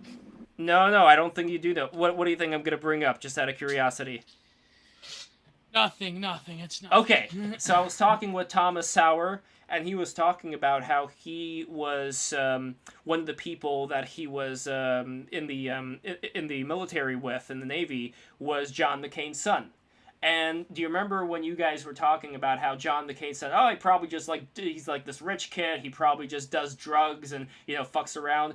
Couldn't be further from the truth. He talked about how incredibly disciplined he was, about how he would completely trust his life to this guy as far as, him piloting the helicopter and all that. So could he tell his sister that she needs to be disciplined with cutting out the mimosas? Wow, that's a good one, actually. I agree. This is what I would say in that environment. She's not that bad. I mean, Megan McCain is a terrible ghoul, but I'd probably consider it. I don't. Jesus Christ! I don't even know what you're talking about. Have some fucking standards, man. My Please. God. Please allow me to walk past this. Okay, so what I mean is, she's cute in the white trash way. Oh my God! It's Gio. Oh my God! Gio, why? She's the worst. Anyway, okay, so what I mean is, if you're famous, you're more likely to catch shit in the military. That's my idea. So you're probably either gonna wash out or you're gonna like a fucking. Well, that's kind of like Adam. that's kind of like Adam Carolla's thing, where he talks about how he doesn't give a fuck whether the celebrities or whoever are acting a certain way because like the pressure is on them. What he cares about is the end product. And that's kind of what I care about here too. If we're talking about company, corporate culture, if we're talking about having a kind of society where old women don't get knocked out by teenagers, the only thing I care about at the end of the day, like the primary thing, I wouldn't say the only thing, the primary thing is that there is this certain level of morality that is encouraged and a certain level of judging people by their individual selves as opposed to anything outside of that. And maybe it means that certain groups, there's going to be less of one group versus another in a particular industry. Doesn't matter. That's not the biggest concern. For me, the biggest concern is that there would be an open door, as I always say, an open fucking door to whoever wants to participate in another thing, because what's the fucking alternative here? Really, if we're talking about, like, would the alternative be to say, no, but Group A, Group B, and Group C, we're going to exclude them from participating in our business. Yes. That's the alternative. And let's see how that's going to go. Let's see how that's going to go. I think, like, okay, the problem is nothing is gonna build resentment and lead up to destruction more than that, Gio. No, listen, Lev. The problem is that the thing is like nepotism. It if they're separate societies? Yeah, that's my point. Like nepotism and ethnic loyalty; these are not bad things, right? These are not inherently bad things. The problem is when you are made to exist in this integrated, like, multicultural society where people are expected to, like, we're basically like treat like what it is like all of these different ethnicities, it's almost like we treat them like they're almost like white people, where it's like they're expected to ignore their certain idiosyncrasies, which I think is wrong. It's like disadvantageous for people that are already here in like North America or wherever in Europe.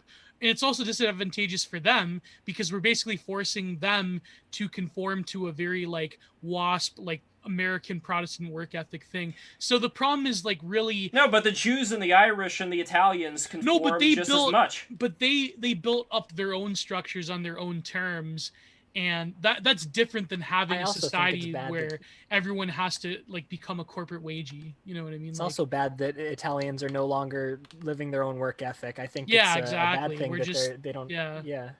We're just like we're like mutilated white people. You know, we're not. Yeah. No, but what I'm not seeing here is the alternative choices, because you guys are talking about how the Italians are like this, and if only they were like that, bada bing, bada boom, whatever. The point to me is that what alternative choices do you see here being actually implemented as far as having some kind of a some kind of what, somebody to go in and say, no, now we're going to separate these groups, they can no longer communicate with each other, they can not communicate, but they can no longer work with each other. It's that they, like, for example, in Canada, the only way they favor each other. They favor. It's about. It's simply. It's just like, bro. I cannot make it more simple than if a person who looks like my family and a person who doesn't look like my family, because we are ethnically related to one and not the other, are hanging on a cliff. I know that I am more likely to run towards a person who looks like my family. It's that simple. That impulse writ large. It's not even more difficult than that impulse. I understand that impulse is there, but what is the alternative when it comes to structuring society in the age that we're living in now? Well, I think like in a post-liberal, still discipline upon people to not make decisions in this way. I think in a post-liberal society, we probably would have some form of not like but that's exactly what I segregation, but like. Oh, by the way, Parallax, thank you for subscribing. But no, that is exactly what I said, Remus. Like I don't when know, we're talking like about encouraging people. When we encourage people to make their decisions based on certain higher principles, as opposed to just this basic reaction, and I'm not sure like if you agree or disagree with that, but you're saying you're right. That is human nature to prefer people who are closest to you. But again, my point here is I keep bringing up the military, because the military is essentially a machine that encourages some parts of human nature and discourages others. Okay, it's human nature to shit your pants and run away. Right, but they don't want you to do that. They distinctly are trying to make sure that you don't do that. Right, so they instill discipline. but the way in which they instill discipline, that's a big umbrella that the words instill discipline are covering a lot of ground, okay? Because instill discipline can be literally kicking the shit out of you and screaming in your, essentially abusing you verbally and physically, right? Or it can be being taught in a classroom. There's a wide range of ways in which this institution achieves that goal, right? And when it shines, it also shows that, yes, merit speaks louder than any ethnic thing. There are hundreds of thousands of guys who have done insane, incredibly brave, incredibly heroic, incredibly sacrificial things for other people, for their fellow man, who have nothing to do with each other's ethnic group, none of that shit, right? They just did it because their in-group, which is the army or their unit or whatever, that power, right? That brotherhood that gets created by the like shared trauma, that is more powerful than their even desire to live, right? If you can instill that kind of discipline, that's going to create a powerful machine, right? But that's essentially a military society, and most people do not want to live like that. There is another way, though. There are places around the world that, let's say, I mean, look, you could look at, for example, Germany before the Nazis came along. When it came to how the Jews and the Germans were living there, there was a period when there was not the same kind of animosity, where they didn't look at each other as... The Germans were already a militaristic people. But not only that, but the Jews who were living there at the time, they Why do thought we have of to always themselves go back to to that They were example also forever? forced into ghettos. No, well, they weren't forced into ghettos if we're talking about during, like, the pre-Weimar Republic and all that. Like, they were already, like, full-fledged German citizens. Like, there may have been a few people who were, like, Hasidic Jews or whatever. I think we should just avoid this example from now on, because it's like, it always comes up and... No, I think it's a good example, honestly. Listen, let's just move you're on talking right now. about... Let's talk hold about on, the female orgasm again, and whether it's a myth Talking or about not. Meghan McCain. One second, and this is a very important part. By the way, Alexander, I'm just joking. I know. All I'm saying is I think there's probably differences in terms of how a man experiences sexual desire than what a woman experiences sexual desire. I don't know. Okay, so when men engage in sexual activity, the primary hormone that is secreted in their brains is something with a V, and it increases focus and drive. Women experience an increase in the hormone oxytocin, which makes us sort of, it's a bonding chemical. It's also a depressant. Anyways, like there are differences in the brains of what happens when women and men engage sexually. That's for sure. But in terms of like sexual response, like we don't have like different, like, well, okay.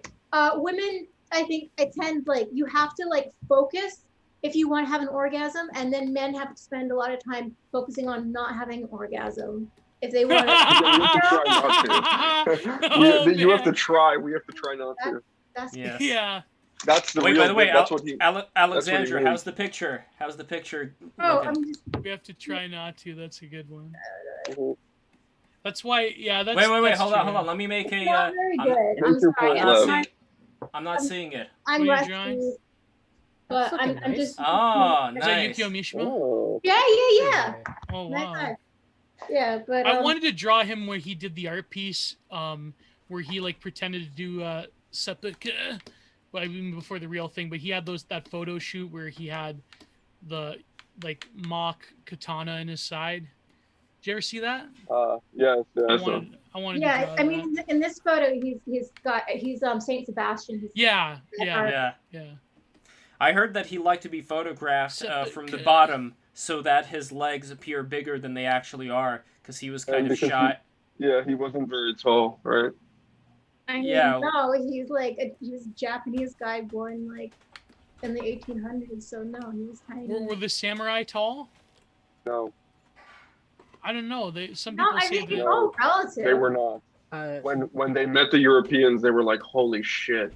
Comparatively tall, yes. Yeah. Amazing. Comparatively. Especially in when they first fought them, they were like, "Those are demons, man. That's insane. What is that?" They're like, seriously, your eyes. Because we just look so different. You know what I mean? Everything, the way the I imagine the Aztecs felt similar when they fought the Spanish for the first time. Dude, they hadn't even seen metal before, Yeah. or Well, especially dogs, and they had like war dogs. Oh my god, could you imagine getting mauled by a war dog? I mean, they did have never even seen one before.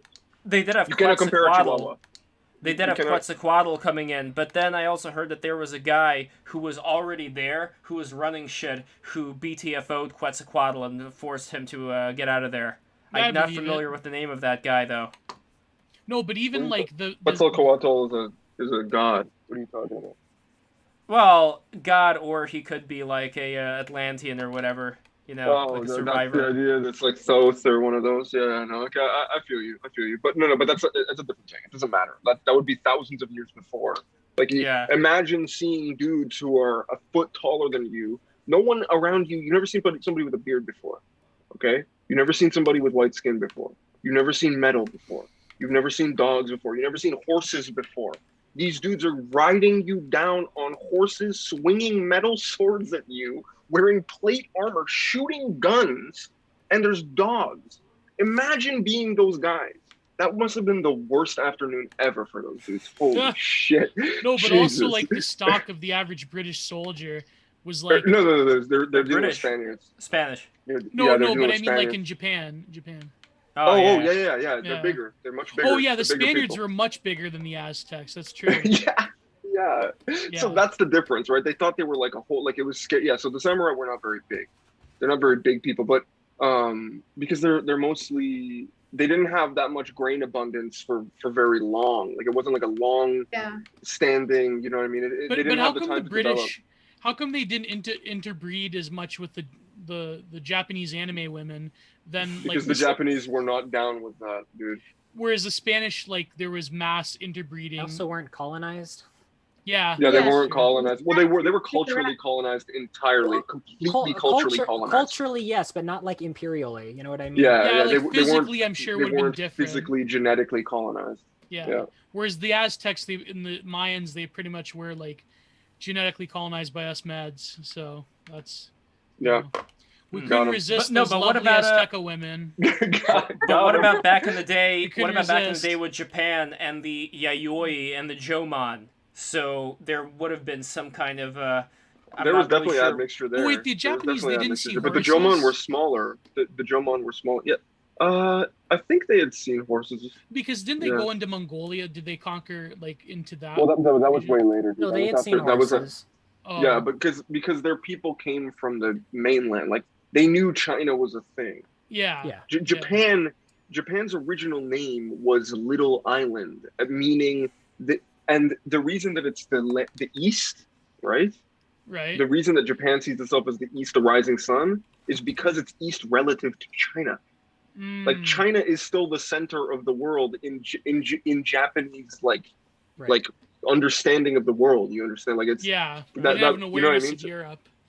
Yet they disrespect the Chinese so much with the World War II and all that stuff going on there. This was the reason. By the way, the reason I know this stuff. Dan Carlin, amazing. His hardcore history section on it. It's called Supernova in the East. It's incredible. He talks about all this. It's the fact that, dude, the Japanese did something insane. They like completely industrialized their country and turned into a first world nation in like fucking like 80 years. Like ridiculous. Something's going on with your audio. Remus, something's going on with your audio. Yeah, I know. My headphones are weird. I apologize. But they essentially did the equivalent of like if in civilization they jumped like 3 technology tiers in like 2 seconds. Like they in 1 or 2 generations they became a first world industrialized society. Like, and from a feudal, like they went from sword guys to like gun, navy, conquer other countries people. Like it was, you know what I mean? Like that's, so they disrespected the Chinese because they felt like, wow, you guys couldn't even, look how many people you have and look how long you've had with all of this understanding, and it took you this long and we're still beating you. There's also a long history of China trying to invade Japan and failing miserably. And this is kind of Well, it wasn't just the Mongols.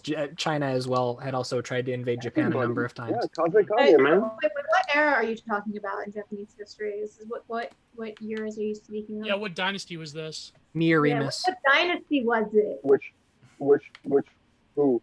Me or We're you? talking about a number of The different one things. where they make a big leap forward in technology. Oh, the big leap forward was Meiji, the Meiji period. So Meiji, this that's is what I right. thought. All right, yeah, I was right. this is right after the So Japan had a extremely xenophobic foreign policy. If you were not Based. Japanese, they would just kill you. That was the way that they were.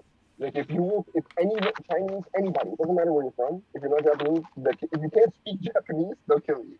That's how it works. Okay? Unless you were Danish. So, no, Yeah. even then that was like right after the initial contact with the British, where the British were like, "Yo, we're out here." Essentially, they showed up on a giant this is like a battleship. It's like a full on cannons and shit, and these guys have swords, and they're like, "Damn, dude, what the fuck?" For a while, the only Western nation that they would trade with was Denmark. No, I think it was with the Danish, was but it was after the oh, maybe it was. Was it after? It was Holland. It was after the Holland, initial. Yeah, I believe it was after the initial meeting, because then they were like, "Okay, yeah, we have to start importing stuff because those guys are ridiculous. We could never deal with that. Like they can shoot. They showed them how cannons work.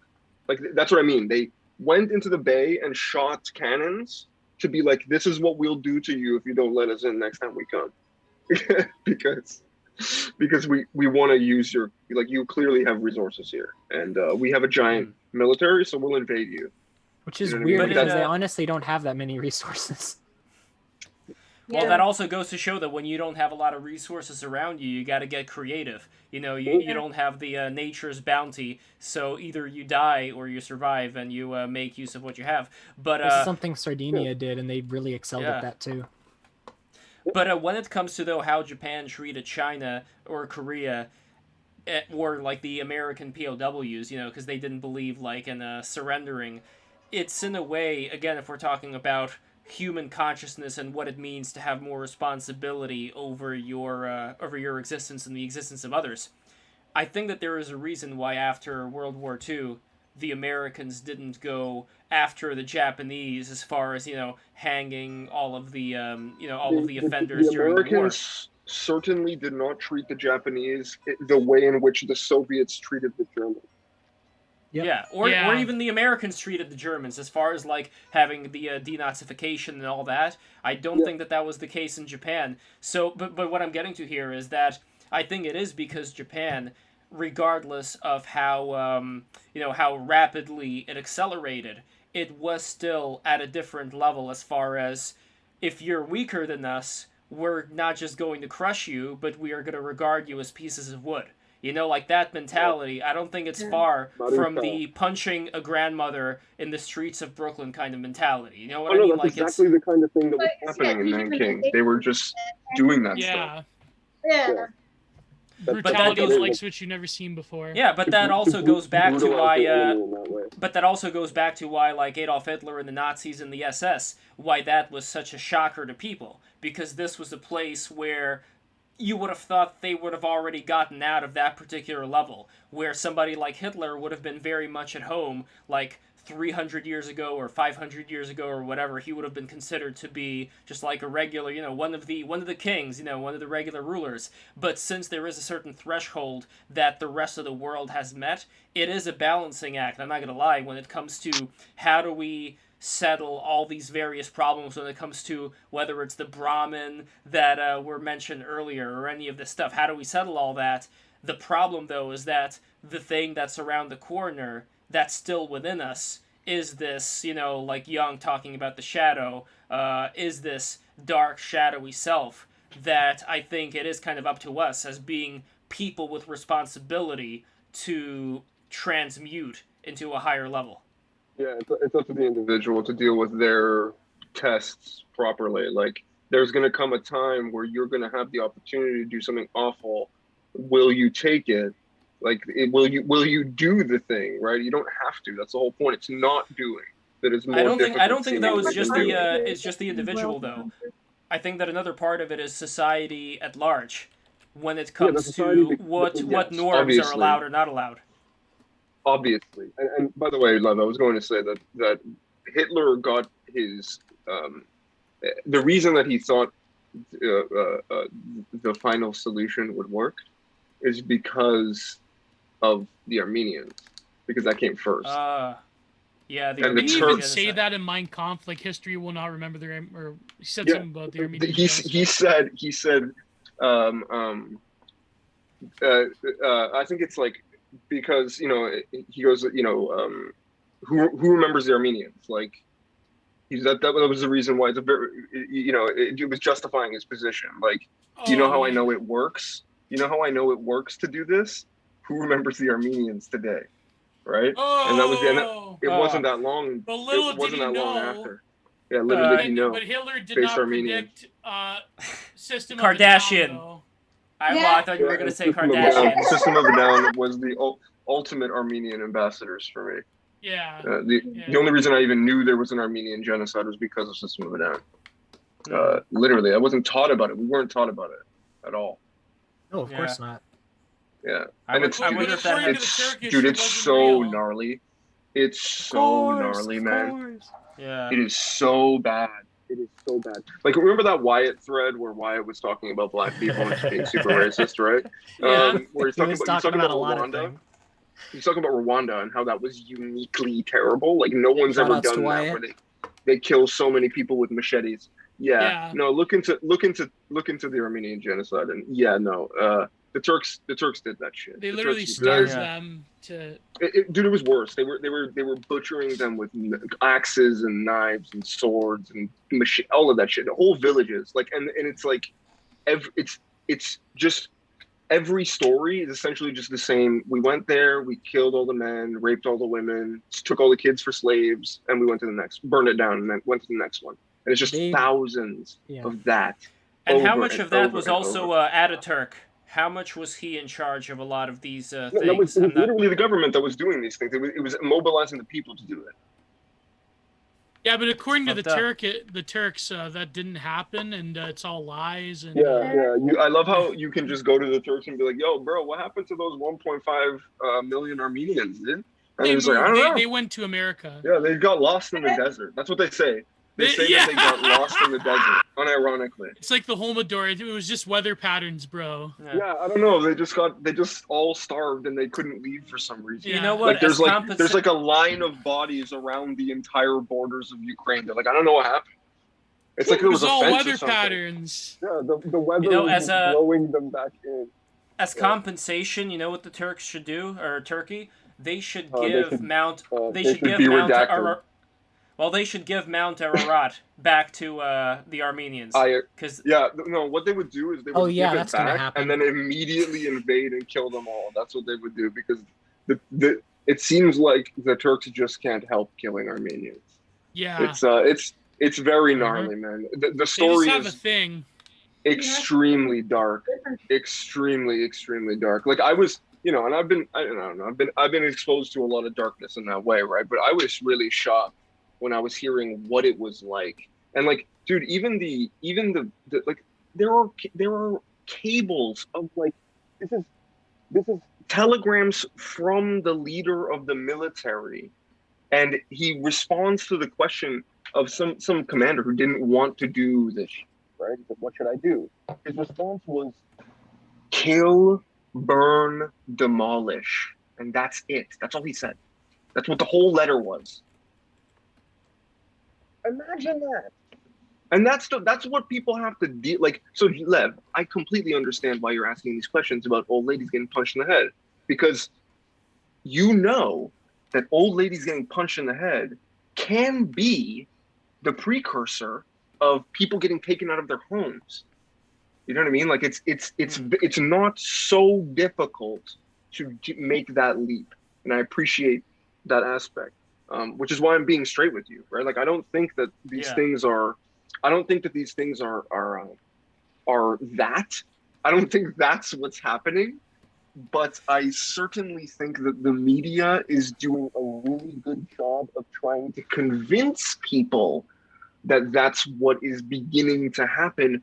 But at the same time, they are placing the blame upon everyone but the perpetrators and themselves. You know what I mean? That's human fucking nature right there. Yep. Is but we were able to perhaps we should look into ways to de-escalate the tension, right? Yeah. Yes, but again, as far as any recommendations having to do with be Mr. Rogers. I actually have to be. I have to shout out Logo for that Mr. Rogers posting that he was doing the other day, because I love me some Mr. Rogers. As a good ass man. No, he's a good ass man. That's the type of person that everyone should strive to be more like. Is Mr. fucking Rogers. Wholeheartedly with that sentiment. Yeah. If there's anyone who is living Christ's like path, it was Mr. fucking Rogers. He's a savage. But it's the opposite. No, he is a savage in the truest way. It's pure discipline. He is willing to always be that person. So he never lets go. He never allows the worst aspects of himself to come out. You know what I'm saying? That's being a fucking. You know. There is one question I have about Mr. Rogers, though. If he, on his deathbed, he asked his wife, was I a lamb? And that is like so antithetical to what I feel like modern masculinity is supposed to be. How men are encouraged in all ways never to be soft, never to be gentle, but he meant it in a Christian sense. Was I a good Christian? She said yes. So you're saying a Mr. Rogers today would be a male to female? No, I'm not saying that. I'm just saying that it's a value structure that I feel like has been. If they brought Mr. Rogers today, it would be a drag time story hour. No, that's. Alexandra, that's traditional masculinity, and that's something that's lost on a lot of people today. Thank you, Hero. Listen, Hero, you're a trad because you're beta, apparently. That's been every quote tweet I've been getting for the past 2 days, man. I don't understand that. Alexandra, did you see Hero's tweet? As a woman, I don't get beta vibes from Hero whatsoever. You can be thank you. soft-spoken. Bullshit. No, Hero isn't afraid. Hero is unironically alpha. He's not afraid to stand up for himself.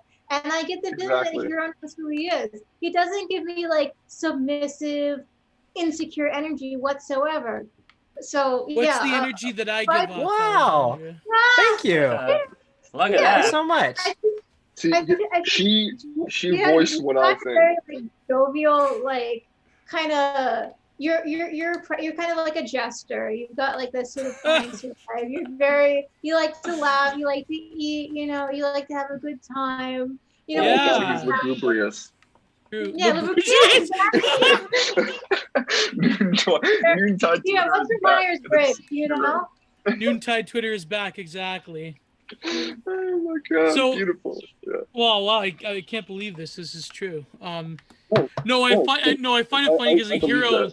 He had this tweet recently, Alexandra, about this thread about how people are trad has become the new it's become basically incel or calling someone alt-right. So many fucking cringe weirdos calling themselves trad on the internet. Yeah, and it's really just fetishism. To them is calling women whores. Well, so that's not exactly what I was saying. What I was saying is that no, he's saying there's all these term of abuse. There's all these. Yeah, it's a pejorative. Yeah, well, it's not just that. It's just that there's all of these rad femmes in the bad way, in the sense that they're not trying to promote any form of feminism that people. Yeah, but it's it's the most bitter, absolutely wedge driving form of any kind of feminism you can think of. I see them as a reaction. They're just they're the anti-incel. They're right, they're the woman who is angry about the incel's beliefs and therefore will hold herself in opposition to the incel and will attack males as being the reason Right. why It's society is wrong, in the same way that the incel attacks females. You for being fucking the reason why hoes, you society- ruined us. Exactly. Yeah. Exactly. Exactly. It's these exact it's same these thing. bitter harpies that do that. That again, I say wedge drivers because they're Are equally you at thinking fault of that for. one particular account, Hero?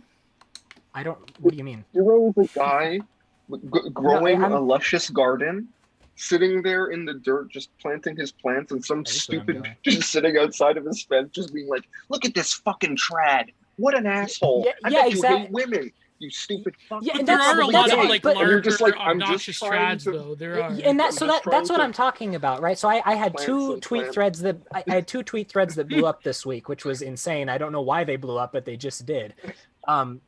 One of them was me asking like, what the fuck is going on in right-wing Twitter? Because it's all of these harpies painting every single quote unquote trad account on this side of Twitter as like awful incels who just jerk off to pictures of women in fields. And it's like, Some of them where the are fu- though. well, okay, so some You of them know? are, right? But that's not like emblematic of like what it means to be a traditional person. You know what I mean? It's like it's become, and that's what like what you were saying. It's become a pejorative, right? But like in a stupid way. It's like, this one fucking stupid trad pickbot account harassed my friend. So all trads are fucking incels and disgusting perverts. It's like, where the fuck is this coming from? And that's what it's been like for the past month or two on our side of Twitter. Like those accounts don't help though. Like the fucking they don't help, and that's a problem. And that's what this fucking yeah, and that's a problem. Like my good friend Pentilancola Stan, right? He talks about this all the time. What is with all of these guys just like posting? It's posting like really fucking perverted images and pretending that it's trad, and it's literally it's trad porn. Yeah, you know that it's tweet. gross. You know that there's nothing trad about it, right? So there's No, a lot, it's just and that it doesn't overtly help the sexual. image. It's just Yeah, it's not even that it's gross. It's just overtly I think it's sexual. I think it's that's gross, fine. and like that I tweet think I shared about you want to live on a farm and trained by 19-year-olds. Exactly, right. Exactly. It's clearly just sexual ideation rather than actual like ideology. They're trying to change themselves in the world. Right, They're but just but I there's just want. It's literally the an trad impregnation fetish. Yeah, but literally. it's exactly Yeah. it's a fetish. That's exactly it, right? It has nothing to do with any traditional values of abstaining from indulgence and things like that, which are entirely crucial and important to traditional values. That it doesn't matter what culture you're like, talking yes. about. That is a traditional value to abstain from this kind of indulgence and perverseness. to be chaste, to control yourself. Exactly. Yeah. Right. Well, And so the well, second I'm not thread going to that blew up- pretend that if I walked into a wheat field and there was a beautiful, braless maiden frolicking through the fucking wheat field, I wouldn't be super stoked. But at the same but time, that's not a an value. ideology. Yeah, That's not an exactly. ideology. Yeah. Right? That's So- a fantasy. Exactly. Right. So, and my second thread, the one that really blew up, it was that pushed me over the 1,000 limit there. That one was the one that was talking about like, hey, this is what it means to be trad. It's not posting these stupid pictures or acting like Yes. or just scrolling through like Tumblr blogs or cottagecore Pinterest feeds all day, right? There's actual values here to be had. It's not like it's not being upset that you can't time travel and live in some cottage somewhere. It's like how do I make the future something where I can live in something like a cottage, or how can I get these values to come back, or how do I make new values that are similar to this, right? That have the same meaning. And that blew up for some reason. And every single response I've gotten over the past, or not every single, I'm exaggerating because it was just ridiculous. But I've gotten so many like quote tweets and responses to that were just like, oh, this is cope. You're just seething. You're a porn brain. You're a porn brain. And I'm like, I literally said stop being a porn brain, and they're like, oh, you just jerk off too much, man. It's the funniest It fucking becomes thing ad in the world. hominem and just like a bunch of baseless bullshit. But my It's favorite. But there is are what some I'm thinking trads it who is. do have like a Well, of really course. frustrating time with like jerking off. And, Like I imagine that fetishizing Patriarch certain- Prime. Yes, and I'm saying his name. That fucking Patriarch Prime. oh, I imagine no! Patriarch Prime has a real fucking problem. He certainly but seems Well, that that's way. it could just be that's his just own. yeah that's It just could me. be his own. Never mind. I'm not going to. I'm not gonna. Are you I do not know. gossiping? I do Are the not know boys anything gossiping about right him. now? This about guy your deserves Twitter it. rivals? I'm not gonna pretend that I know Oh anything my. about him. Wait, I'm what not are you gonna saying? say that What'd you he's say, gay. Alexandra? What'd you I say? was just are you boys gossiping about your Twitter rivals? Because that's what it No, sounds like. no, I'm Rivals saying, implies that talking he's about on the people- same league as us. I'm talking about people who are popular on Twitter and they do this kind of shit. Yeah. You know what I'm saying? Is he Just that kind popular? of I psychotic. got more followers than him. I don't know. Whatever. It doesn't. Yeah, doesn't but really you're matter. like king I don't care. status. What I care about is the fact that this dude's just weird. It's like, bro, relax. I think right? like if you get to the point where you're like unironically saying that beating your wife is acceptable, I think that's like Like I'm actually gonna ridiculous. beat you for sure, 100%, 1000%. If that's my sister or my daughter or whatever, I'm gonna break your knees, dog. For sure. Those don't are do the that. people that are giving these like bitter harpies That's like trad, ammo. by the way. It's yeah, like for literally real.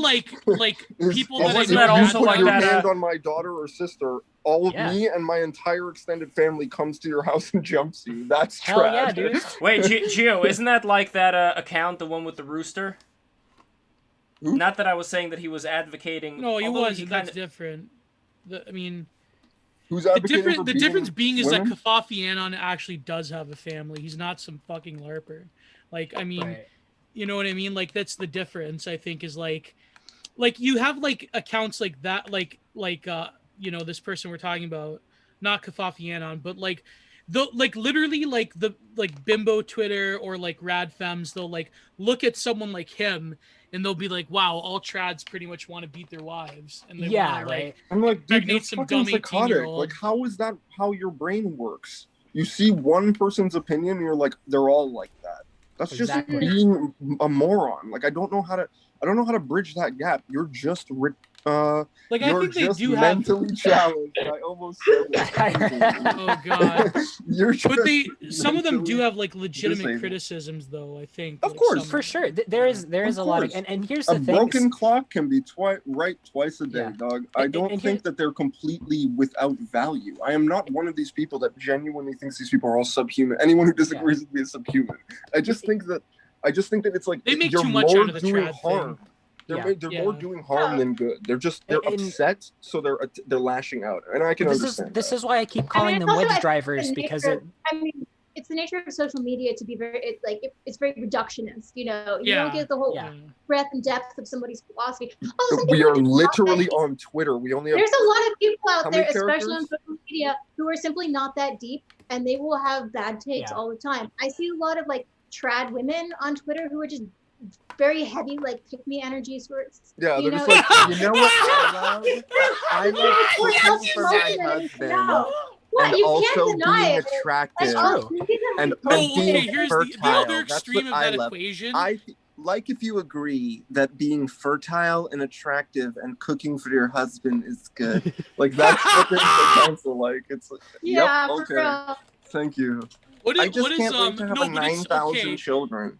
There are By the some way, of them. every time. Women don't even have kids, or if they do, they neglect Right. their kids because they're too Yeah, busy. for real. eating By the way, shit. look, just like in Pee-wee's Playhouse, you have like the word of the day that causes the alarms to go off. Every time people say fertile, I always post Yeah, this. it perks me up a little bit. Oh You my know, God. an authentic trad wife wouldn't I'll even say know how to pecan. read or write.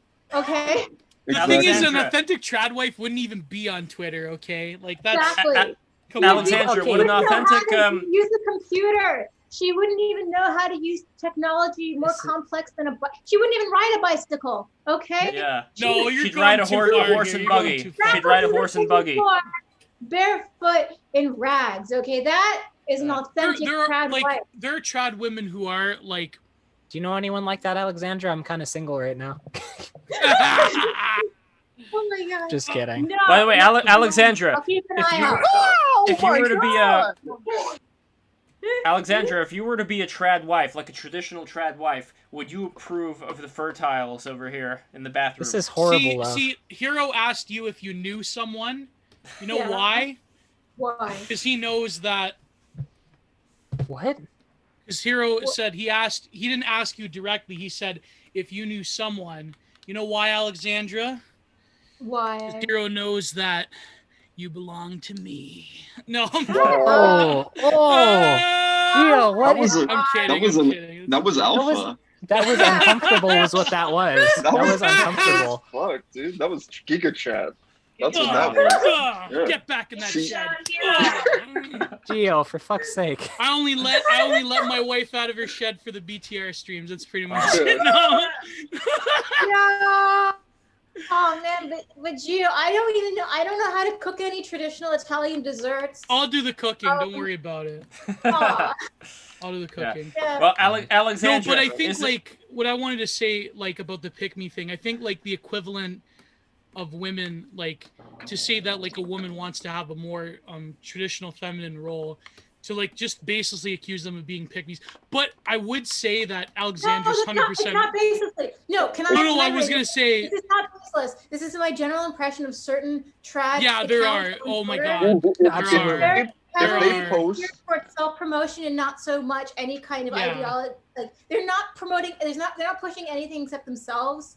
And the thing again, is, they're like, when usually, you tweet out, yeah, when you like young, tweet out fit, something like, "Oh my mentally god, I want a attractive. baby right now. Do you know anybody who can marry me?" Like that shit, you fucking know you're being a pick me. Like, come on, don't be like, you know what I mean? Like that's the male fantasy. I think like, I agree with the rad femmes to the extent that I think that women shouldn't like lower their position to play up to a very like niche.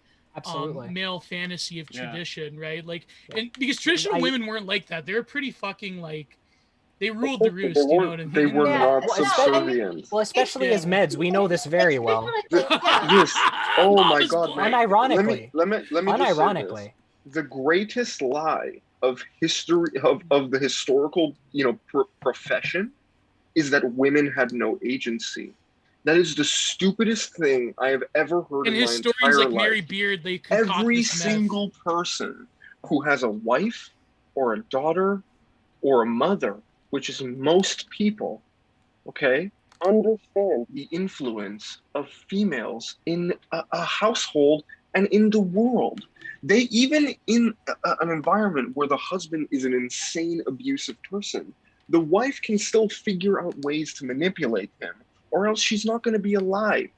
This is how these things work. You think Julius Caesar's mother was not influential in his life and in the things that he did, and in Wasn't therefore she very influential in his? yes, but even this, and just extrapolate that outward. Yes, women were extremely important. It's just that yes, their names were not written, and they did not have a quote unquote voice, but they sure had a goddamn footprint. It's just Well, that even- you are Well- you're too blind. All you're doing is looking at the paper, man. Look at the Well, fucking think about it. To put it a different You know way, what I'm to put it a different way, especially in the Southern Europe, right? So especially in the Mediterranean, women ran the household. That is just that's how, and it still is that way. Like Both even today. domestic here. Yeah, They exactly. were in households. That was the whole point. Is that they The had man their is own- the man is the own- figurehead of the family. He's kind of the representative, but the woman runs the household. That is like an unquestionable fact. The And reason honestly, he that's does it probably is the- because he doesn't have time because he's It's the- working. It's the healthiest family dynamic, if you ask me. This is why I like what do you call it? Someone tried to say that what you want to look for is trad femmes, not rad femmes, which I think is a silly thing to say, but honestly it's kind of true. This is I think you traditional. could probably convert the rad femme to I think be you more. should just look for people who are normal. Rad femmes That's are the most basically important thing. traditional feminists. They're like second wave feminists. essentially. Right. Yeah. But Yeah, I'm I friends like, with a few of them. I could Nina probably- Paley. Yeah, I appreciate What? second wave feminists. They're pretty Yeah, based in, definitely. compared to the rest. Wait, so would you Compared to say the third Nina wave, Paley yeah. is it? Would you say Yeah. that Nina Nina Paley is a I- second wave feminist? Yes. Yeah, Yeah. she's. I want to talk to her so bad. I would love to be on stream with Nina Paley. I'm a Hell huge- You yeah. weren't on stream with her yet. No. I Oh, thought I you mean, no. I were. took a break from training. I'm back now. Hello. But yeah, Excellent. like, Well, we're gonna have to fix that. I would love to talk to her. We're gonna have to make a stream real soon, and I would love for Nina Paley to be there with you. It's all Absolutely. right, babe. We'll make it happen. Yeah. Wow. Yeah. But my only Aw. concern would be like more like government policies when it comes to. I understand the need for having places be much more sovereign. Having families be much more, not like in Canada where from what I hear, like if kids start transitioning, they can do it without their parents' approval. Obviously there's like a slippery Crazy. slope when it comes to that kind of stuff, but at the Get your same kids to time, not transition, they just fucking Waco you. Yes. That's what's gonna But- happen. in That's the next what yeah, 5 but years. but at the same time, what is the right balance here? I mean, again, it all goes back to the same conversation, just like I had before, when it comes to people's roles in society balancing out, where you make sure that people can do like a particular thing that they want to do and not discriminate against them, while at the same time still having a certain kind of autonomous culture that would be able to lift people up as opposed to lower people down. You know what I mean? Like, how do you balance all that out? You have a dharmic society in which caste exists, but is not just defined by race, and people act in a way that is dharmic. But that's impossible because there's too much of dharma at this point, and we're in the fucking Kali Yuga. Yeah, that's the. Well, that's you the could problem. say in that way. But I think Russia... race is always going to be a facet of the American Absolutely. consciousness itself, which is a very problematic thing, obviously. Well, It's would you not say that that Russia had that kind of thing? But Russia, again, had a lot of that pent-up aggression, even though you could say that the slaves or serfs Well, was who race were a thing ethnic in Russians... Russia, or was it? No, I wouldn't say it was that much of a thing, although If to a it's certain if it's extent... present, it matters. Well, to a It was certain there extent, to a the degree. Russians within Russia, they were ethnic Russians who were the serfs, and the nobility, they were less Russian than the Russians, if that makes sense. Right. Like, Yeah, they were a lot more Kinda like as the usual. British. European. Yeah, as usual. Problem. Yeah. Yeah. Well, it's also I think the biggest distinction became rural versus urban once. Yeah, in Russia there was. Yeah, once the Soviets got control, right? So, it's a complicated thing, but it really, I think that the idea of caste is that there are different roles for different people. I don't think anybody should be in untouchables. I don't think it's real, other than like, No, but what if somebody... Mr. Girls. I was looking Yeah, for a yeah. word for it. Mr. Girls. Mr. Yeah, Girls are allowed yes. to be Shudra. You are untouchable, but everybody else, you have a No. role in Vindicated, society. You by have the way. you have a job. Yeah, it's Geo completely Yeah. vindicated. I mean, in India right now, there's like a huge push against like the idea of like people being untouchable. There's like a lot of reform happening within like the last 20 years. Where, Yeah, I like, don't like it renamed rankles a lot of against. things, a lot of like it's a lot of rearranging of things. A very very strong push towards more egalitarian and less hierarchical society. But like I agree with Jordan Peterson. I think hierarchies are vital, for organizing, complex structures. Yeah, but But as yeah, far as how you discriminate over one person or another being in a certain position, the problem that I have with the caste systems is that, unless I'm mistaken here, are you basically saying that the son of a farmer would only be able to be a farmer, even though they really want to... No, I would not want it to be like that. See, the problem is that it requires things that are basically not happening. You need a functioning Brahmin class, which would mean people who are spiritually non-bugman guided and gifted enough to be able to determine what your caste would be by things that are etheric. You can't even see or touch and taste, right? It's you are this, not because your father was this, but because that's your dharmic path. That's who you are. It's your job. Yeah. You But that's know also, that there are some at people- least today, you could say it's rampant for abuse, because you could have any fucking asshole going up and saying, That's what I mean. "Well, you don't deserve to be in this spot. You're actually a this or a that." That's and- I don't the point. necessarily. I don't necessarily That's the think point you of it. need a cast of people to point that out. I think it's something that you just would naturally fall into. But see, that's my fucking point, though, Hero. I This is my point. disagree. There need to be leaders, in my opinion. Well, there needs to Okay. be leaders, but I don't think they need to appoint you the position. You know what I'm saying?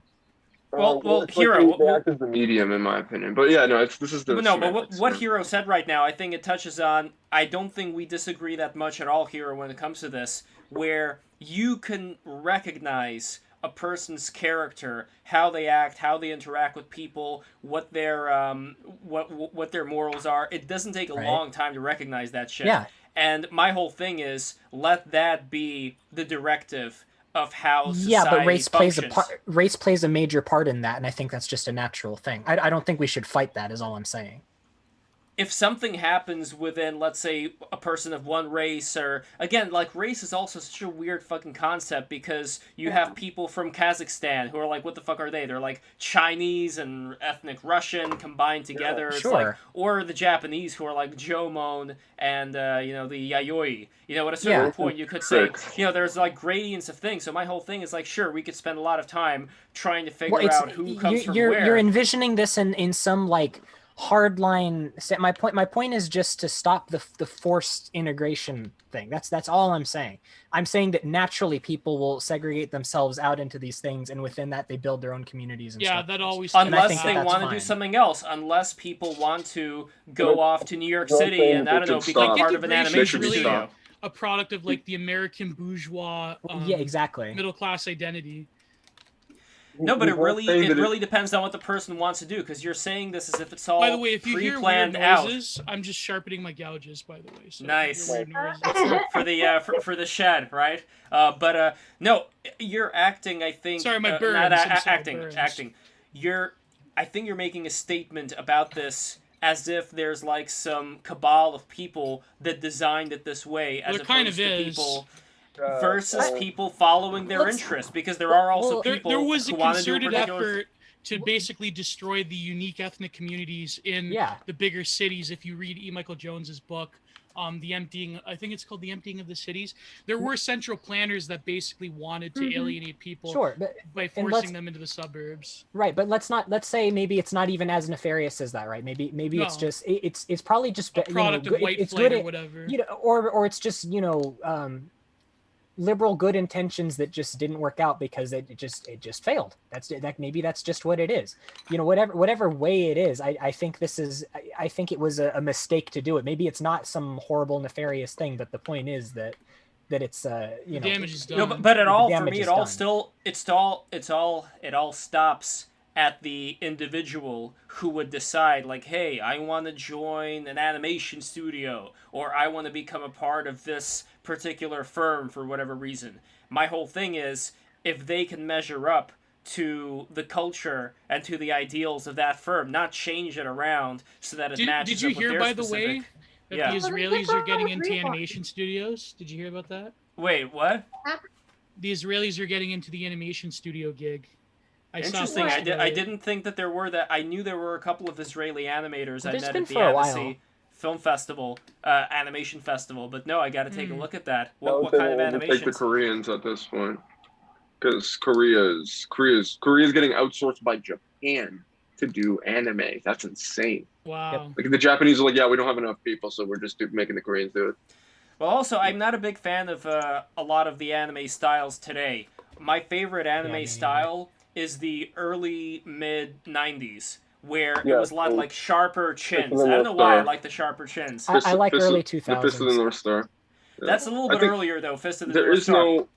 There is no style anymore. There's just sort of like everybody, it's already been established, and so people are just doing their own thing at this point. There's like Toriyama, the Dragon Ball, that kind of is like the style of everything at this, but like not really to I disagree. not to the letter. Like they're not literally copying Toriyama. No, it's his style of bright colors, simple designs. Not necessarily Remus. It's more everyone kind of what's the studio that burned down, the one that did Lucky Star? I should know this. What? Kyoani, right? Apparently, Hiro, you're a beta Coomer because you have an anime avatar. There's another accusation. Look, we're not entertaining the statements of that idiot. Okay, that person's on it. Huh? What was that? Beta. Oh, crying out loud. Beta. We're not going to be entertaining the ideas of that worthless person on Twitter, okay? Oh, he's a good dude. It's just that he's not. He's been a bitter loser for like the entire time that I've known him. I'm not going to say any names, but I have no attachment to this person. I've got nothing with that. They've just been bitter and awful. No. You have to I'm just doing a Jesse Lee Peterson impression. Oh, by the way, I don't even dislike you. By the way, Alexandra. I want to know. I want to know, Hero. Message me, private message me. Oh, sure, I'll tell you. Yeah. By the way, Alexandra, Gio was talking before about the shed wife and the shed, but what about the doghouse? When is Gio going to be in the doghouse? If you know what I mean, Alexandra. Well, that's a white woman thing now. That's. Wait, Gio. That's a good one. Gio. Oh man, I like that meme a lot. I think it's really funny. I think it's more than just a meme. I don't know. There should have been an alternative version of the Matrix. I can't believe Common Film has inflicted us with this fucking meme about where Morpheus gives 3 pills to Neo: the blue pill, the red pill, and the dog pill. Yes, and the dog pill is shaped like the Canadian leaf, like the maple leaf. That's like the the shape sexual of the dog thing pill. is like ridiculous. Obviously, like I mean, there are some people that claim that it happens, whatever. But like, I think it's more so that a lot of like, unfortunately, like a lot of like Gen X and now like millennial women, they sort of like like the dog becomes like a replacement for their like either child or in some cases like a weird like companion to like that's just a morbid like hey, yeah. You know, we live in a very atomized, alienating society. Yeah. And for a lot of people, the only creature who's going to give you unconditional love, not going to be your mom, your dad, your boyfriend, your girlfriend, whatever. It is going to be Fido. So yeah. That makes sense. So and men in Japan, have been dog fuck cooked. robots. They put on their AI goggles and like pump the air. You know. But wait, so like. I hate this. I hate this image so much. Wait, would it be fair to say that if there is a woman out there who, let's say, has an inordinate amount of not only pit bulls, but also Rottweilers, like if she's very big into both... they either like really small micro dogs, like that's a replacement for their kids, but like the really huge dogs, it's like a replacement for like a relationship because they want like a dog to be assertive like a man, but like they could still control them because it's still a dog. So I mean, this is a Coach Red Pill video, by the way. This isn't my own thesis. Part. What a hilarious joke that they can control the dogs, man. That's so funny. They can. They think they can. It's insane watching videos of pit bulls attacking people, and a woman was holding the fucking leash, and she's just getting dragged around by the dog. And I'm like, dude, that dog is trying to kill someone right now, and you can't even stand. Why do you have this? This is like having a cannon as a gun. It's retarded. It's like, what are you doing? Mean, honestly, like I bet a lot of people like you guys want to give women shit for not having children, but like if you can't control your dog, and imagine them trying to raise a human child into a competent adult, you know? Well, that's different. No, and that's why we have all the old ladies being knocked out. That's exactly it. Because if there's no father figure around, it's going to be that much harder. Well, no, I mean, like it's different in the sense of like, I think like the maternal instinct is obviously different than when you're raising a pet. Like I don't know, but I see your point. I mean, a lot of these women. Like, I don't know, I just don't like when they have, like, these micro dogs and they, like, carry them around. I don't know. Like, a man will have a... I think small dogs are really annoying. And I mean, not all of them, but the majority of them are, like, there's sort of an angst to be a small dog. They're very angsty. I like cats, though. I mean, I have a cat, so I'm kind of biased. Cats are the true alphas. Small dogs are kind of a symbol of, like, urban living in a sense that you don't need a big dog to perform the tasks that they used to. Like, a man will have... It's a shame. They're vermin killers. That's what small dogs have always been. They used to be, like Scottish Terriers used to be Mausers. Like vermin killing dogs, there's also like toy dogs, like dogs who were like specifically bred to just like fit in a purse. Yeah. You know? But it is quite something to see like the pit bulls when they go at something. You know, people can knock them with a baseball bat or a lead pipe, and they still keep fucking going. It's like just built in. You have to break their jaw or kill them. That is the only way, because they will not stop. They will not stop, and they're ridiculous. Their jaw strength is ridiculous. Their bite is ridiculous. You can't get them off the thing without destroying the limb. Essentially, like there's no way. It's so dangerous to have those fucking dogs, man. It drives me insane. My neighbor's got two. My neighbor's got two of them, and he walks them around constantly, and he just laughs when they start sniffing at people. Honestly, some dogs are like it's like having a gun. You know, if you have a fucking gun that might just go off and kill somebody at random, that's like what having some of these dogs is like. And like the level of irresponsibility is insane because like you need a license to get like a semi-automatic weapon or whatever, but like. It's not even. It's worse than a gun. It's worse than a gun. It's a chainsaw. And you can like you know, and you can misuse that dog, and that dog is lethal. It's a lethal fucking creature. Joe Rogan has pit bulls. How do you explain that? He had a pit Some bull. asshole. I don't know what it is. He doesn't have a pit bull anymore. He had a pit bull. He talks about it, and he's like, yeah, no, that was he could control a pit bull because he's strong and has the ability to keep a and pit bulls will not attack their masters. It doesn't work that way. They will not attack the person that owns them. They will attack other things. How many people I think it's just bred a stupid... pit bulls into existence? That's like, you basically do eugenics with dogs. Oh, let's create a cunt of a dog. That's what every dog breed is. Yeah. That's what every dog breed is. No, they were fighting pit dogs. It's not their fault. Yeah, they were made to be that way. Well, wasn't the Chow Chow made to be eaten? You know, even the word Chow. You know, the Chow Chows were they were guard dogs. Oh, were they guard dogs? Yeah. Yeah, they just got smaller. No, I'm sorry, I'm thinking of something else. Yeah. Everything degenerates as we progressively make it worse. Have you seen those shepherd dogs? The Siberian shepherd. It's like super this is the thing that people don't giant. understand. Pit bulls aren't even the most dangerous dogs. It's just that they're the most dangerous dogs in terms of their inability to control themselves. Yeah. It's not about their actual danger. Like, there are other dogs that are way more threatening than pit bulls. It's just that they have the ability to control themselves, and they don't just attack people at random for moving too quickly because they have such a ridiculous like bite instinct that they can't stop themselves from. It's like how cats cannot avoid going after a laser. They have to. They don't have a choice. Their hand has to move. It's the same thing. That's what the pit bull's doing. He must everywhere he goes, he must bite children. No, I mean. Well, that's why I like that meme a lot. The one with the I have in my background. There's still like, I mean, like there's this. I don't believe that there's like an inherent evil, you know, to certain breeds of animals. They're not No, it's evil. not evil. They're It's just just about patterns.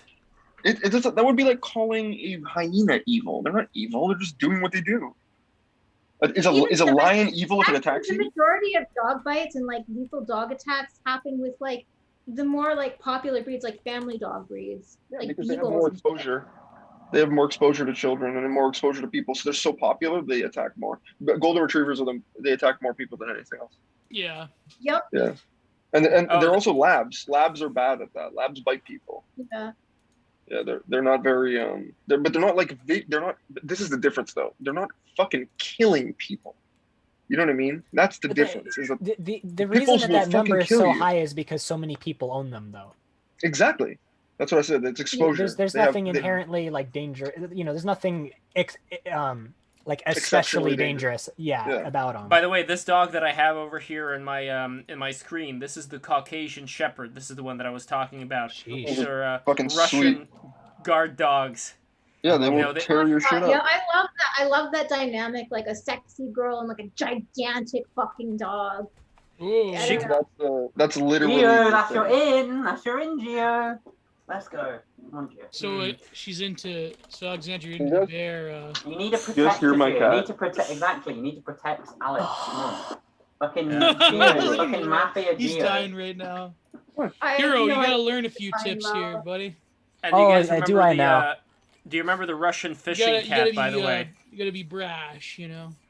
Do you guys remember the Russian fishing cat? What? My step grandma has this wonderful photo. Oh, I of love her. that cat. I had a neighbor with a cat like that. Wait, What? Oh, sorry. It's a literal. Oh my god. What were you saying, Alexandra, about your grandmother? Oh yeah, well, so my step grandmother. There's a great photo of her like sprawled out. It's like a professional shoot, but she's like sprawled out on the floor with like a puma, like a full grown one, and it's just like a great photo. Oh wow. Yeah, I didn't see that was a puma in that photo. Holy her crap! friend had a puma or something. Beautiful woman. Aren't yeah, they well, this illegal is now in New York though? Or Well, this is a like Russian. exotic pets, or... This is in a Russian apartment. Why could It's anyone ever own a puma? I don't know, for kicks. Rich people are fucking weird. Yeah, rich people have these weird, Bizarre. like, exotic animals. The weirdest people. Oh my god, man. That's I the like worst that. thing ever. Especially the Russians. The Russians love owning exotic pets. See, Yeah. he's lying on the table over here. Just imagine this As thing. much as I think it's cool, like if I was a rich person, I don't know, it's kind of like it's insane not. They cringe. don't belong there. It's the worst thing ever. I cannot Yeah. think of a worse fate than a bunch of than a fucking tiger or something sitting in a square room with a bunch of Saudi princes fucking pointing at it and laughing and shit. Yeah. That is the darkest fate You know what I for always a want? noble Hold on, let me creature like post that. what I would want. Let me look this up quickly. Carry on. But I'm gonna. Yeah, I but want, like, you're a pigeon British. hut. You've always, they've always had an obsession with exotic I mean, pets. our cats No, I themselves, don't though, want not. exotic animals, Gio. I'm not going for exotic. Cats Where is are it? different. They Fucking- domesticated people. Yeah. fuck, The where cats is it? have that thing, that disease, Toxoplasmosis. toxoplasmosis. Yeah. Yes, it makes women more. It makes How do you say everyone, it? I want all I want a human pigeon hut, beings. man. It makes human beings more Pliable. agreeable. There you go. Like they're more Agreeable. willing I've to. heard Yeah. it makes men more aggressive and women more agreeable. Like it has a different effect. I thought it makes women wanna have more sex. What it does. Oh. What it does is it makes you less likely to Yeah, be but then what would upset explain about the cat things that ladies, cats do. It makes you less likely to be upset about the things that cats do, Ah. Yeah. unironically. Because then, if that were true love, what about cat ladies? Like, It they're not makes having a lot of cats sex. more tolerable. This is literally what it does. That's how they domesticated us. Is toxoplasmosis. The way it works in rats is it makes rats not they don't run from cats anymore. Yeah. No, it erases their fear of cats somehow. I don't know if it erases their like fear in general, but yeah, it makes them less fearful and easier to eat. What you need, But, right? but how spread out is this toxoplasmosis? Like, is it every single cat, or is Hundreds it of just like the millions cat? of people. Hundreds of Wow. millions of people have it. It's across the entire world. Yeah. Get So shit if, out. hold There on we a go. second. Literally. With this toxoplasmosis thing, if I'd be willing to curb stomp a cat, would I have toxoplasmosis or not? So many care about cats, I know. Like, You probably do not have toxoplasmosis if you would be willing to curb stomp a cat. okay. It depends on the situation, but I don't really care. I I would just want to say literally. something extreme. I just want to say something extreme. I wouldn't curb stomp a cat. If a cat Oh my God. attacked me, I would still have a difficult time ending that cat's life. Yeah. Yeah. Yeah. I don't know. I wouldn't end That's it. why But they're I know also, I have I mean, toxoplasmosis. toxoplasmosis or not, I mean, cats are really beautiful creatures. Oh just yeah, like exactly. The way I that Yeah, just you know wanted what, to though? say something extreme. I'm You're not sorry. gonna feel that way if it's attacking you, because Oh, sure. a cat attacking you is awful. It's just This is what we like need. We 10 knives. See, fuck 10 cats, knives. fuck dogs, it's birds, baby. Birds are the fucking best That's- animals, man. you're a You need a psychopath. pigeon. No, what the fuck? No. No, I'm Fucking with birds, myself. man. You're a Birds are Fucking great. birds, man. Why am I a Psychopath. psychopath because I like birds? Birds. I'm Birds not are a awesome. psychopath. What Birds the are fuck? psychopath animals. No, they're love not. birds. What the fuck? Every psychopath had birds. It's true. What the Exactly. fuck? No, birds They're are psychopath cool. animals. What the fuck? No. Everyone fuck knows off. that. I'm with you, No, in. fuck I'm with off. you, in. No, I mean I had pigeons, and my grandmother had birds. No, birds are chill. Yeah, I'm good. No, get owned. Guys, Sorry, listen, go, like sorry, I am- go stalk the way of the samurai. a I classic am film. incredibly Has the pigeon hut. hungry. I'm incredibly hungry. We gotta end this stream now because I really gotta eat. But here, look at how this is coming along. My NFT over here. I think It's I'm so not, nice. I'm not almost done yet, but I still have to do I love the it. spit over here. NFTs were dead. Is that true? Yeah, they're dead. No, fuck no, they're not dead. I'm Oh, gonna you bring just them don't- back to life. You just I'm won't gonna bring them realize back the to cold life. hard truth. I'm gonna bring them back to life. Okay, so anyway. I still like this one that looks like my great grandpa you have with the mustache. Oh and the hat. yes, no, I still gotta finish him, but this one Or over you here. you kind of have one in this one. He's in like a box or something. Maybe, I don't know, it's possible, but I don't remember everything. Oh, is it this guy over here? No, it's What's it's like to the right of the big thing. To the right of the big thing. Yeah, there he Let's is. see. There he is. That's him with Yeah.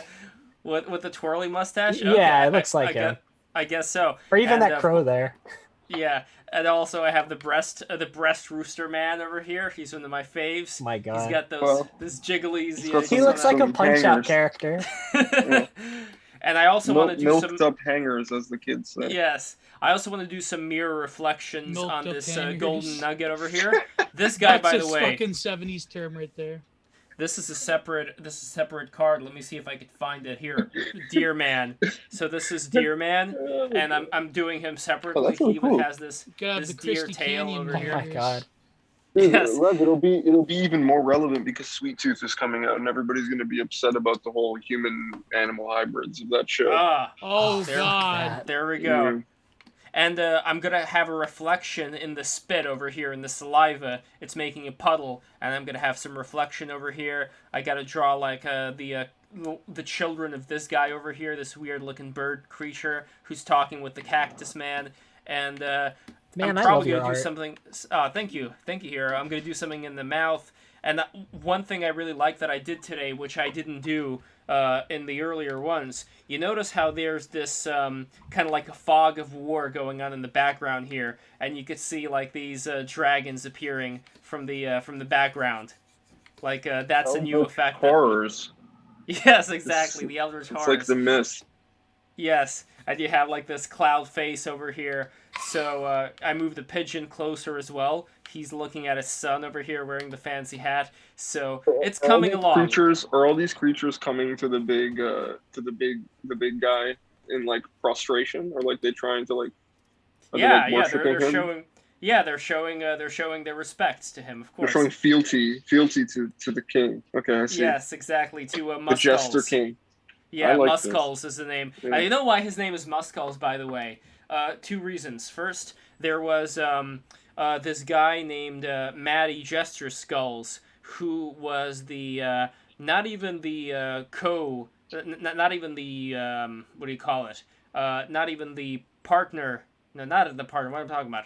There was this podcast, well, it's still around, called Part of the Problem with Dave Smith, the libertarian dude. And he had Mike Brancatelli, who was his co-host. That's it, co-host. And he also had Matty Jester Skulls, who is kind of like the co-host. And so that name struck me, Matty Jester Skulls. And it reminded me of this sketch from Steve Brule in Tim and Eric, where he was wearing like this human body, and it was like a kid's segment, and he was like taking the body off. It was like the skin with like the hair everywhere. And he said, and what is in everybody? And then he said, Muskulls. And then they wrote down the name Muskulls, and the way that it's spelled, it's hold on here, Muskuls. One or two S, I don't remember. But Muskulls. It was Yeah. Muskulls, exactly. I like So it. Muskulls is inside of everybody, so I decided to call this guy Muskulls because of that. He's inside of everybody. Also, I guess is he Tim is. and Eric on the bingo? Because I feel like that should be on the bingo. Tim and Eric as well. has to be on the bingo. Exactly. Yeah, Tim and Eric. Yeah, I mean, I know we anything have some- Tim Heidecker related. Yes. Yeah. I mean, I know that we have some detractors, some people who are not fans of Tim and Eric, but look, like I said before, there was this sketch That's that they me. were in.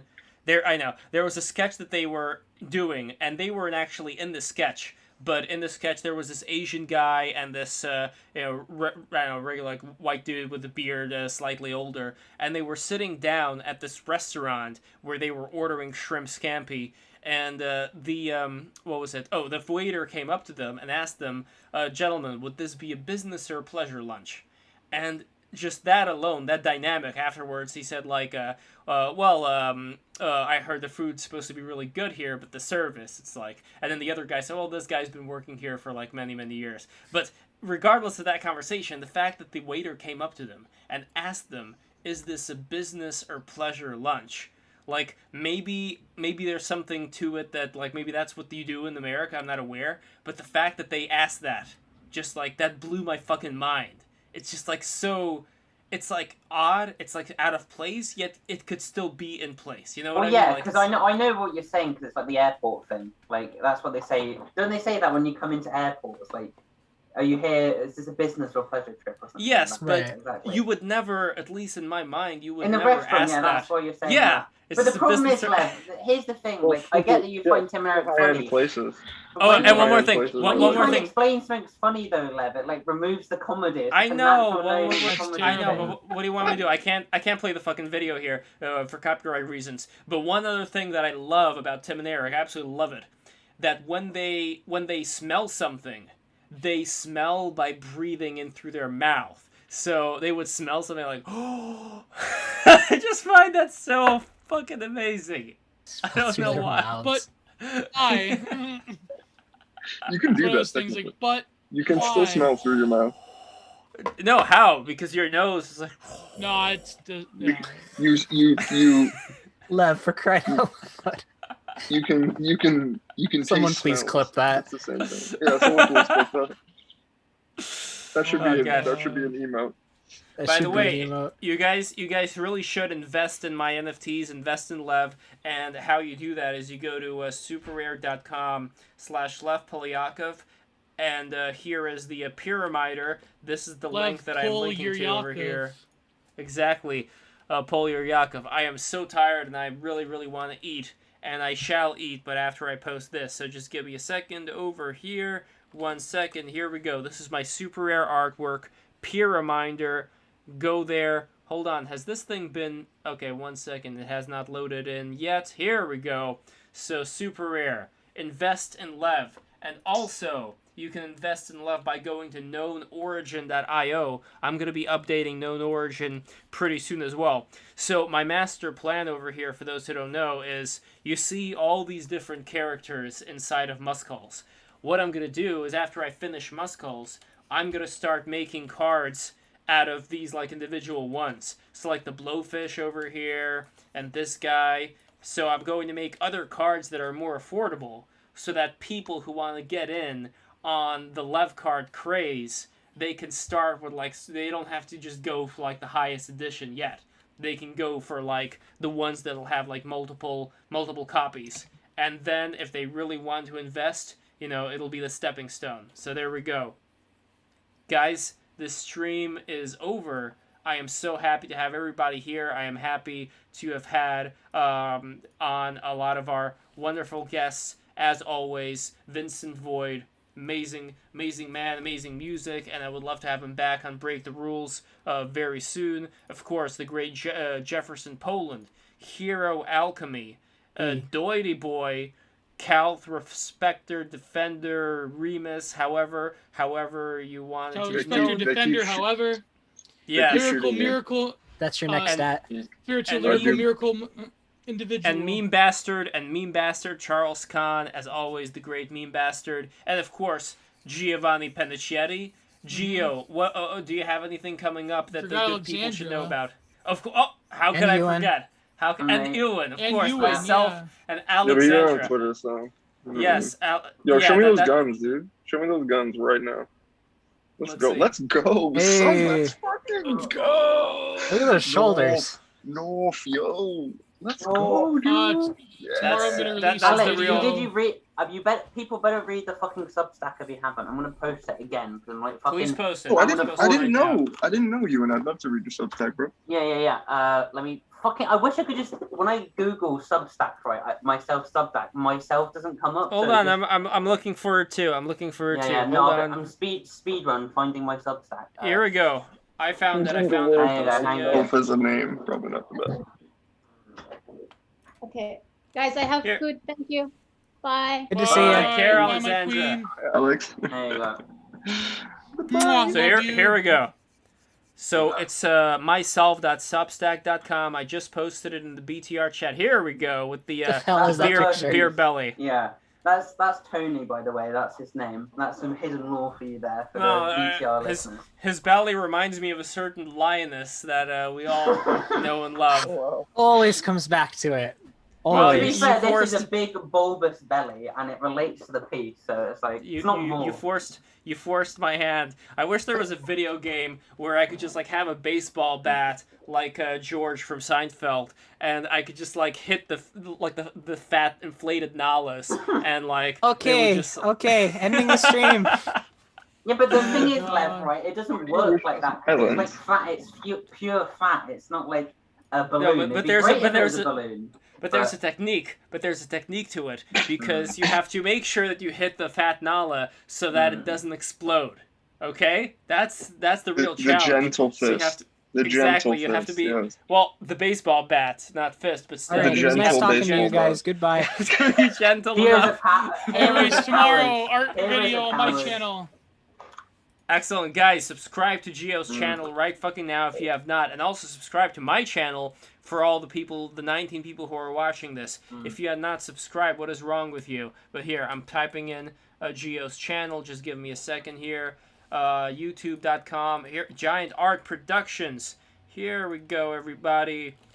Molto bene. By the way, Geo, I know the Italian number system. 1, 2, 3, 4, 5, 6, 7, 8, 9, 10, 11, 12, 13, 14, 15, 16, 17, 18, 19, 20, 21, 22, 23, 24, 25, 26, 27, 28, 29. No, I'm not reading it. No, look at my computer screen. I am not reading. This is for my mind. Geo, I was student of the month in Italian back in my Catholic school. Oh my god. Yeah, nice. So I still remember saying kitchen like a Russian guy speaking Italian. It was really good. Oh, thank you very much. Thank you. I appreciate it. Thank you. So, I mean, it's just the numbers, but still. I also know Juliet's entire monologue. Oh, Romeo, Romeo, wherefore art thou, Romeo? Deny thy father and refuse thy name. Or if thou wilt not, fuck, I forgot. Hold on. Well, why don't you know Romeo? Why do you know Juliet? I don't know. It just happened this way. Hold on. Oh, Romeo, Romeo, wherefore art thou, Romeo? Deny thy father and refuse thy name, or if thou wilt not... fuck!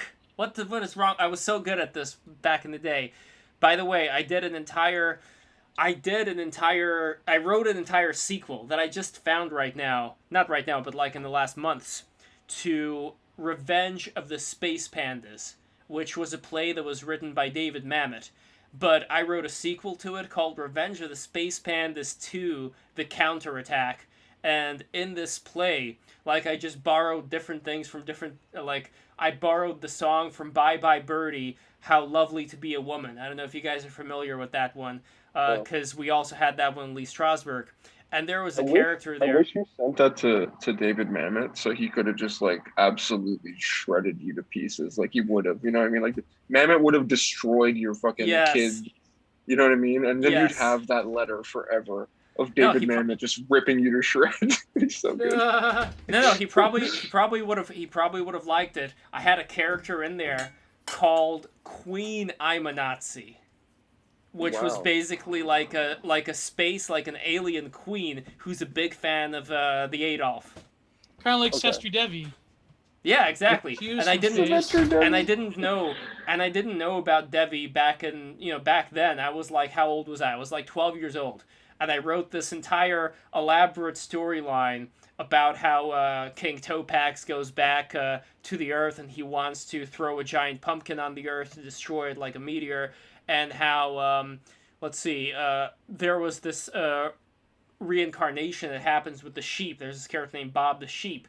And he starts shedding his own skin. Not skin, but like his own sheep wool.